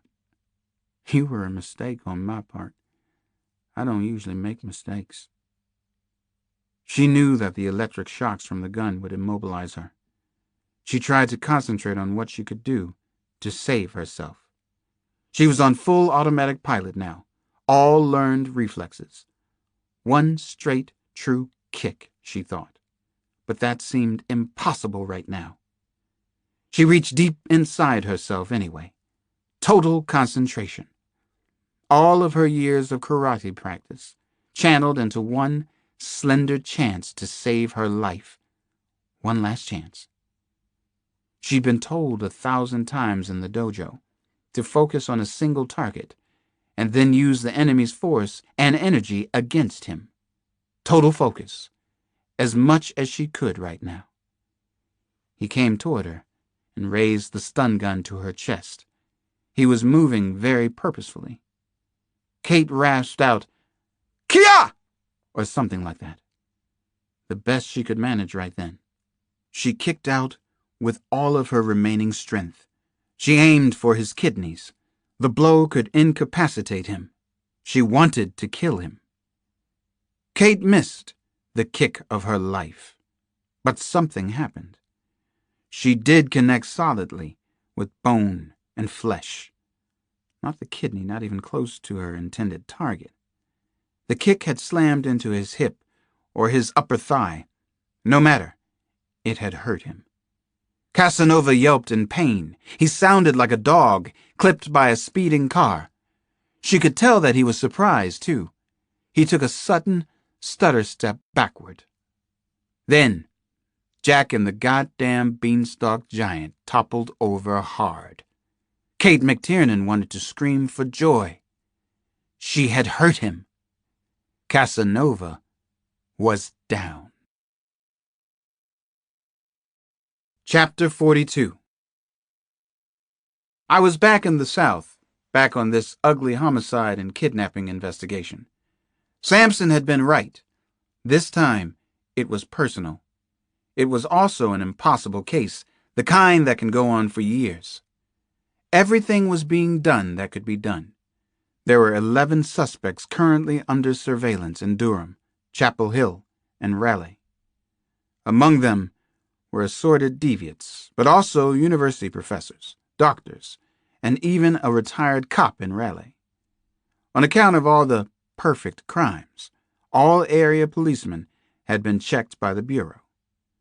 I didn't concern myself with these suspects. I was to look where no one else was looking. That was a deal I had made with Kyle Craig and the FBI. I was the designated hitter. There were several ongoing cases across the country at that time. I read hundreds of detailed FBI briefs on all of them. A killer of gay men in Austin, Texas. A repeat killer of elderly women in Ann Arbor and Kalamazoo, Michigan. Pattern killers in Chicago, North Palm Beach, Long Island, Oakland, and Berkeley. I read until my eyes burned and my insides felt even worse. There was a nasty case that was grabbing national headlines. The gentleman caller in Los Angeles. I pulled up the killer's diaries on Nexus. They had been running in the Los Angeles Times since the beginning of the year. I began to read the LA killer's diaries. I short-circuited as I read the next-to-last diary entry from the Times. It took my breath away. I almost didn't believe what I'd just read on the computer. I backed the story up on the screen. I reread the entry one more time, very slowly, word for word. It was a tale about a young woman who was being held captive by the gentleman caller in California. The young woman's name, Naomi C. Her occupation, second-year law student. Description, black, very attractive, 22 years old. Naomi was 22, a second-year law student. How could a savage, recreational killer in Los Angeles know anything about Naomi Cross? Chapter 43. I immediately called the reporter at the paper whose bylane appeared on the diary stories. Her name was Beth Lieberman. She answered her own phone at the Los Angeles Times. My name is Alex Cross. I'm a homicide detective involved with the Casanova murders in North Carolina, I told her. My heart was pounding as I tried to quickly explain my situation. I know exactly who you are, Dr. Cross. Beth Lieberman cut me off. You're writing a book about this, so am I, for obvious reasons. I don't think I have anything to say to you. My own book proposal is circulating around New York right now. Writing a book? Who told you that? I'm not writing any book. My voice level was rising, in spite of my better instincts. I'm investigating a spree of kidnappings and murders in North Carolina. That's what I'm doing. The chief of detectives in D.C. says otherwise, Dr. Cross. I called him when I read you were involved with the Casanova case. The Hefe strikes again, I thought. My old boss in D.C., George Pittman, was a complete asshole, but also wasn't a fan of mine. I wrote a book about Gary Sanji, I said. Past tense. I needed to get it out of my system. Trust me, I'm history. Beth Lieberman hung up on me. Bang. Son of a bitch, I muttered into the dead receiver in my hand. I dialed the paper again. This time I got a secretary on the line. I'm sorry, Miss Lieberman has left for the day, she said in a staccato cadence. I was a little hot. She must have left in the 10 seconds it just took me to get reconnected.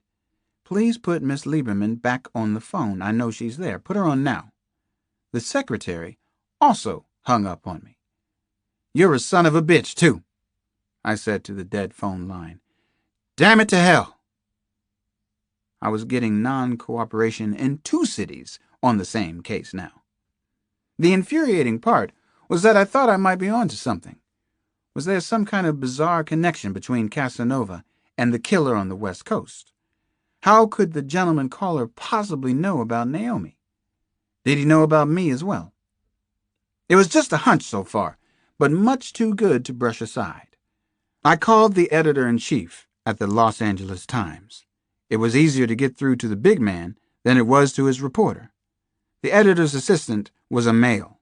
His voice was crisp, efficient, but as pleasant as Sunday brunch at the Ritz-Carlton in D.C.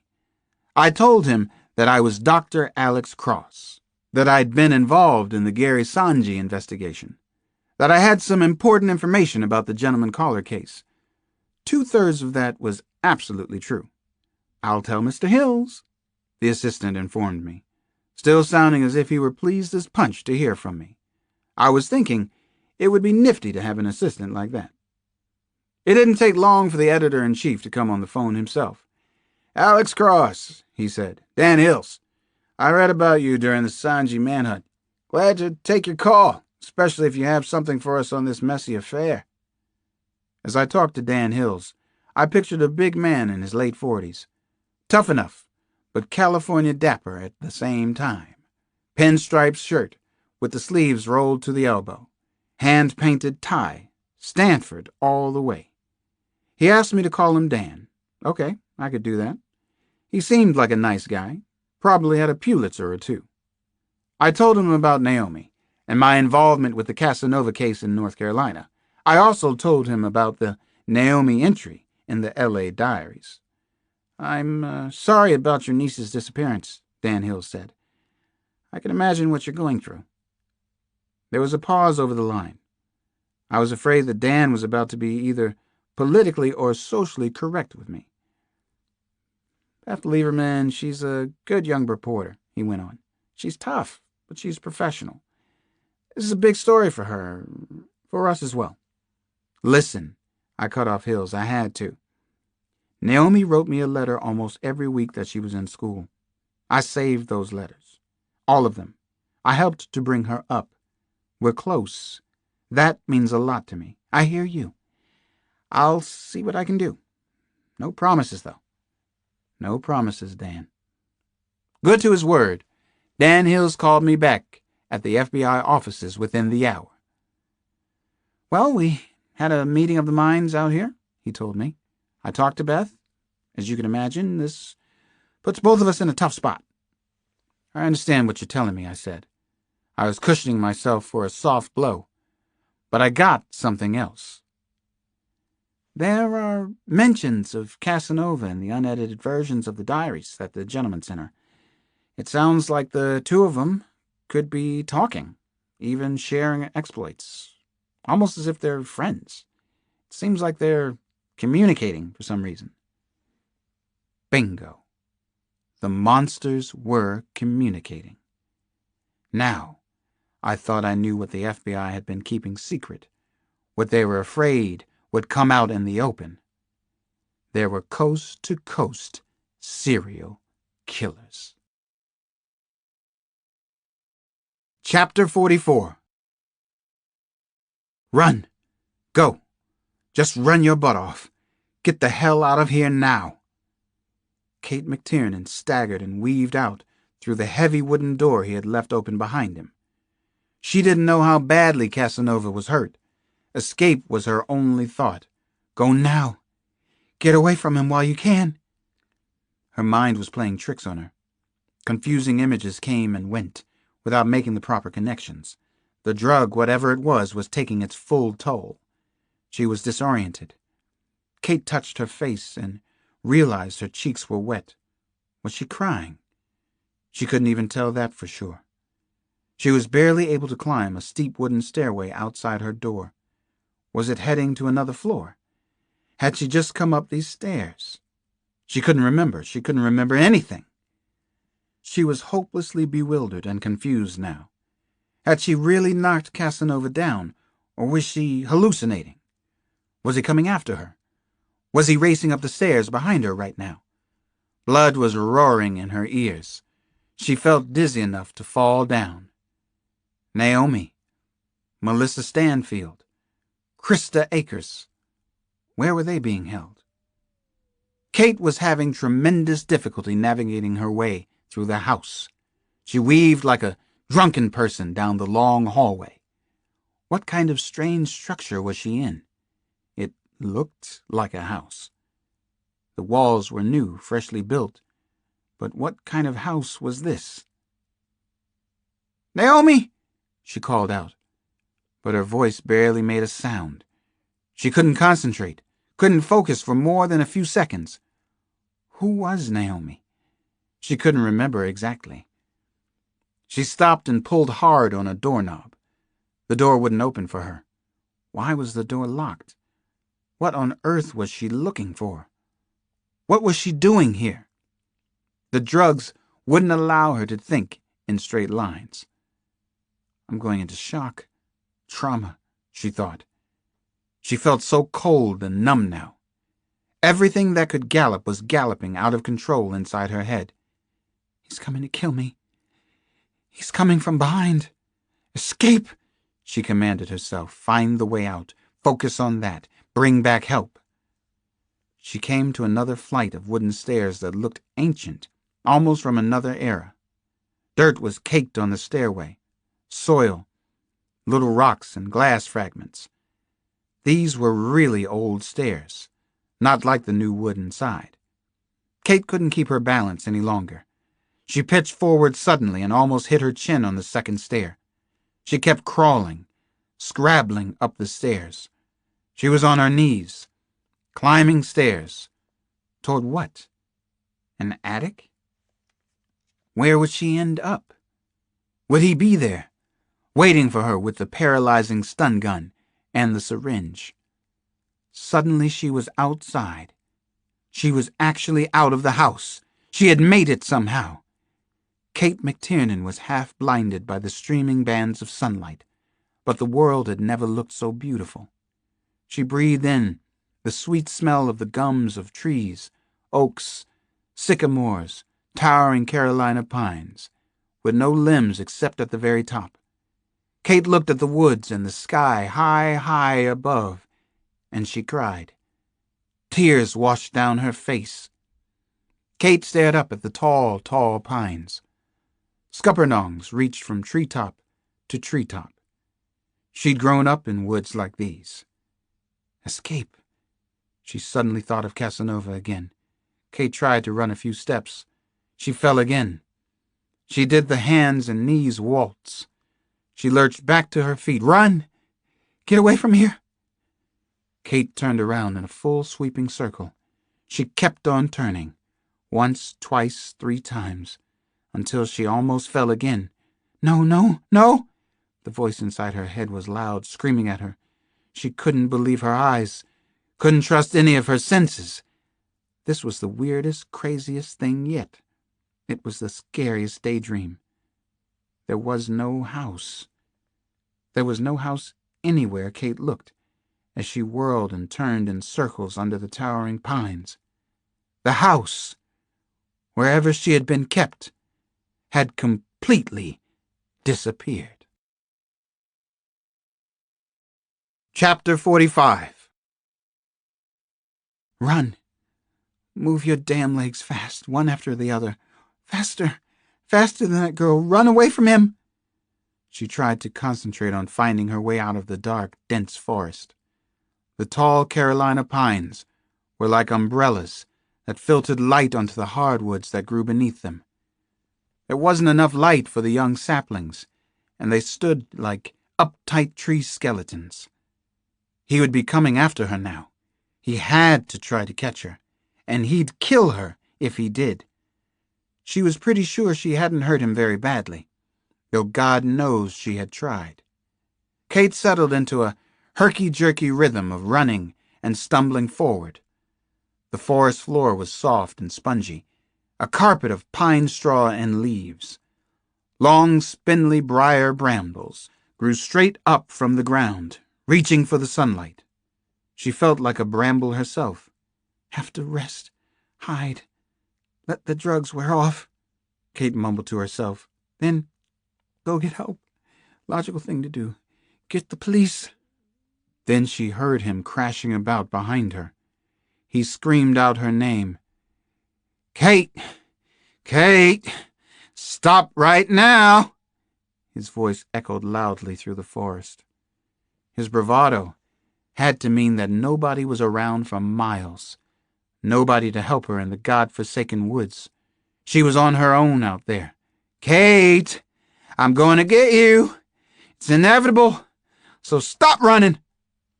She climbed a steep rocky hill that seemed like Mount Everest in her exhausted state. A black snake was sunning itself on a smooth patch of rock. The snake looked like a fallen tree limb, and Kate almost stooped to pick it up. She thought she could use it as a support. The startled black snake slithered away, and she was afraid she was hallucinating again. Kate! Kate! You're doomed! I'm so angry now! She went down hard in a mesh of honeysuckle and pointed rocks. Excruciating pain shot through her left leg, but she pushed herself up again. Ignore the blood. Ignore the pain. Keep going.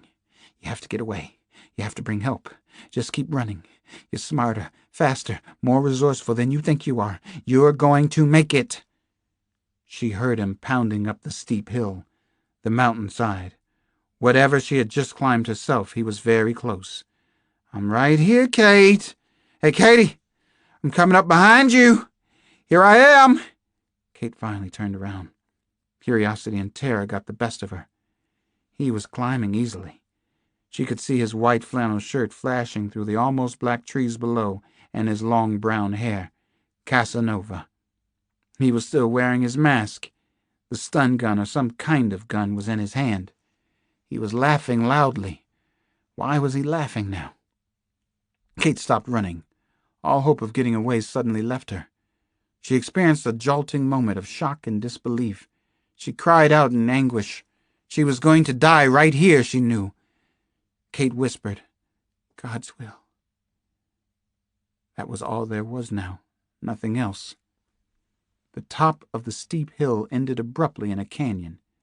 Steep, sheer rock dropped at least 100 feet. Only a few bare scrub pines grew out of the rock. There was nowhere to hide, and nowhere to run. Kate thought it was such a sad, lonely place to die. Poor Katie, Casanova screamed. Poor baby! She turned to see him again. There he was, 40 yards, 30, then 20 yards away. Casanova watched her as he climbed up the steep hillside. He never took his eyes off her. The painted black mask seemed immobile, fixed on her. Kate turned away from him, turned her back on the death mask. She peered down at the steep valley of rocks and trees. It must be 100 feet, maybe more than that, she thought. The dizziness she felt was almost as terrifying as the deadly alternative, rushing up behind her. She heard him scream her name. Kate! No! She didn't look behind her again. Kate McTiernan jumped. She tucked in her knees and held on to them. Just your regular swimming hole cannonball leap, she thought to herself. There was a stream down below. The silver-blue ribbon of water was coming at her unbelievably fast.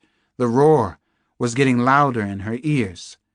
She had no idea how deep it was. But how deep could a small stream like that be? 2 feet? Maybe 4 feet? 10 feet deep, if these were the luckiest few seconds of her life, which she sincerely doubted. Kate! She heard his screams from high above. You're dead! She saw tiny white caps, which meant rocks beneath the rippling water. Oh, dear God, I don't want to die. Kate hit a wall of freezing cold water. Hard. She hit bottom so quickly, it was as if there hadn't been any water in the fast-running stream. Kate felt shooting pain, terrible pain everywhere. She swallowed water. She realized she was going to drown. She was going to die anyway. She had no strength left. God's will be done. Chapter 46. Durham homicide detective Nick Ruskin called and informed me that they had just found another woman, and that it wasn't Naomi. A 31-year-old intern from Chapel Hill had been fished out of the Wickagill River by two young boys playing hooky for the day, and caught by cruel fate instead. Ruskin's flashy green Saab Turbo picked me up in front of the Washington Duke Inn. He and Davy Sykes were trying to be more cooperative lately. Sykes was taking a day off, his first in a month, according to his detective partner. Ruskin actually seemed glad to see me. He hopped out of the car in front of the hotel and pumped my hand as if we were friends. As always, Ruskin was dressed for success. Black Armani rip-off sport coat, black pocket t-shirt. Things were picking up a little for me in the New South. I got the feeling that Ruskin knew I had connections with the FBI, and that he wanted to use them too.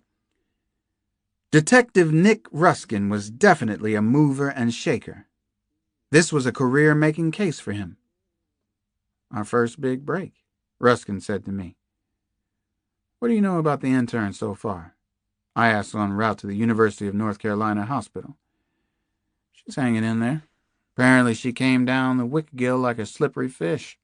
They're saying it's a miracle. Not even a major broken bone. But she's in shock or something worse. She can't talk or she won't talk. The docs are using words like catatonic and post-traumatic shock. Who knows at this point? At least she's alive. Ruskin had a lot of enthusiasm, and he could also be charismatic. He definitely wanted to use my connections. Maybe I could use his.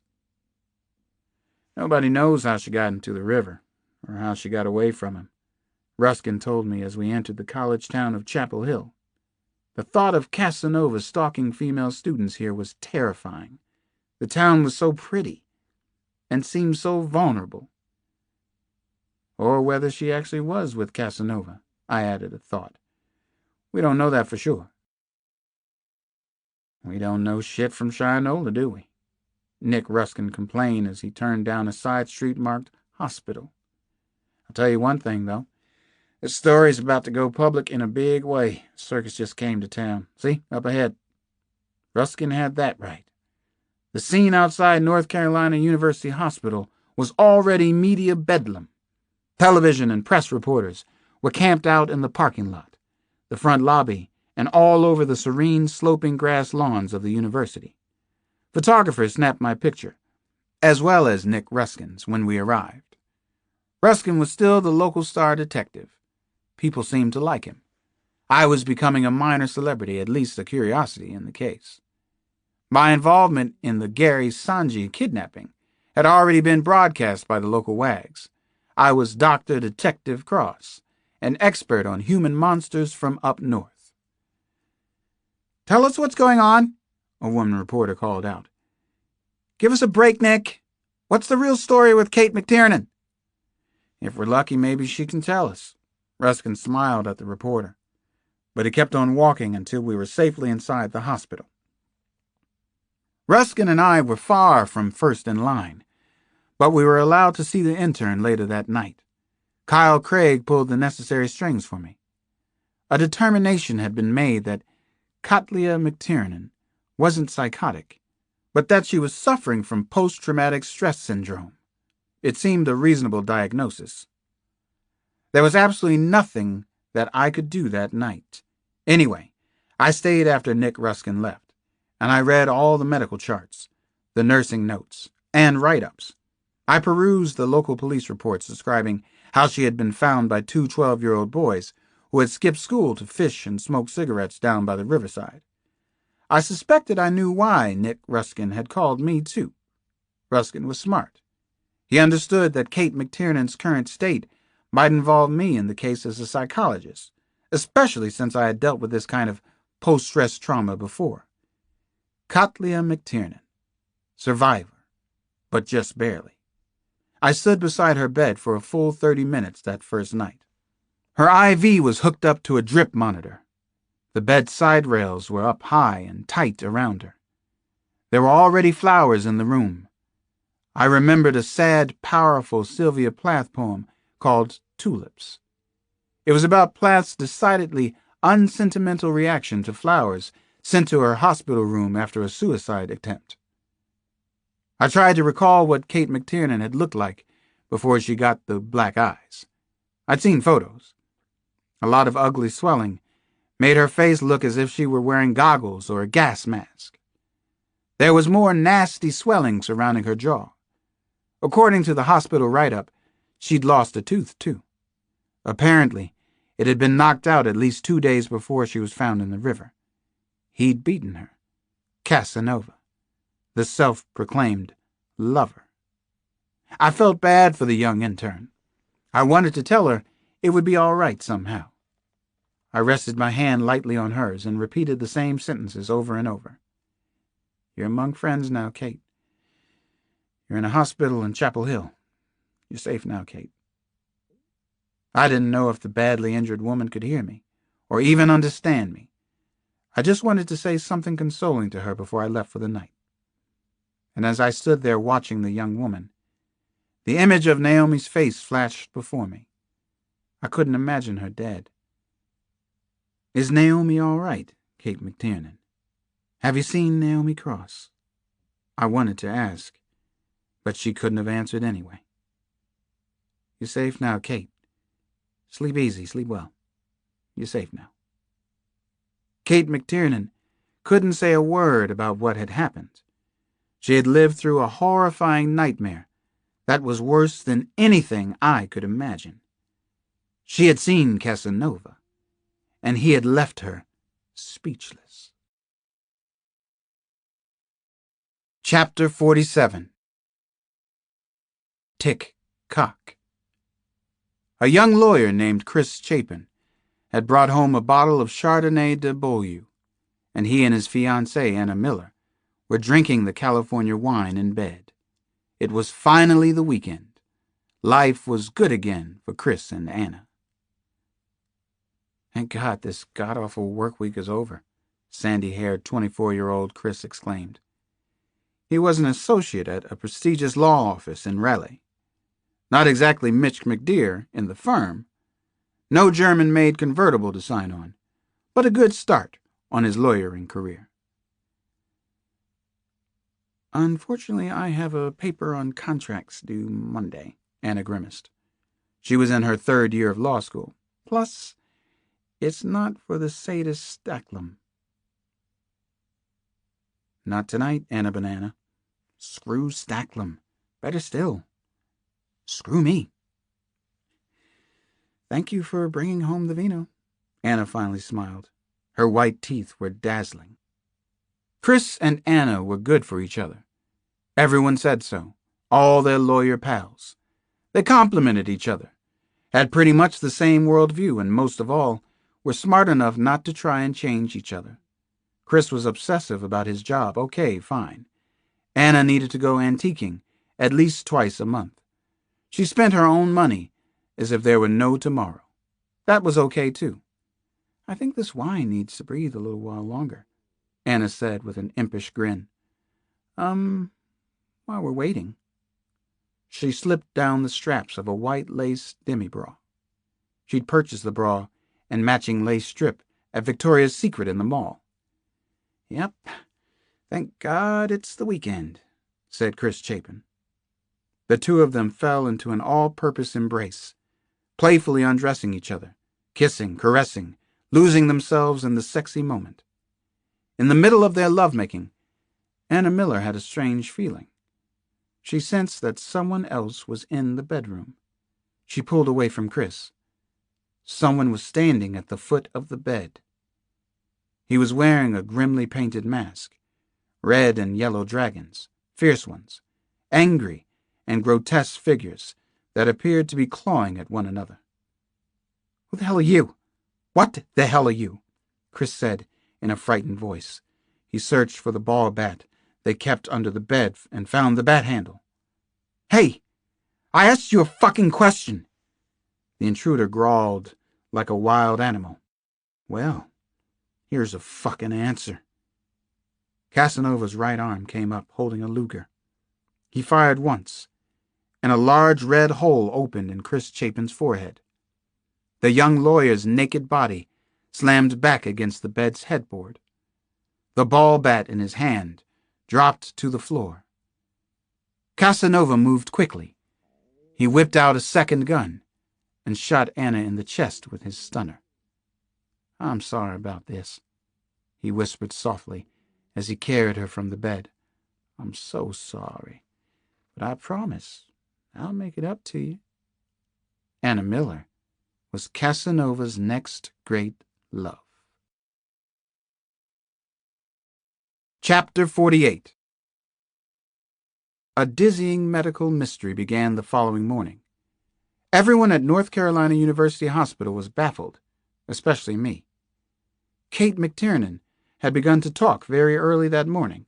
I wasn't there, but apparently Kyle Craig was in her room at daybreak. Unfortunately, our valuable witness was making no sense to anyone. The highly intelligent intern raved incoherently throughout most of the morning. She seemed to be psychotic at times, and almost as if she were speaking in tongues. She experienced tremors, convulsions, and signs of abdominal and muscle cramps, according to the hospital write-up reports. I visited with her late that afternoon. There was still concern that she had suffered brain damage. Most of the time I was in her room. She was quiet and unresponsive. Once, when she tried to speak, only a terrifying scream came out. The doctor in charge came by the room while I was in there. We had already talked a couple of times that day.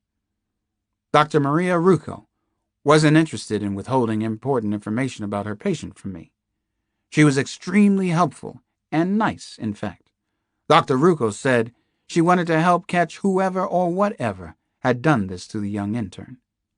I suspected that Kate McTiernan believed she was still being held captive. As I watched her struggle against unseen forces, I sensed that she was a terrific fighter. I found myself rooting for her in the hospital room. I volunteered to sit with Kate McTiernan for long stretches. Nobody fought me for hospital surveillance duty. Maybe she would say something, though.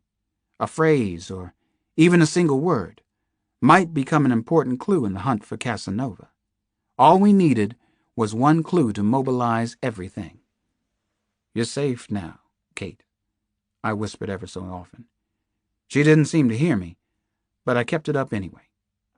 I got an idea, an irresistible notion around 9:30 that night. The team of doctors assigned to Kate McTiernan had already left for the day. I needed to tell someone, so I called the FBI and persuaded them to let me call Dr. Maria Rucco at her home near Raleigh. "Alex, are you still here at the hospital?" Dr. Rucco asked when she got on the phone. She seemed more surprised than angry about the nocturnal call to her house.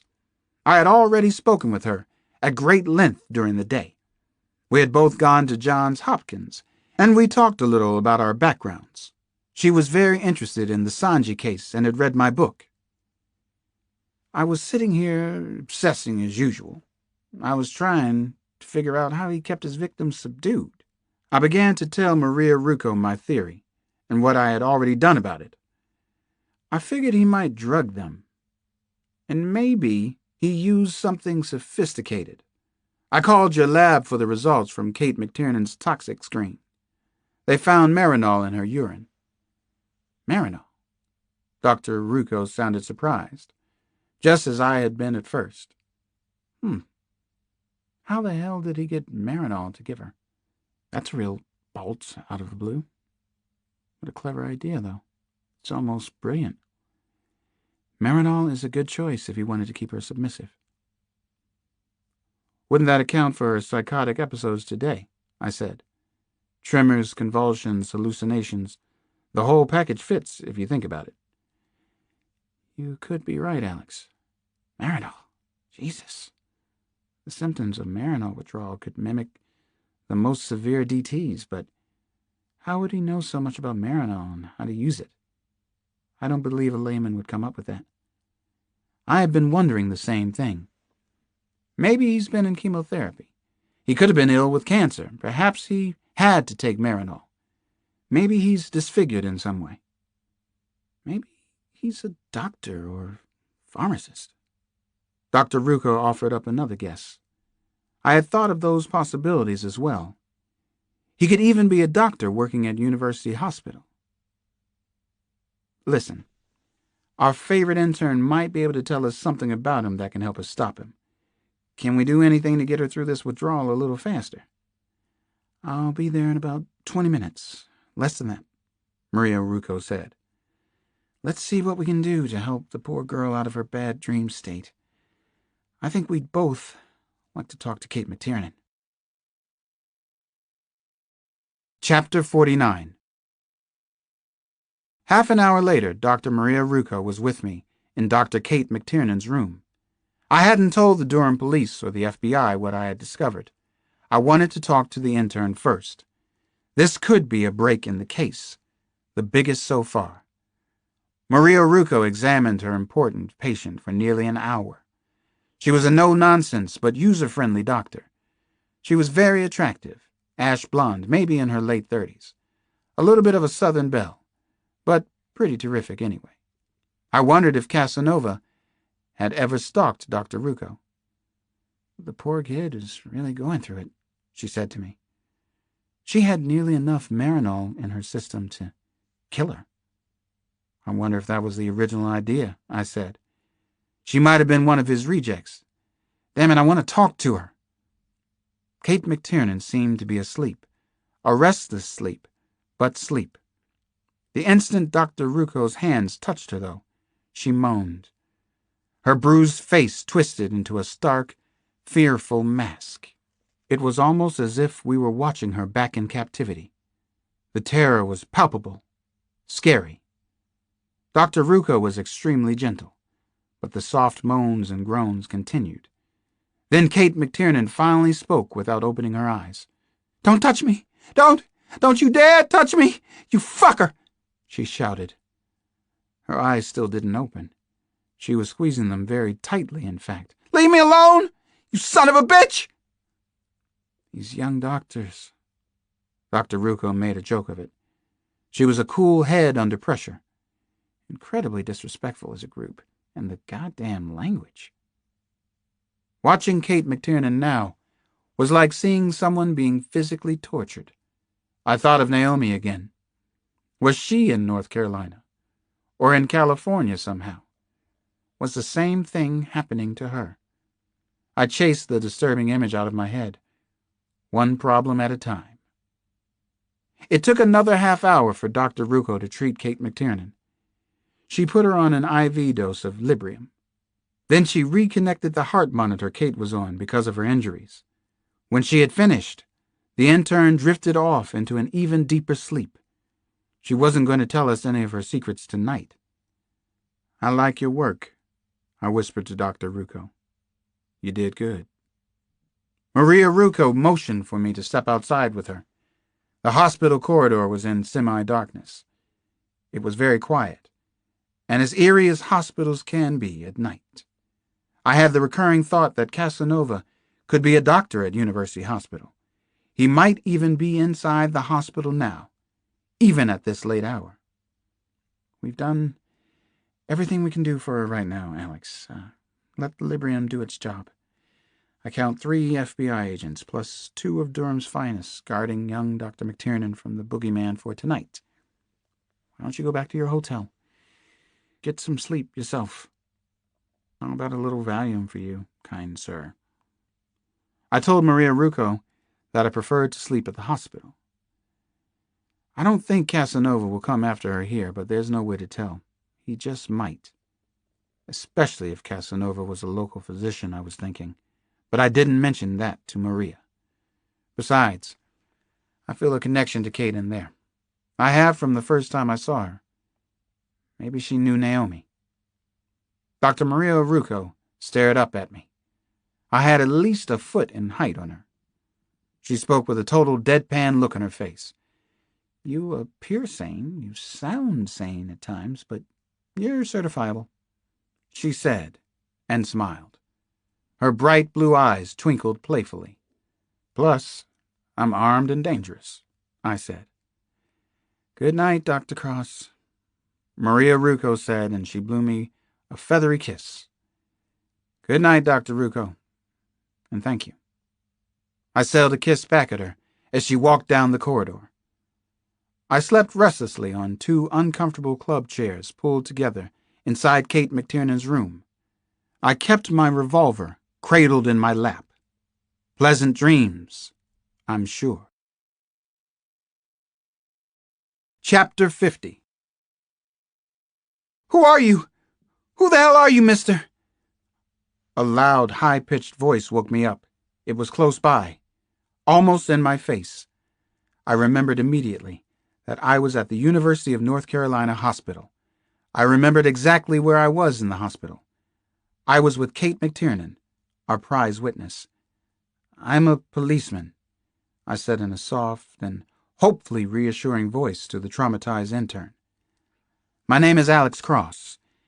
You're in North Carolina University Hospital. Everything is okay now. At first, Kate McTiernan looked as if she might cry. Then she seemed to take hold of herself. Watching her grab control like that helped me understand how she had survived both Casanova and the river. This was a very strong-willed woman I had been watching over. I'm in the hospital? Her words were slightly slurred, but at least she was coherent. Yes, that's right, I said, holding up one hand, palm facing out. You're safe now. Let me run and get a doctor, please. I'll be right back. The slight slurring continued, but Dr. McTiernan was focused, scarily so. Hold on a minute. I am a doctor. Let me get my bearings before we invite company in to visit. Just let me collect my thoughts.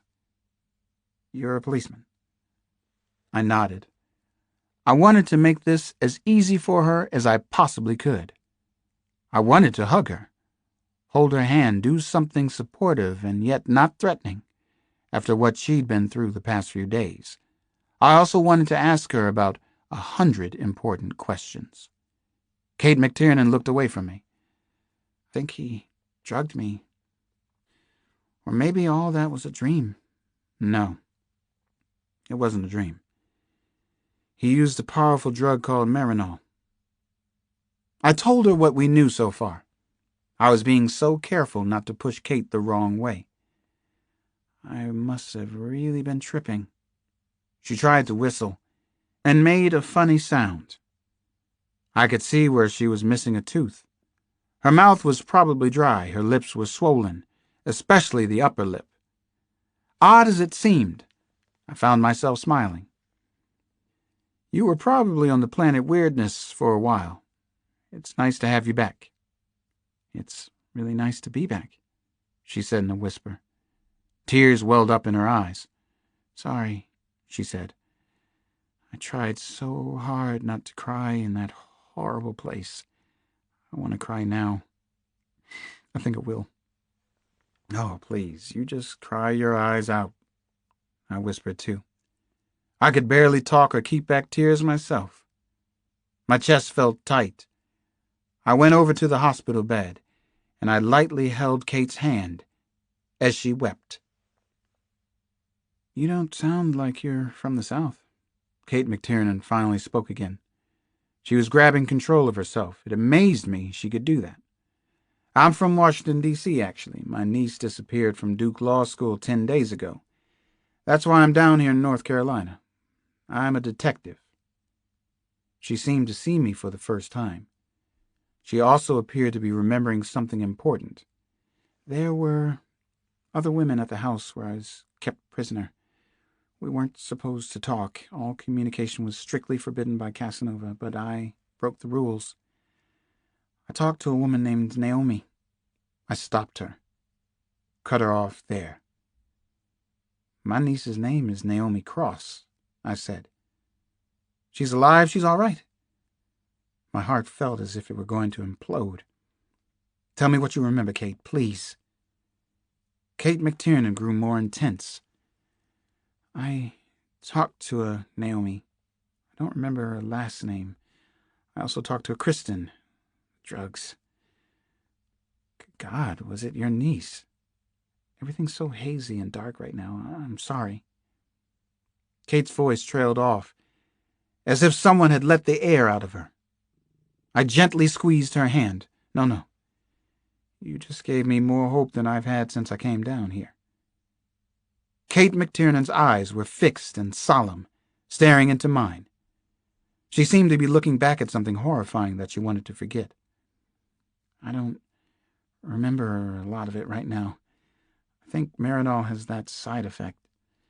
I remember that he was going to give me another injection. I kicked him, hurt him enough to get away. At least, I think that's what happened.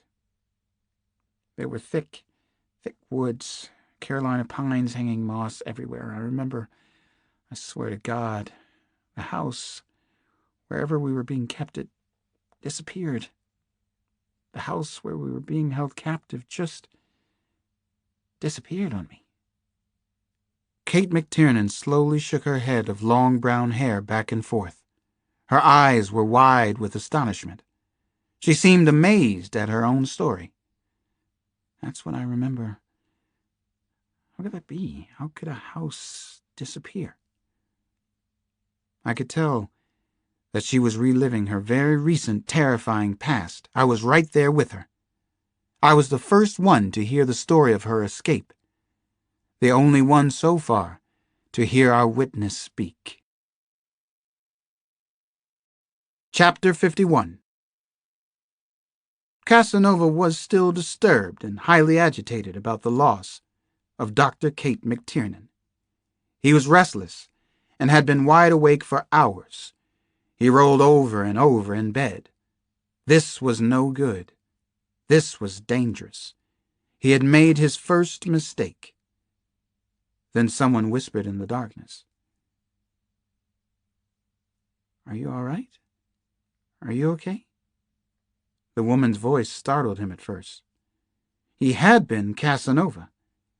Now he seamlessly switched over to his other persona, the good husband. He reached out and gently rubbed his wife's bare shoulder. "I'm okay, no problem. Just a little trouble sleeping tonight." I noticed. How could I not? The human Mexican jumping bean strikes again. There was a smile in her sleepy voice. She was a good person, and she loved him. "Sorry," Casanova whispered, and kissed his wife's shoulder. He stroked her hair as he thought about Kate McTiernan. Kate had much longer brown hair. He kept stroking his wife's hair, but he drifted back into his own tortured thoughts again. He really didn't have anyone to talk to, did he? Not anymore. Not around here in North Carolina, certainly. Not even in the highfalutin Research Triangle belt. He finally climbed out of bed and trudged downstairs. He shuffled into his den and quietly shut and locked the door. He looked at his wristwatch. It was 3 a.m. That would make it 12 out in Los Angeles. He made the call. Actually, Casanova did have someone to talk to. One person in the world.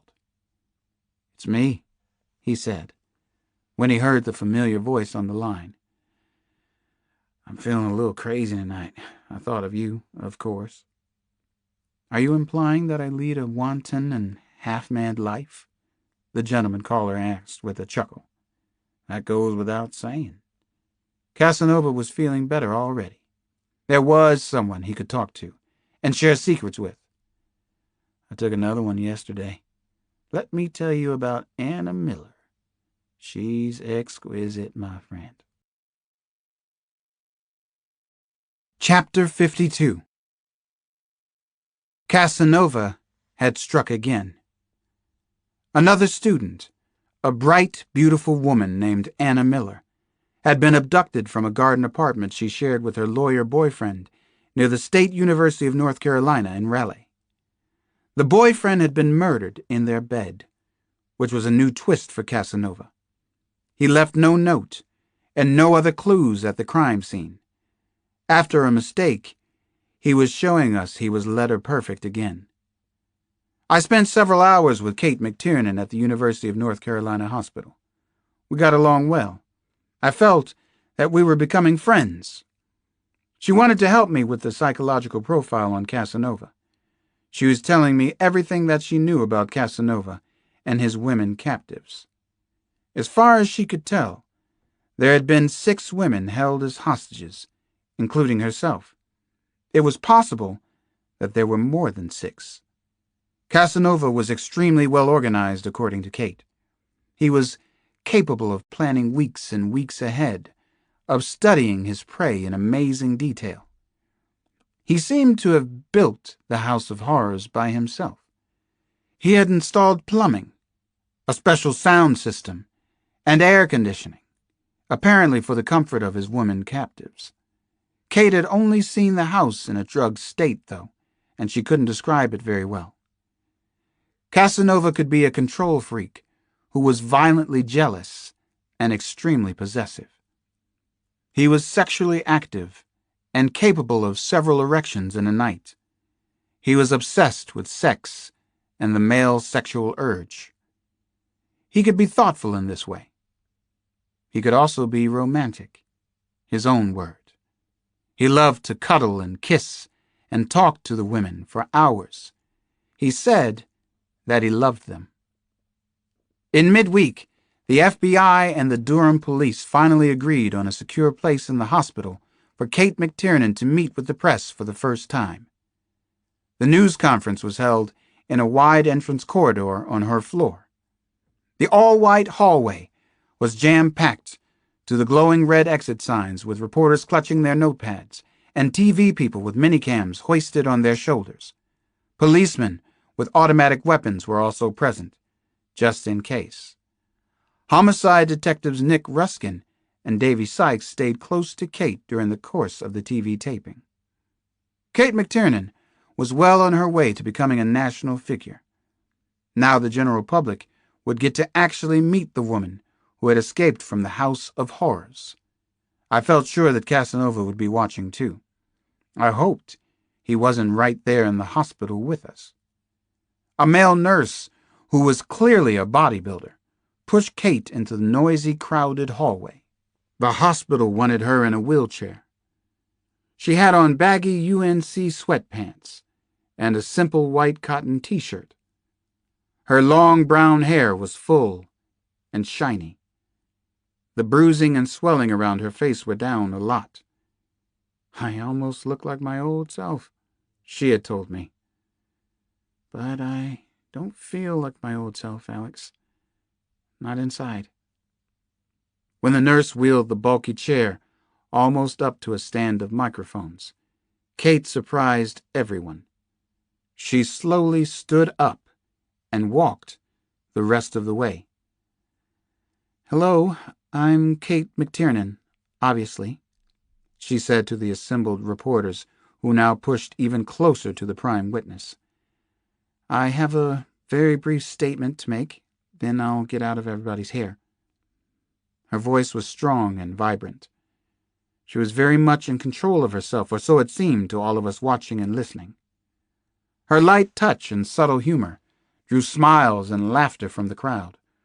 One or two of the reporters tried to ask questions, but the noise level had risen, and it was hard to hear them. Cameras flashed and buzzed up and down the packed hospital corridor. Kate stopped speaking, and it became relatively quiet again. At first, everyone thought the press conference was too much for her to handle. A nearby doctor stepped forward, but she waved him away. "I'm fine. I'm really okay, thanks. If I'm woozy or anything, I'll sit right down in the chair like a model patient. I promise you I will. No false bravado from me." She was definitely in control of this moment. She was older than most medical students or interns, and in fact, she looked like a doctor. She peered around the room. She was curious, it seemed, maybe a little amazed. Finally, she apologized for the momentary lapse. I was just gathering my thoughts. What I would like to do is tell you what I can about what happened to me. I will tell you everything I can, but that will be it for today. I won't answer any questions from the press. I'd like you all to respect that. Is that a fair deal?" She was poised and impressive in front of the TV cameras. Kate McTiernan was surprisingly relaxed under the circumstances, as if she could have done this for a living. I'd found her to be very self-assured and confident whenever she needed to be. At other times, she could be as vulnerable and afraid as the rest of us. First, I would like to say something to all the families and friends who have someone missing. Please don't give up hope. The man known as Casanova strikes only if his explicit commands are disobeyed. I broke his rules, and I was badly beaten, but I did manage to escape. There are other women where I was kept captive. My thoughts are with them in ways you can't imagine. I believe in my heart that they are still alive and safe. The reporters pressed in closer and closer to Kate McTiernan. Even in her battered condition, she was magnetic. Her strength shone through. The TV cameras liked her. So would the public, I knew. For the next few moments, she did everything she could possibly do to allay the fears of the families of the missing women. She stressed again that she had been hurt only because she broke the house rules set down by Casanova. I thought that maybe she was sending a message to him too. Blame me, not the other women. As I watched Kate speak, I asked myself some questions. Does he take only extraordinary women? Not just beauties, but women who are special in every way. What did that mean? What was Casanova really up to? What game was he playing? My suspicion was that the killer was obsessed with physical beauty, but that he couldn't bear to be around women who weren't as smart as he was. I sensed that he craved intimacy also. Finally, Kate stopped speaking. Tears were shining in her eyes like perfect glass drops. "I'm through now," she said in a soft voice. "Thank you for taking this message out to the families of the missing women. I hope that it helped a little bit. Please, no more questions for now. I still can't remember everything that happened to me. I've told you what I can." At first there was an unnatural silence. There wasn't a single question. She had been clear about that. Then the reporters and the hospital personnel began to clap. They knew, just as Casanova knew, that Kate McTiernan was an extraordinary woman. I had one fear. Was Casanova there clapping too? Chapter 53. At 4 a.m., Casanova packed a spanking new green and gray Land's End knapsack with necessary food and supplies. He headed out to his hideaway for a morning of long-awaited pleasures. He actually had a favorite catchphrase for his forbidden games: "Kiss the girls." He fantasized about Anna Miller, his newest captive, on the car drive there, and then as he hiked through thick woods, he visualized over and over what he was going to do with Anna today. He remembered something, a quite wonderful and appropriate line, out of F. Scott Fitzgerald. The kiss originated when the first male reptile licked the first female, implying in a complimentary way that she was as succulent as the small reptile he had had for dinner the night before. It was all biological, wasn't it? Tick, cock. When he finally arrived at the hideaway, he turned on the Stones' full volume, the incomparable Beggar's Banquet album. He needed to hear loud, antisocial rock music today. Mick Jagger was 50, right? He was only 36 himself. This was his moment. He posed naked in front of a floor-length mirror and admired his slender, well-muscled physique. He combed out his hair. Then he slipped into a shimmery hand-painted silk robe that he'd bought once upon a time in Bangkok.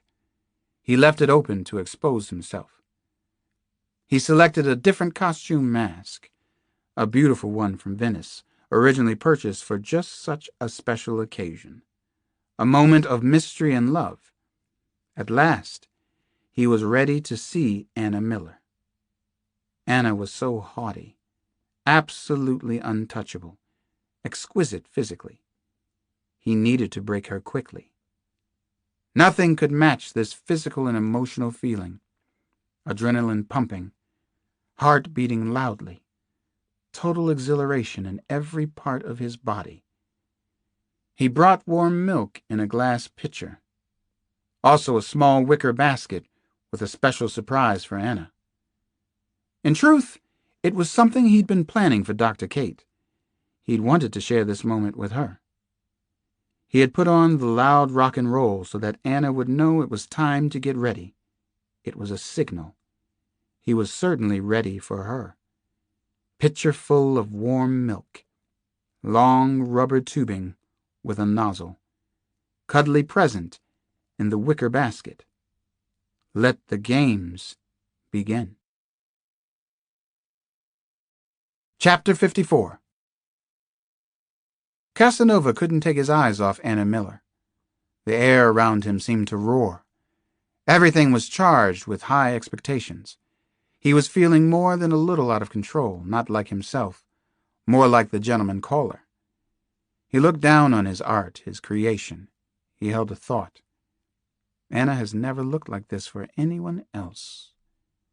Anna Miller lay on the bare wooden floor of the downstairs bedroom. She was naked except for her jewelry, which he wanted her to wear. Her arms were bound with leather behind her back. A comfortable pillow was propped underneath her buttocks. Anna's perfect legs hung from a rope tied to a ceiling beam. This is how he wanted her. This was exactly the way he'd imagined her so many times. You can do anything that you want to do, he thought. And so he did. Most of the warm milk was already inside her. He'd used the rubber hose and nozzle to do that. She reminded him a little of Annette Bening, he was thinking, except that she was his now. She wasn't a flickering image on some Cineplex movie screen. She would help him get over Kate McTiernan, and the sooner the better. Anna wasn't so haughty anymore. She wasn't supremely untouchable either. He was always curious about how much it took to break someone's will. Not so much, usually. Not in this age of cowards and spoiled brats. Please take it away. Don't do this to me. I've been good, haven't I? Anna pleaded convincingly. She had such a beautiful and interesting face in happiness, and especially in sorrow. Her cheeks rose sharply whenever she spoke. He memorized the look, everything he could about this special moment. Details to dream about later on, like the exact tilting angle of her derriere. It can't harm you, Anna, he told her truthfully. Its mouth is sewn shut. I sewed it myself. The snake is harmless. I would never hurt you. You're sick and vile.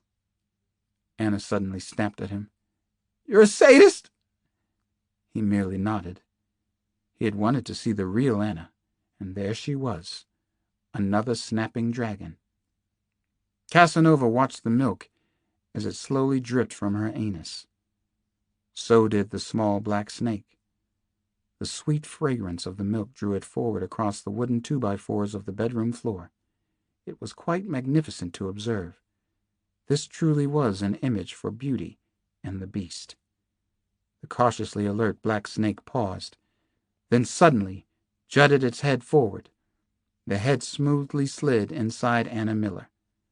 The black snake cleverly gathered itself in folds and slid farther inside. Casanova closely watched Anna's beautiful eyes widen.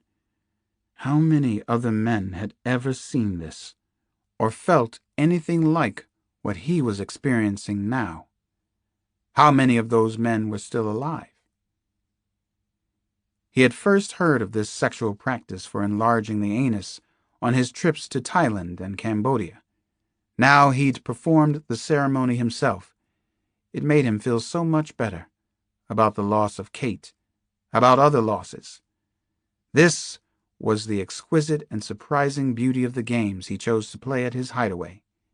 He loved them. He couldn't possibly stop himself. And neither could anyone else. Not the police, not the FBI, and not Dr. Alex Cross. Chapter 55. Kate still couldn't remember much from the actual day of her escape from hell. She agreed to be hypnotized, at least to let me try, though she thought her natural defenses might be too strong. We decided to do it late at night in the hospital, when she was already tired and might be more susceptible. Hypnotism can be a relatively simple process. First, I asked Kate to close her eyes, then to breathe slowly and evenly. Maybe I would finally meet Casanova tonight. Maybe through Kate's eyes, I'd see how he worked. In with the good air, out with the bad, Kate said, keeping her good humor most of the time.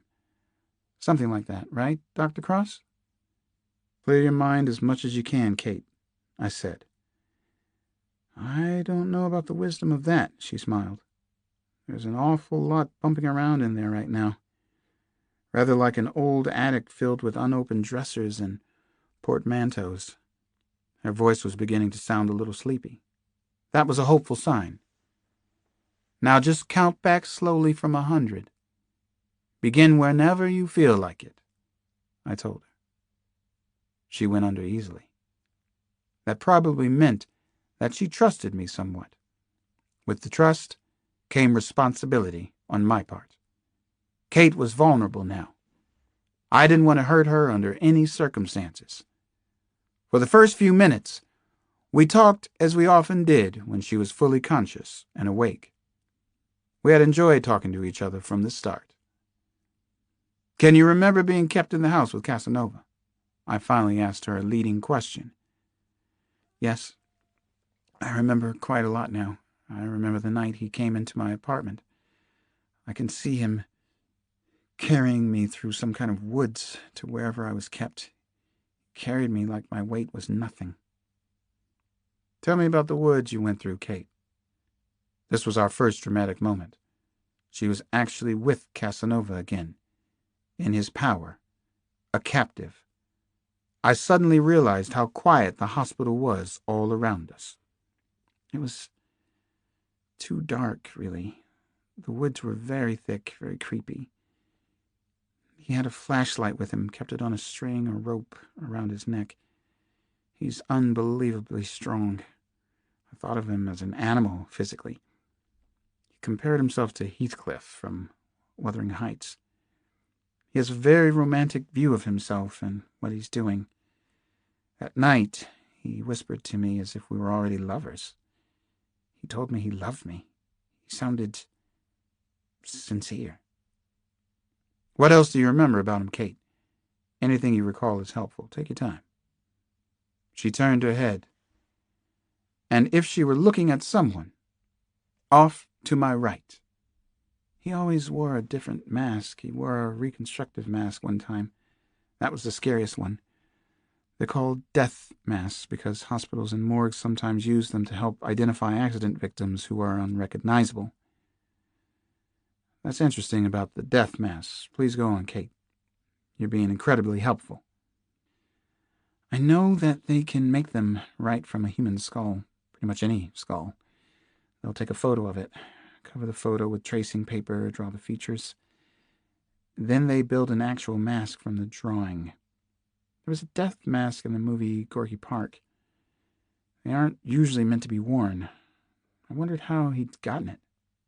Okay, Kate, I was thinking to myself. Now keep going about Casanova. What happened on the day that you escaped? I asked her, leading her just a little. For the first time, she seemed uncomfortable with the question. Her eyes opened for a split second, as if she were in a light sleep and I had woken her, jarred her. Her eyes shut again. Her right foot was tapping very rapidly. I don't remember very much about that day, Alex. I think I was drugged out of my mind, off the planet. That's okay. Anything you remember is very good for me to know. You're doing beautifully. You told me once that you kicked him. Did you kick Casanova? I kicked him. About 3/4 speed. He yelled out in pain and he went down. There was another long pause. Suddenly Kate started to cry. Tears welled up in her eyes, and then she was sobbing very, very hard. Her face was wet with perspiration as well. I felt that I should bring her out of the hypnosis. I didn't understand what had just happened, and it scared me a little. I tried to keep my own voice very calm. What's the matter, Kate? What's wrong? Are you okay? I left those other women there. I couldn't find them at first. Then I was so unbelievably confused. I left the others. Her eyes opened, and they were filled with fear, but also tears. She had brought herself out. She was strong like that. What made me so afraid? She asked me. What just happened? I don't know for sure, I told Kate. We would talk about it later, but not right now. She averted her eyes from mine. It wasn't like her. Can I be alone? She whispered then. Can I just be alone now? Thank you. I left the hospital room feeling almost as if I had betrayed Kate. But I didn't know if there was anything that I could have done differently. This was a multiple homicide investigation. Nothing was working so far. How could that be? Chapter 56. Kate was released from University Hospital later that week. She had asked if we could talk for a while each day. I readily agreed. This isn't therapy in any way, shape, or form, she told me. She just wanted to vent with someone about some difficult subjects. Partly because of Naomi. We had formed a quick, strong bond. There was no further information, no more clues about Casanova's link with the gentleman caller in Los Angeles. Beth Lieberman, the reporter at the Los Angeles Times, refused to talk to me. She was peddling her hot literary property in New York. I wanted to fly out to L.A. to see Lieberman, but Kyle Craig asked me not to. He assured me that I knew everything the Times reporter had on the case. I needed to trust someone. I trusted Kyle. On a Monday afternoon, Kate and I went for a walk in the woods surrounding the Wickagill River, where she'd been found by the two boys. It was still unspoken, but we seemed to be in this thing together now. Certainly no one knew more about Casanova than she did.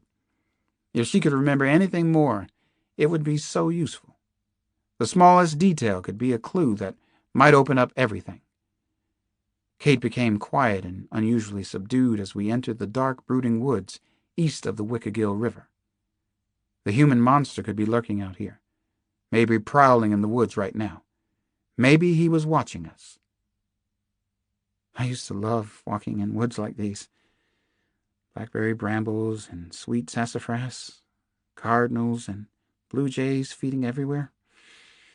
It reminds me of when I was growing up, Kate told me as we walked. My sisters and I used to go swimming every single day in a stream like this one.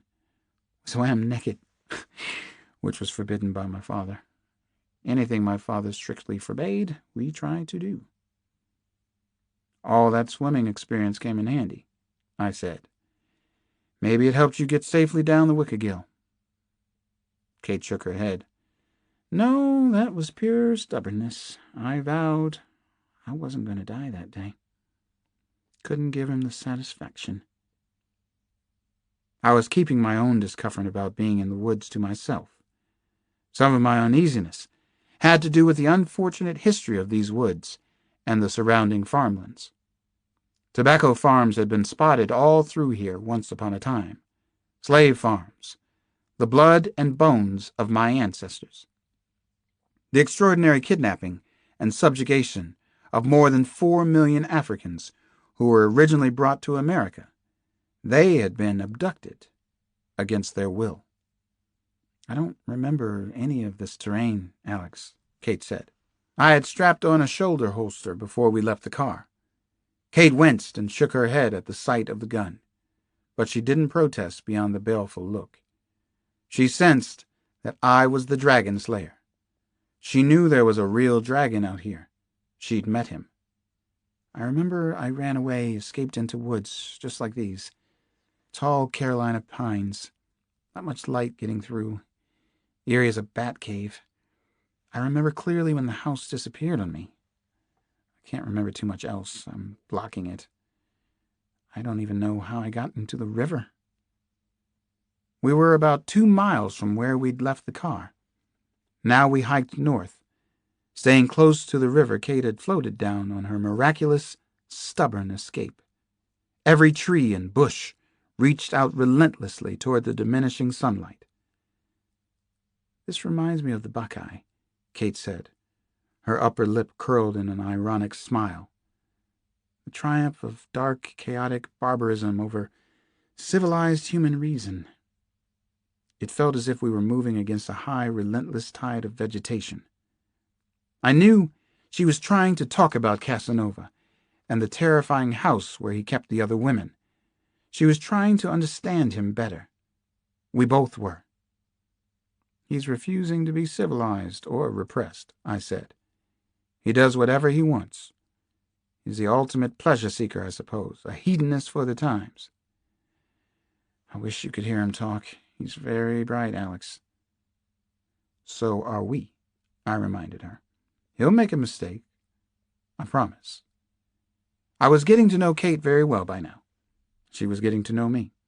We had talked about my wife, Maria, who was killed in a senseless drive-by shooting in Washington, D.C. I told her about my kids, Janny and Damon. She was a good listener. She had excellent bedside manner potential. Dr. Kate was going to be a special kind of doctor. By 3 that afternoon, we must have walked 4 or 5 miles. I felt grungy and a little achy. Kate didn't complain, but she must have been hurting. Thank God the karate kept her in great shape. We hadn't found any sign of where she had run during her escape. None of the landmarks we passed looked familiar to her. There was no disappearing house, no Casanova, no outstanding clues in the deep, dark woods, nothing to go on. How the hell did he get so good at this? I muttered as we tramped back to the car. Practice, Kate said with a grimace. Practice, practice, practice. Chapter 57. The two of us stopped to eat at Spanky's on Franklin Street in Chapel Hill. We were bushed, famished, and most of all thirsty. Everybody knew Kate at the popular bar and restaurant. They made a nice fuss over her when we walked in.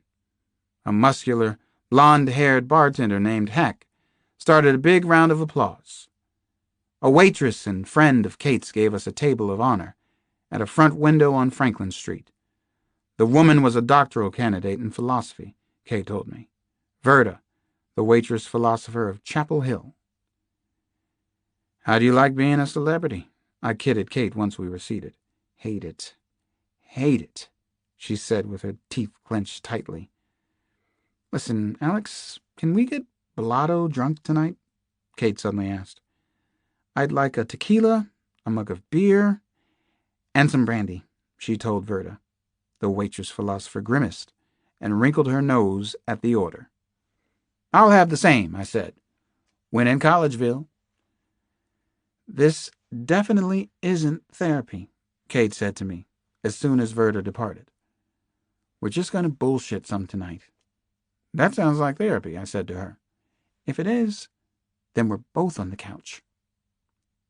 We talked about a lot of unrelated things for the first hour or so. Cars, rural versus big city hospitals, slavery, child rearing, doctors' salaries, and the healthcare crisis, rock and roll lyrics versus blues lyrics, and a book we'd both enjoyed called The English Patient. We had been able to talk to each other right from the beginning. Almost from that first moment at University Hospital, there had been some kind of bright sparks between us. After the first blitzkrieg round of drinks, we settled into slow sipping, beer in my case, the house wine in Kate's. We got a little buzzed, but nothing too disastrous. Kate was right about one thing. We definitely needed some kind of release from the stress of the Casanova case. Around our third hour in the bar, Kate told a true story about herself that was almost as shocking to me as her abduction. Her brown eyes were wide as she spun her tale. Her eyes sparkled in the bar's low light. Let me tell you this one time now. Southerners love to tell a story, Alex. We're the last safekeepers of America's sacred oral history. Tell me the story, Kate. I love to listen to stories. So much so that I made it my job. Kate put her hand on top of mine. She took a deep breath. Her voice got soft, very quiet. Once upon a time, there was the McTiernan family of Birch. This was a happy group of campers, Alex. Tight-knit, especially the girls, Suzanne, Marjorie, Kristen, Carol Ann, and Kate. Kristen and I were the youngest girls, twins. Then there was Mary, our mother, and Martin, our father. I'm not going to say too much about Martin. My mother made him leave when I was 4. He was very domineering and could be as mean as a stepped-on copperhead sometimes. To hell with him. I'm way past my father by now. Kate went on for a bit, but then she stopped and looked deeply into my eyes. Did anybody ever tell you what a terrific, terrific listener you are? You make it seem like you're interested in everything I have to say. That makes me want to talk to you. I have never told this whole story to anyone, Alex. Well, I am interested in what you have to say. It makes me feel good that you're sharing this with me, that you trust me enough. I trust you. It's not a very happy story, so I must trust you a lot. I have that sense, I told Kate. It struck me again how very beautiful her face was. Her eyes were very large and lovely. Her lips weren't too full or too thin. I kept being reminded why Casanova had chosen her. My sisters, my mother, they were so great when I was growing up. I was their little slave, and I was their pet. There wasn't much money coming into the house, so there was always too much to do. We canned our own veggies, jelly, and fruit. We took in washing and ironing, did our own carpentry, plumbing, auto repair. We were lucky. We liked each other. We were always laughing and singing at the latest hit song off the radio. We read a lot, and we'd talk about everything from abortion rights to recipes. A sense of humor was mandatory in our house. "Don't be so serious," was the famous line there. Finally, Kate told me what had happened to the McTiernan family. Her story, her secret came out in an agitated burst that darkened her face. Marjorie got sick first. She was diagnosed with ovarian cancer.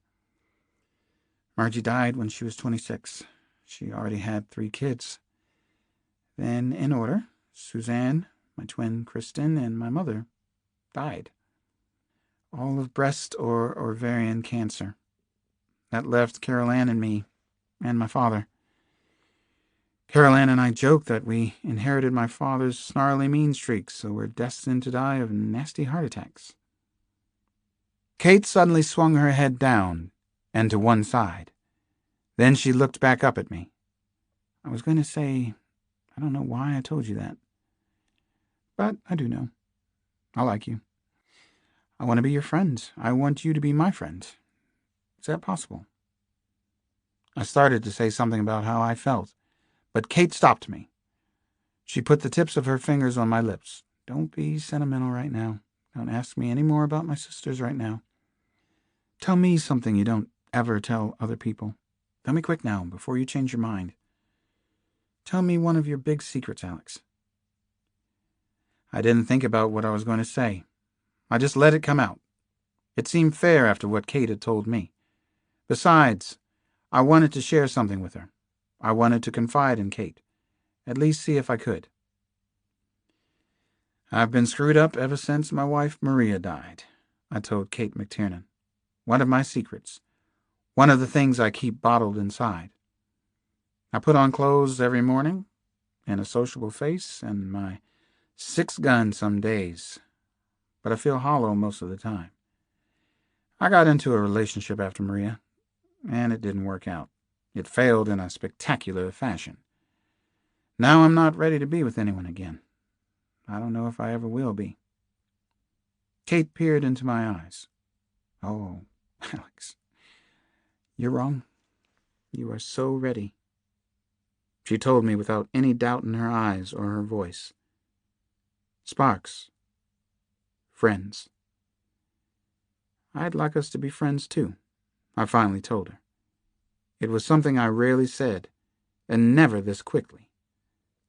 I had stared across the table at Kate, stared over the glowing wick of a dwindling candle. I was reminded of Casanova again. If nothing else, he was a very good judge of a woman's beauty and character. He was just about perfect. Chapter 58.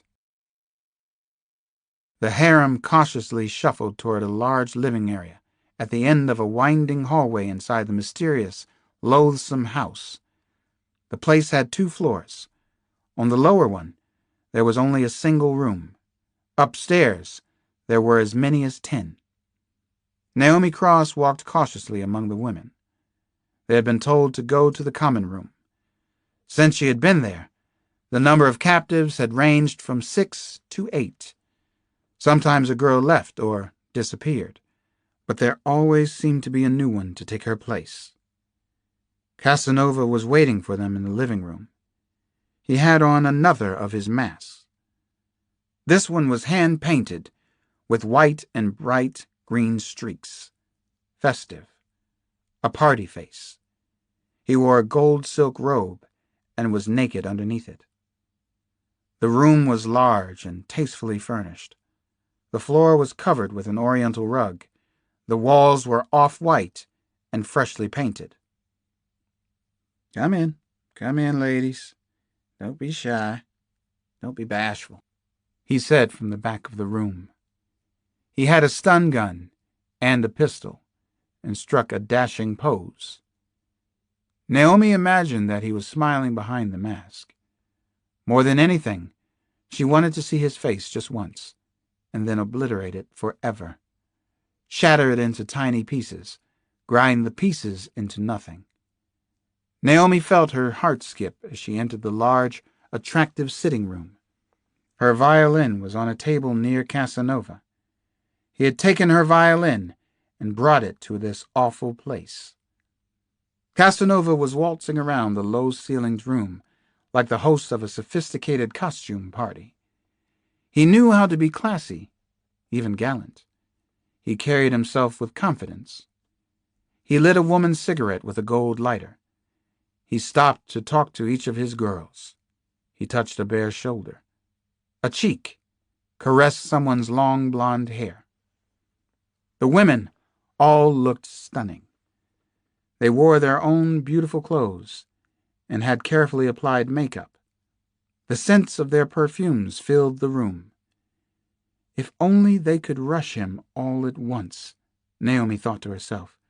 There had to be a way to take Casanova down.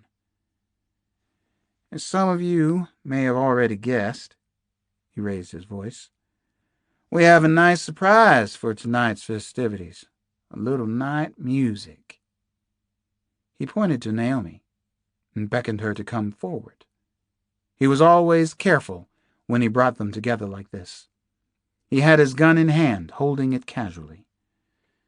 Please play something for us, he said to Naomi. Anything that you'd like.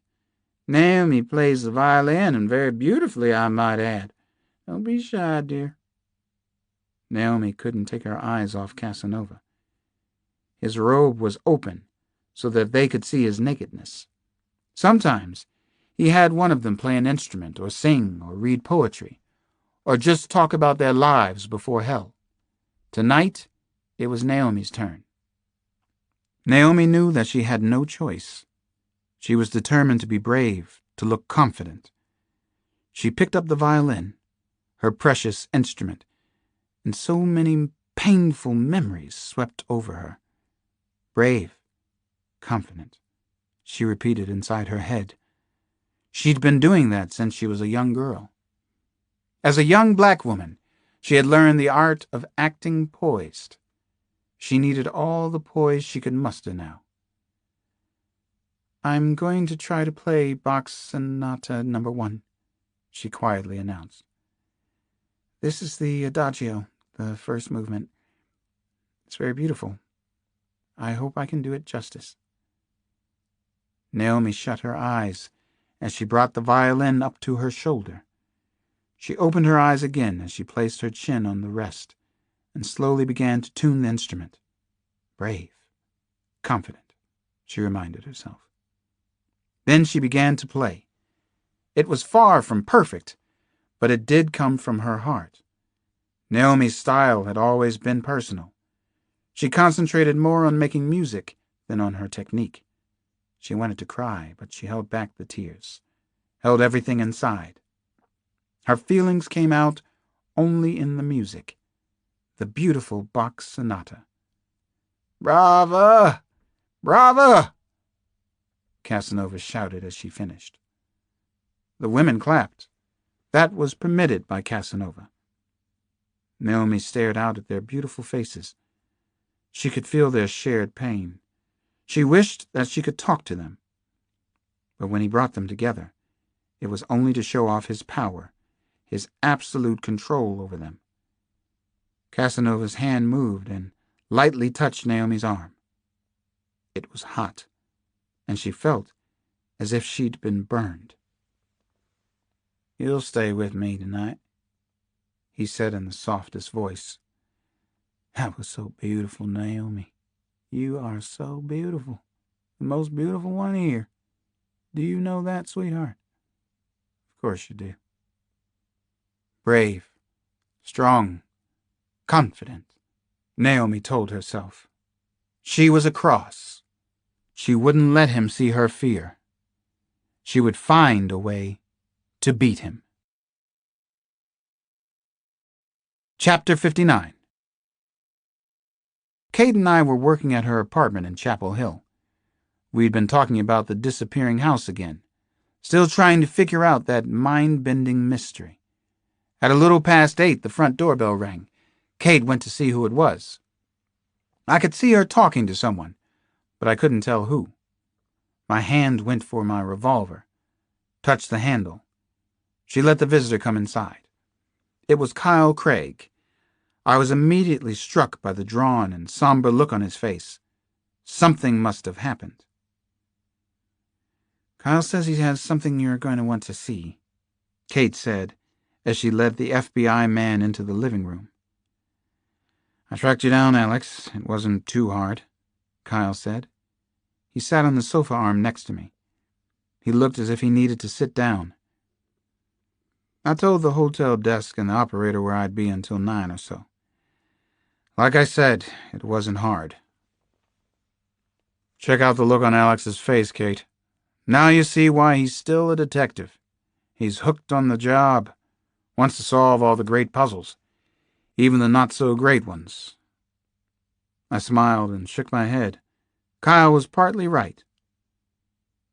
I love my work, mostly because I get to spend time with sophisticated and high-minded individuals like yourself. What's happened, Kyle? Tell me right now. The gentleman made a personal call on Beth Lieberman. She's dead. He cut off her fingers, Alex.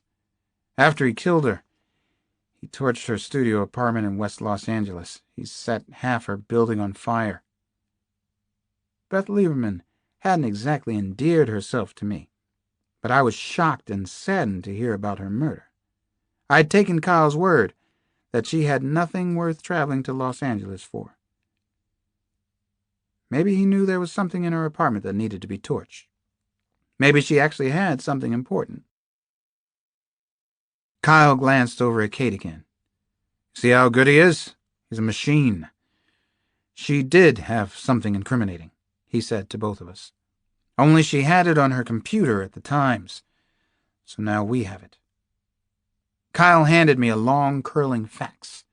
He pointed to some copy at the very bottom of the sheet. The fax was from the FBI's office in Los Angeles. I glanced down the page and read the entry that was underscored. Possible Casanova, it said. Very possible suspect. Dr. William Rudolph. First-class creep. Home.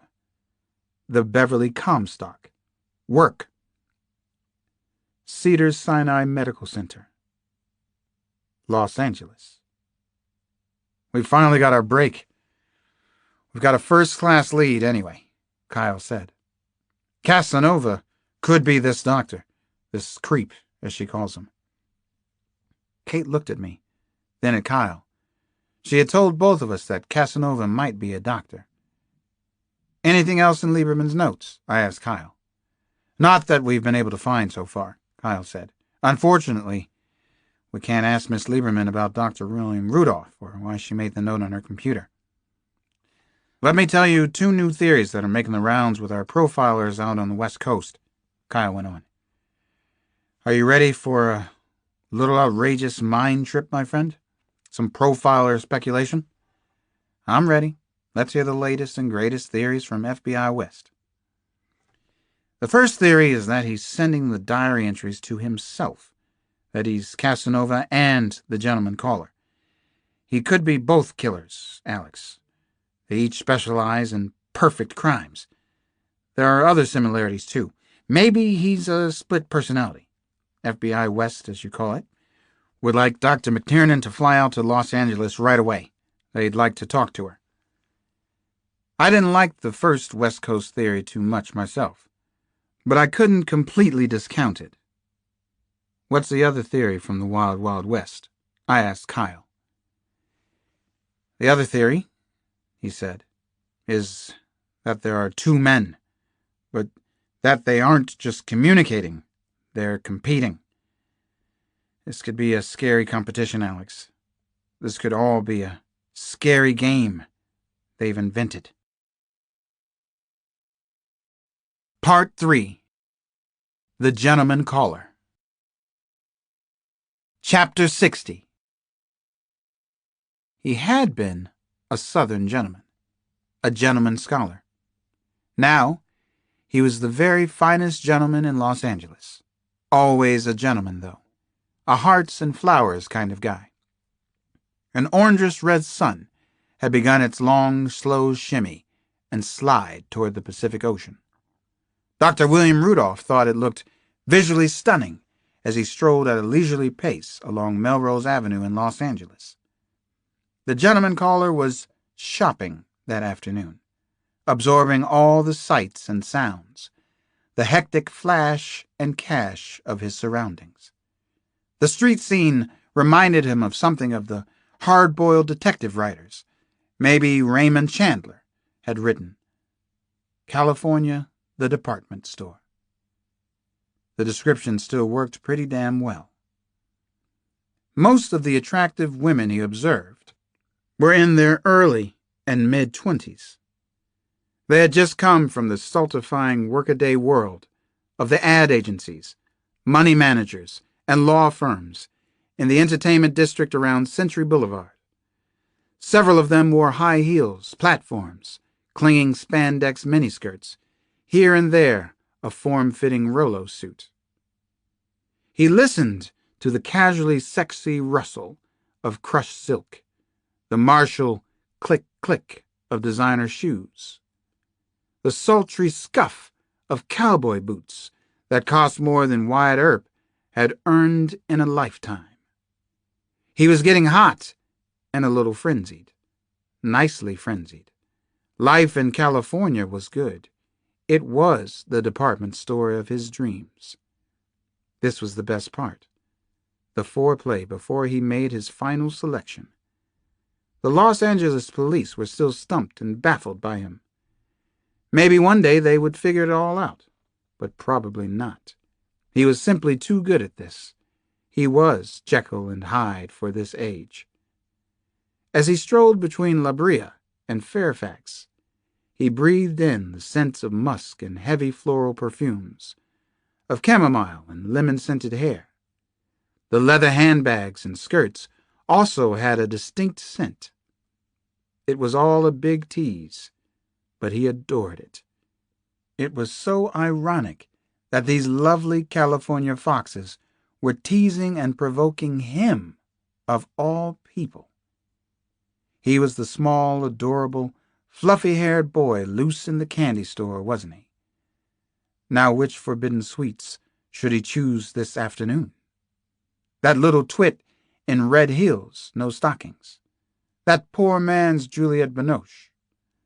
The provocatrice in the French vanilla and black harlequin print suit.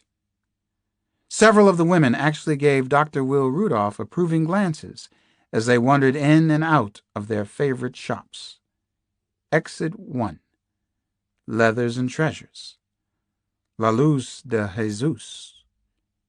He was strikingly handsome, even by strict Hollywood standards. He resembled the singer Bono from the Irish rock group U2. Actually, he looked the way Bono would look if he had chosen to become a successful doctor in Dublin or Cork, or right here in Los Angeles. And that was one of the gentleman's most private secrets. The women almost always chose him. Will Rudolph wandered into Nativity, which was one of the currently hot A-rated shops on Melrose. Nativity was the place to buy a designer bustier, a mink-lined leather jacket, an antique Hamilton wristwatch. As he watched the supple young bodies in the busy store, he was thinking of Hollywood's A parties, its A restaurants, even its A stores. The city was completely hung up on its own pecking order. He understood status perfectly. Yes, he did. Dr. Will Rudolph was the most powerful man in Los Angeles. He reveled in the secure feeling it gave him, the reassuring front-page news stories that told him he truly existed, that he wasn't a twisted figment of his own imagination. The gentleman was in control of an entire city, and an influential city at that. He strolled near an irresistible blonde woman all decked out in 20-something finery. She was idly looking at ink and jewelry, seemingly bored with the whole deal, her life. She was by far the most striking woman inside Nativity, but that wasn't what attracted him to her. She was absolutely untouchable. She sent off a clear signal, even in a pricey store filled mostly with other attractive 20-something females. I'm untouchable. Don't even think about it. You're unworthy, no matter who you are. He felt thunder roar through his chest. He wanted to scream out inside the loud, crowded boutique. I can have you. I can. You have no idea, but I'm the gentleman caller. The blonde woman had a full and arrogant mouth. She understood that no lipstick or eyeshadow was necessary for her. She was slender and narrow-waisted, elegant in her own Southern California way. She wore a faded cotton vest, wrap skirt, and color-blocked moccasins. Her tan was even and perfect, healthy-looking. She finally glanced his way. A glancing blow, Dr. Will Rudolph thought. Lord, what eyes! He wanted them all to himself. He wanted to roll them through his fingers, carry them around for a good luck charm. What she saw was a tall and slender, interesting-looking man in his early 30s. He had broad shoulders and a build like an athlete or even a dancer. His sun-lightened brown curls were tied back in a ponytail. He had Irish boy blue eyes. Will Rudolph also wore a slightly wrinkled white medical jacket over his very traditional Oxford blue shirt and hospital-approved striped rep's tie. He had on expensive Dr. Martens boots, indestructible footwear. He seemed so sure of himself. She spoke first. She chose him, didn't she? Her blue eyes were calm and deep, untroubled, very sexy in their confidence. She played with one of her gold-plated earrings. Was it something I didn't say? He started to laugh, genuinely delighted that she had an adult sense of humor about the dating charade. This was going to be a fun night, he thought. He knew it. I'm sorry, I usually don't stare. At least, I never get caught blatantly doing it, he said. He couldn't stop laughing for a moment. He had an easy laugh, a pleasant laugh. It was a modern tool of the trade, especially in Hollywood, New York, Paris, his favorite haunts. At least you're honest about it, she said. She was laughing now, too, and a gold-linked necklace jangled against her chest. He ached to reach out and rip it off, to run his tongue over her breasts. She was doomed now, if that was his desire, his wish, his slightest whim. Should he go on? Perhaps look a little further. The blood in his head was roaring, swirling with tremendous force. He had to decide. He looked into the untroubled blue eyes of the blonde woman again and saw the answer. I don't know about you, he said, trying to sound calm, but I think I've found what I like very much in here. Yes, I think I may have found what I need too, she said after a pause. Then she laughed. Where are you from? You're not from around here, are you? Originally from North Carolina. He held the bell-jangling door open for her, and they left the antique clothing store together. I've worked on losing my accent. You've succeeded, she said. She was wonderfully impressed with herself, not the least bit self-conscious. She had an aura of self-confidence and competency, which he would absolutely shatter. Oh, God, he wanted this one so badly. Chapter 61. Here we go, action fans. He's leaving Nativity with the blonde girl. They're out on Melrose Avenue. We were using binoculars to watch the incredible encounter through Nativity's decorative front window. The FBI also had directional microphones on Dr. Will Rudolph, as well as on the blonde woman in the trendy shop. It was an FBI-only stakeout. They hadn't even clued in the LAPD. Nada. It was pretty typical Bureau tactics, only I was on their side this time. Compliments of Kyle Craig. The FBI had wanted to talk to Kate in Los Angeles. Kyle arranged for me to come, after I beat on him about the deal we'd made, and how this could be the most important break we'd had on the Casanova investigation. It was just past 5:30, noisy, chaotic rush hour on a California gorgeous sunny day.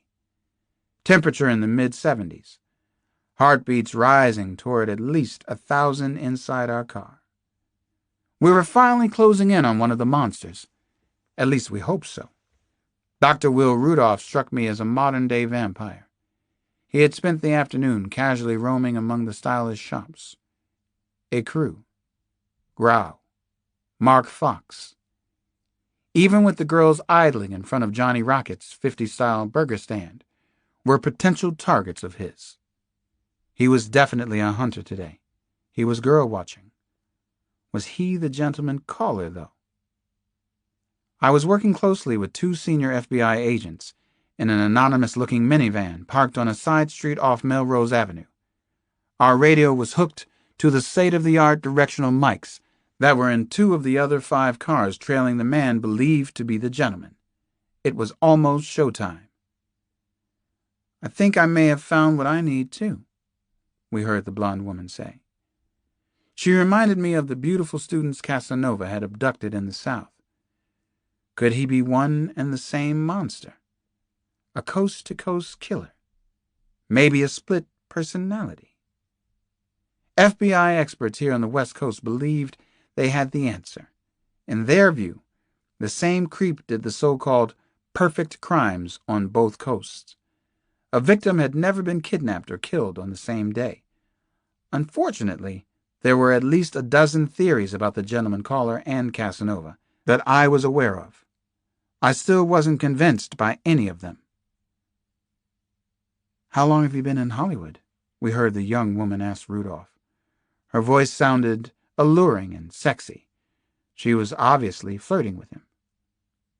"Long enough to meet you." He was soft-spoken and courteous so far. His right hand rested lightly under her left elbow. The gentleman? He didn't look like a killer, but he did resemble the Casanova that Kate McTiernan had described. He was a hunk physically, clearly attractive to women, and he was a doctor. His eyes were blue, the color Kate had seen behind Casanova's mask. "Cockfucker looks like he could have any girl he wanted," one of the FBI agents turned to me and said. "Not to do what he wants to do to him," I said. "You got a point there." The agent, John Asaro, was Mexican-American. He was balding, but with a compensating bushy mustache. He was probably in his late 40s. The other agent was Raymond Cosgrove. Both of them were good men, high-level bureau professionals. Kyle Craig was taking care of me so far. I couldn't take my eyes off Rudolph and the blonde woman. She was pointing toward a shiny black Mercedes convertible with its tan top down. More expensive shops stood out in the background. IA Eyeworks, Galley Melrose, another garish store sign, 8-foot-high cowboy boots, framed her wind-blown hair. We listened as they talked on the crowded street. The directional mics picked up everything. No one in the surveillance car was making a sound. "That's my car over there, sport," the red-haired lady in the passenger seat. "She's my sweetie. Did you really think you could pick me up just like that?" The blonde woman snapped her fingers, and the colorful bracelets on her arm rattled in Rudolph's face. "Kiss off, Dr. Kildare." John Asaro groaned out loud. "Christ, she shot him down.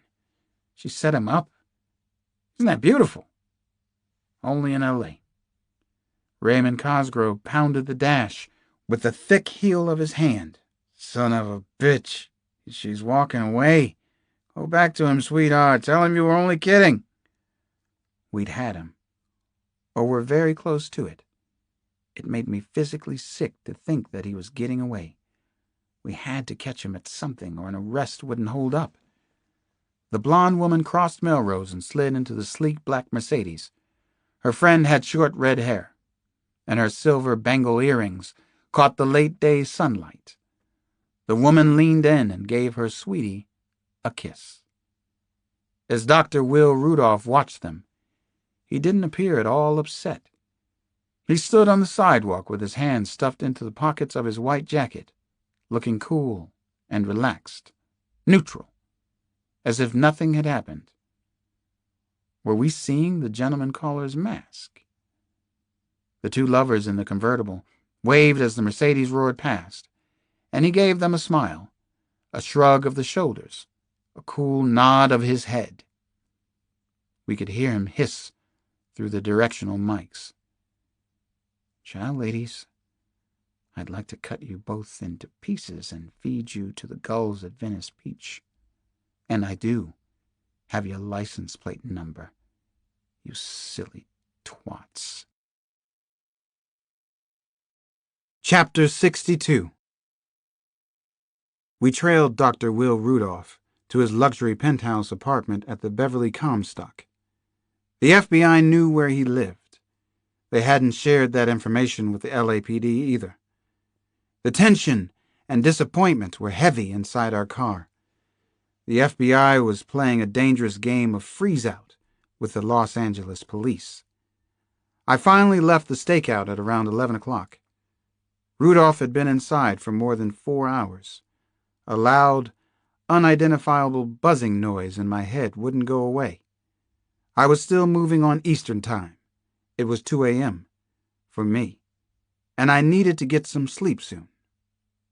The FBI agents promised to call right away if anything broke, or if Dr. Rudolph went out hunting again that night. It had to have been a bad scene for him on Melrose, and I thought that he might go after someone else soon, if he was actually the gentleman caller. I was driven to the Holiday Inn at Sunset and Sepulveda. Kate McTiernan was staying there too. The FBI had flown her to California because Kate knew more about Casanova than anyone they had assigned to the case. She had been kidnapped by the creep and had lived to tell about it. Kate might be able to identify the killer if he and Casanova were the same person. She had spent most of the day being interviewed at the FBI offices in downtown Los Angeles. Her room was several doors down from mine at the hotel. I only had to knock once before she opened a white door with a black 26 on the knocker. I couldn't sleep. I was up waiting, she said. What happened? Tell me everything. I guess I wasn't in a great mood after the failed bust. Unfortunately, nothing happened. I told her the bottom line. Kate nodded, waiting for more. She had on a light blue tank top, khaki shorts, and yellow flip-flops. She was wide awake and revved up. I was glad to see her, even at 2:30 on a shitty morning. I finally came in, and we talked about the FBI stakeout on Melrose Avenue.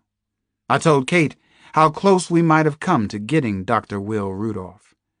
I remembered everything he'd said, every gesture. He sounded like a gentleman, acted like a gentleman too, right up until the blonde woman made him angry. What does he look like? Kate asked. She was eager to help. I couldn't blame her. The FBI had flown her to Los Angeles, then stuck her in a hotel room for most of the day and night. I know how you feel, Kate. I've talked to the FBI, and you're going to ride with me tomorrow. You're going to see him, probably in the morning. I don't want to set up any bias in your mind. Is that okay? Kate nodded, but I could tell her feelings were hurt.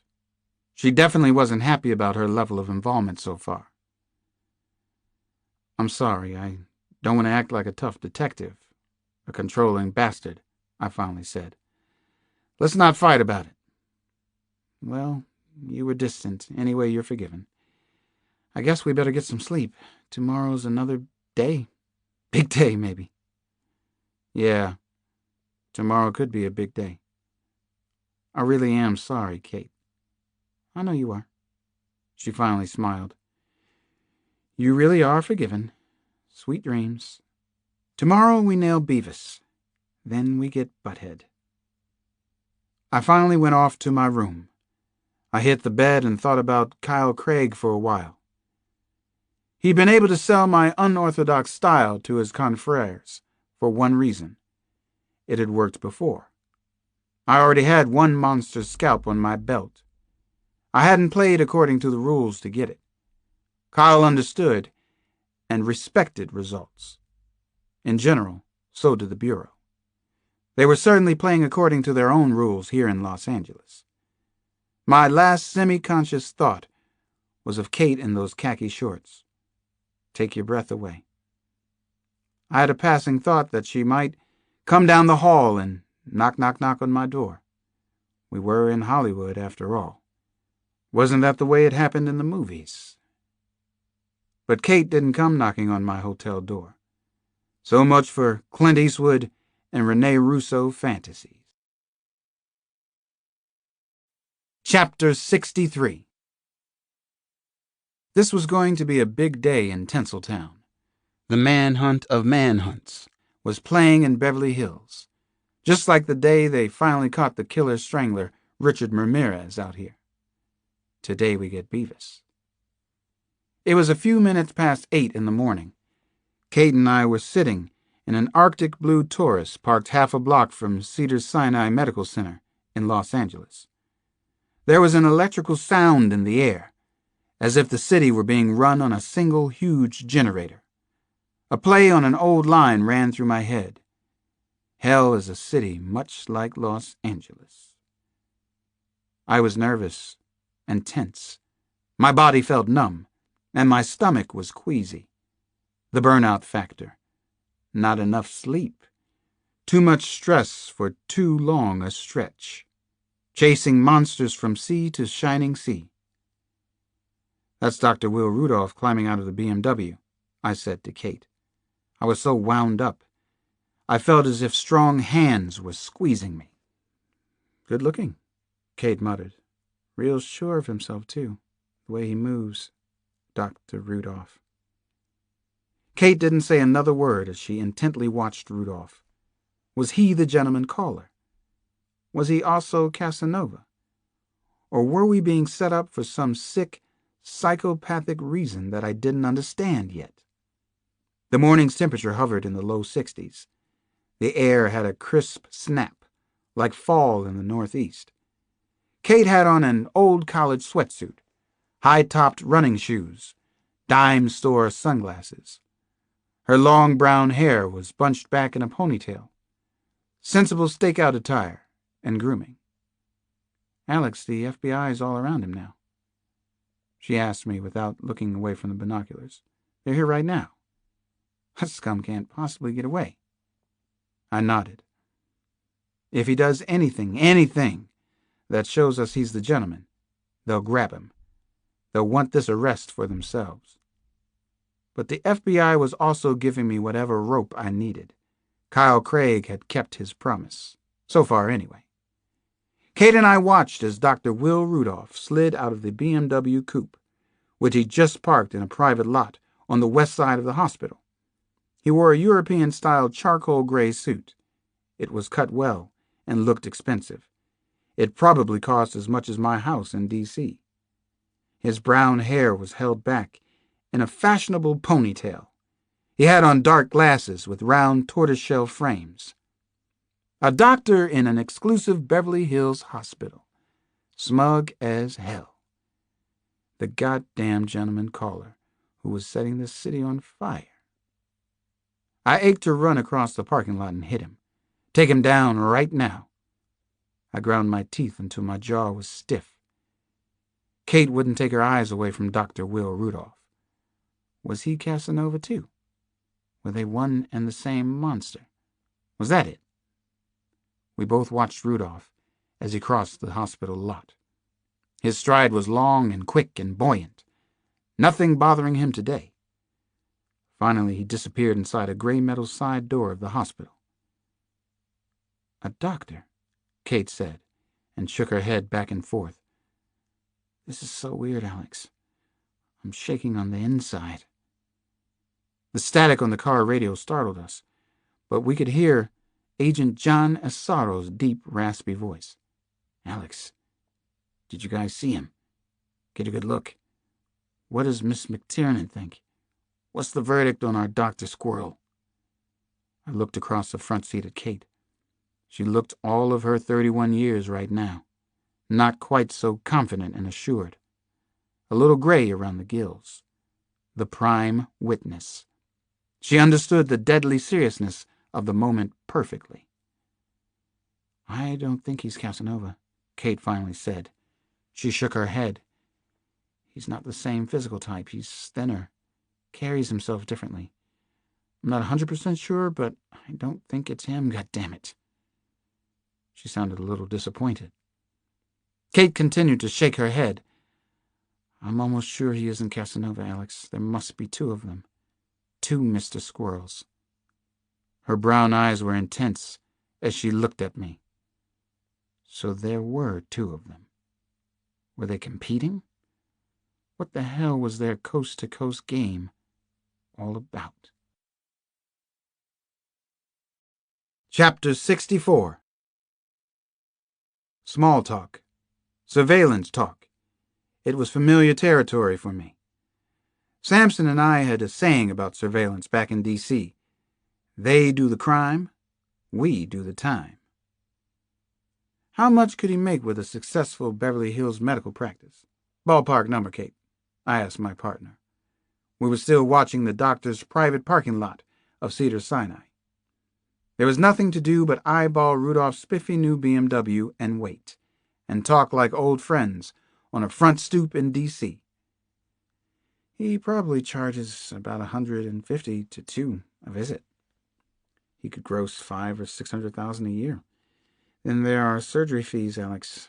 That's if he has a conscience about the prices he charges. And we know he doesn't have a conscience. I shook my head in disbelief as I rubbed my palm over my chin. I have to get back into private practice. Baby needs new shoes. Kate smiled. You miss them, don't you, Alex? You talk about your kids a lot, Damon and Janie. Pool ball head and Velcro. I smiled back. Kate knew my nicknames for the kids by now. Yeah, I do. They're my babies, my little pals. Kate laughed some more. I liked to make her laugh. I thought of the bittersweet stories she'd told me about her sisters, especially her twin, Kristen. Laughter is good medicine. The black BMW coupe just sat there, shining brightly and expensively in the California sunlight. Surveillance sucks, I thought, no matter where you have to do it, even in sunny L.A. Kyle Craig had gotten me a lot of rope here in Los Angeles. Certainly much more than I'd had in the South. He'd gotten rope for Kate, too. There was something in it for him, though. The old quid pro quo. Kyle wanted me to interview the gentleman caller once he was caught, and he expected me to report everything to him. I suspected that Kyle himself hoped to bag Casanova. Do you really think the two of them are competing? Kate asked me after a while. It makes psychological sense out of some things for me, I told her. They might feel a need to one-up each other. The gentleman's diaries could be his way of saying, see, I'm better than you. I'm more famous. Anyway, I haven't decided yet. Sharing their exploits is probably more for thrill purposes than intimacy, though. They both like to get turned on. Kate stared into my eyes. Alex, doesn't it make you feel creepy as hell trying to figure this out? I smiled. That's why I want to catch Butthead and Beavis, so the creepiness will finally stop. Kate and I waited at the hospital until Rudolph finally reappeared. It was nearly 2 p.m. He drove straight to his office on North Bedford, west of Rodeo Drive. Rudolph saw patients there, mostly women patients. Dr. Rudolph was a plastic surgeon. As such, he could create and sculpt. Women depended on him, and his patients all chose him. We followed Rudolph home at around 7. $500,000 or $600,000 a year, I was thinking. It was more than I could make in a decade. Was it the money he needed to be the gentleman caller? Was Casanova wealthy too? Was he a doctor also? Was that how they committed their perfect crimes? These questions were rolling around in my head. I fingered an index card in my trouser pocket. I had begun to keep a short list on both Casanova and the gentleman. I would add or subtract what I considered key attributes to the profile. I carried the card with me at all times. I thought some more about the connection between Rudolph and Casanova as Kate and I twiddled our thumbs outside the apartment. A relevant psychological condition had occurred to me. It was called twinning, and it could be a key. Twinning just might explain the bizarre relationship between the monsters. Twinning was caused by an urge to bond, usually between two lonely people. Once they twin, the two become a whole. They become dependent on each other, often obsessively so. Sometimes the twins become highly competitive. Casanova. Collector. Harem. Artist. Organized. Different masks to represent moods or personas. Doctor. Gaining a taste for violence, knows about me. Competing with Gary Sanji. Competing with the L.A. gentleman. Gentleman. Gives out flowers. Sexual. extremely violent and dangerous. Takes beautiful young women of all types, extremely organized, not artistic in terms of his killing. Doctor, cold and impersonal as a killer, a butcher. Craves recognition and fame, possibly wealthy. Penthouse apartment. Graduated Duke Medical School in 1986.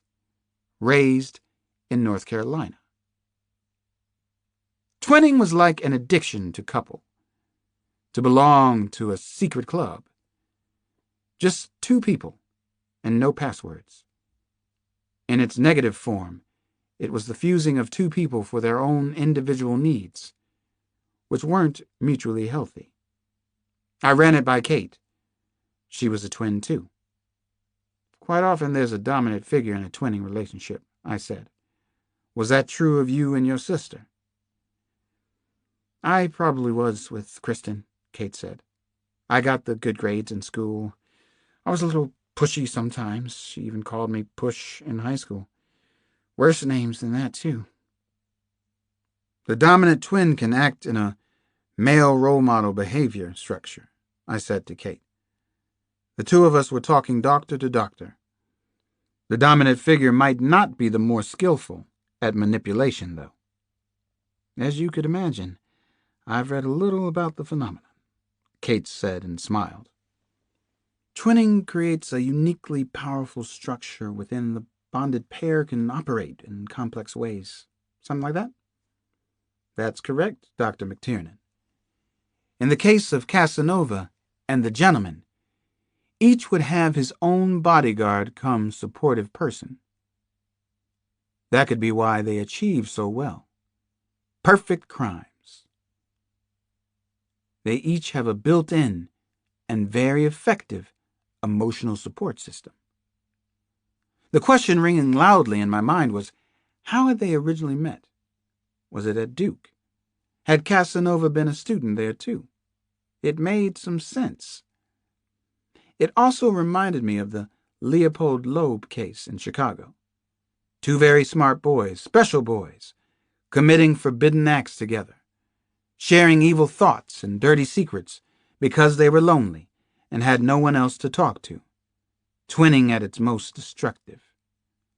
Was that the beginning of the solution to this puzzle? I wondered. Were the gentleman and Casanova twinning? Were they actually working together? What was their nasty little game all about? What game were they playing? Let's go smash in his picture window with a tire iron, Kate said. She was feeling it too. We were both ready to rumble. We wanted to take down this grown-up Leopold and Loeb. Chapter 65. 8 o'clock came and went on the surveillance watch. Maybe Dr. Will Rudolph wasn't the gentleman caller.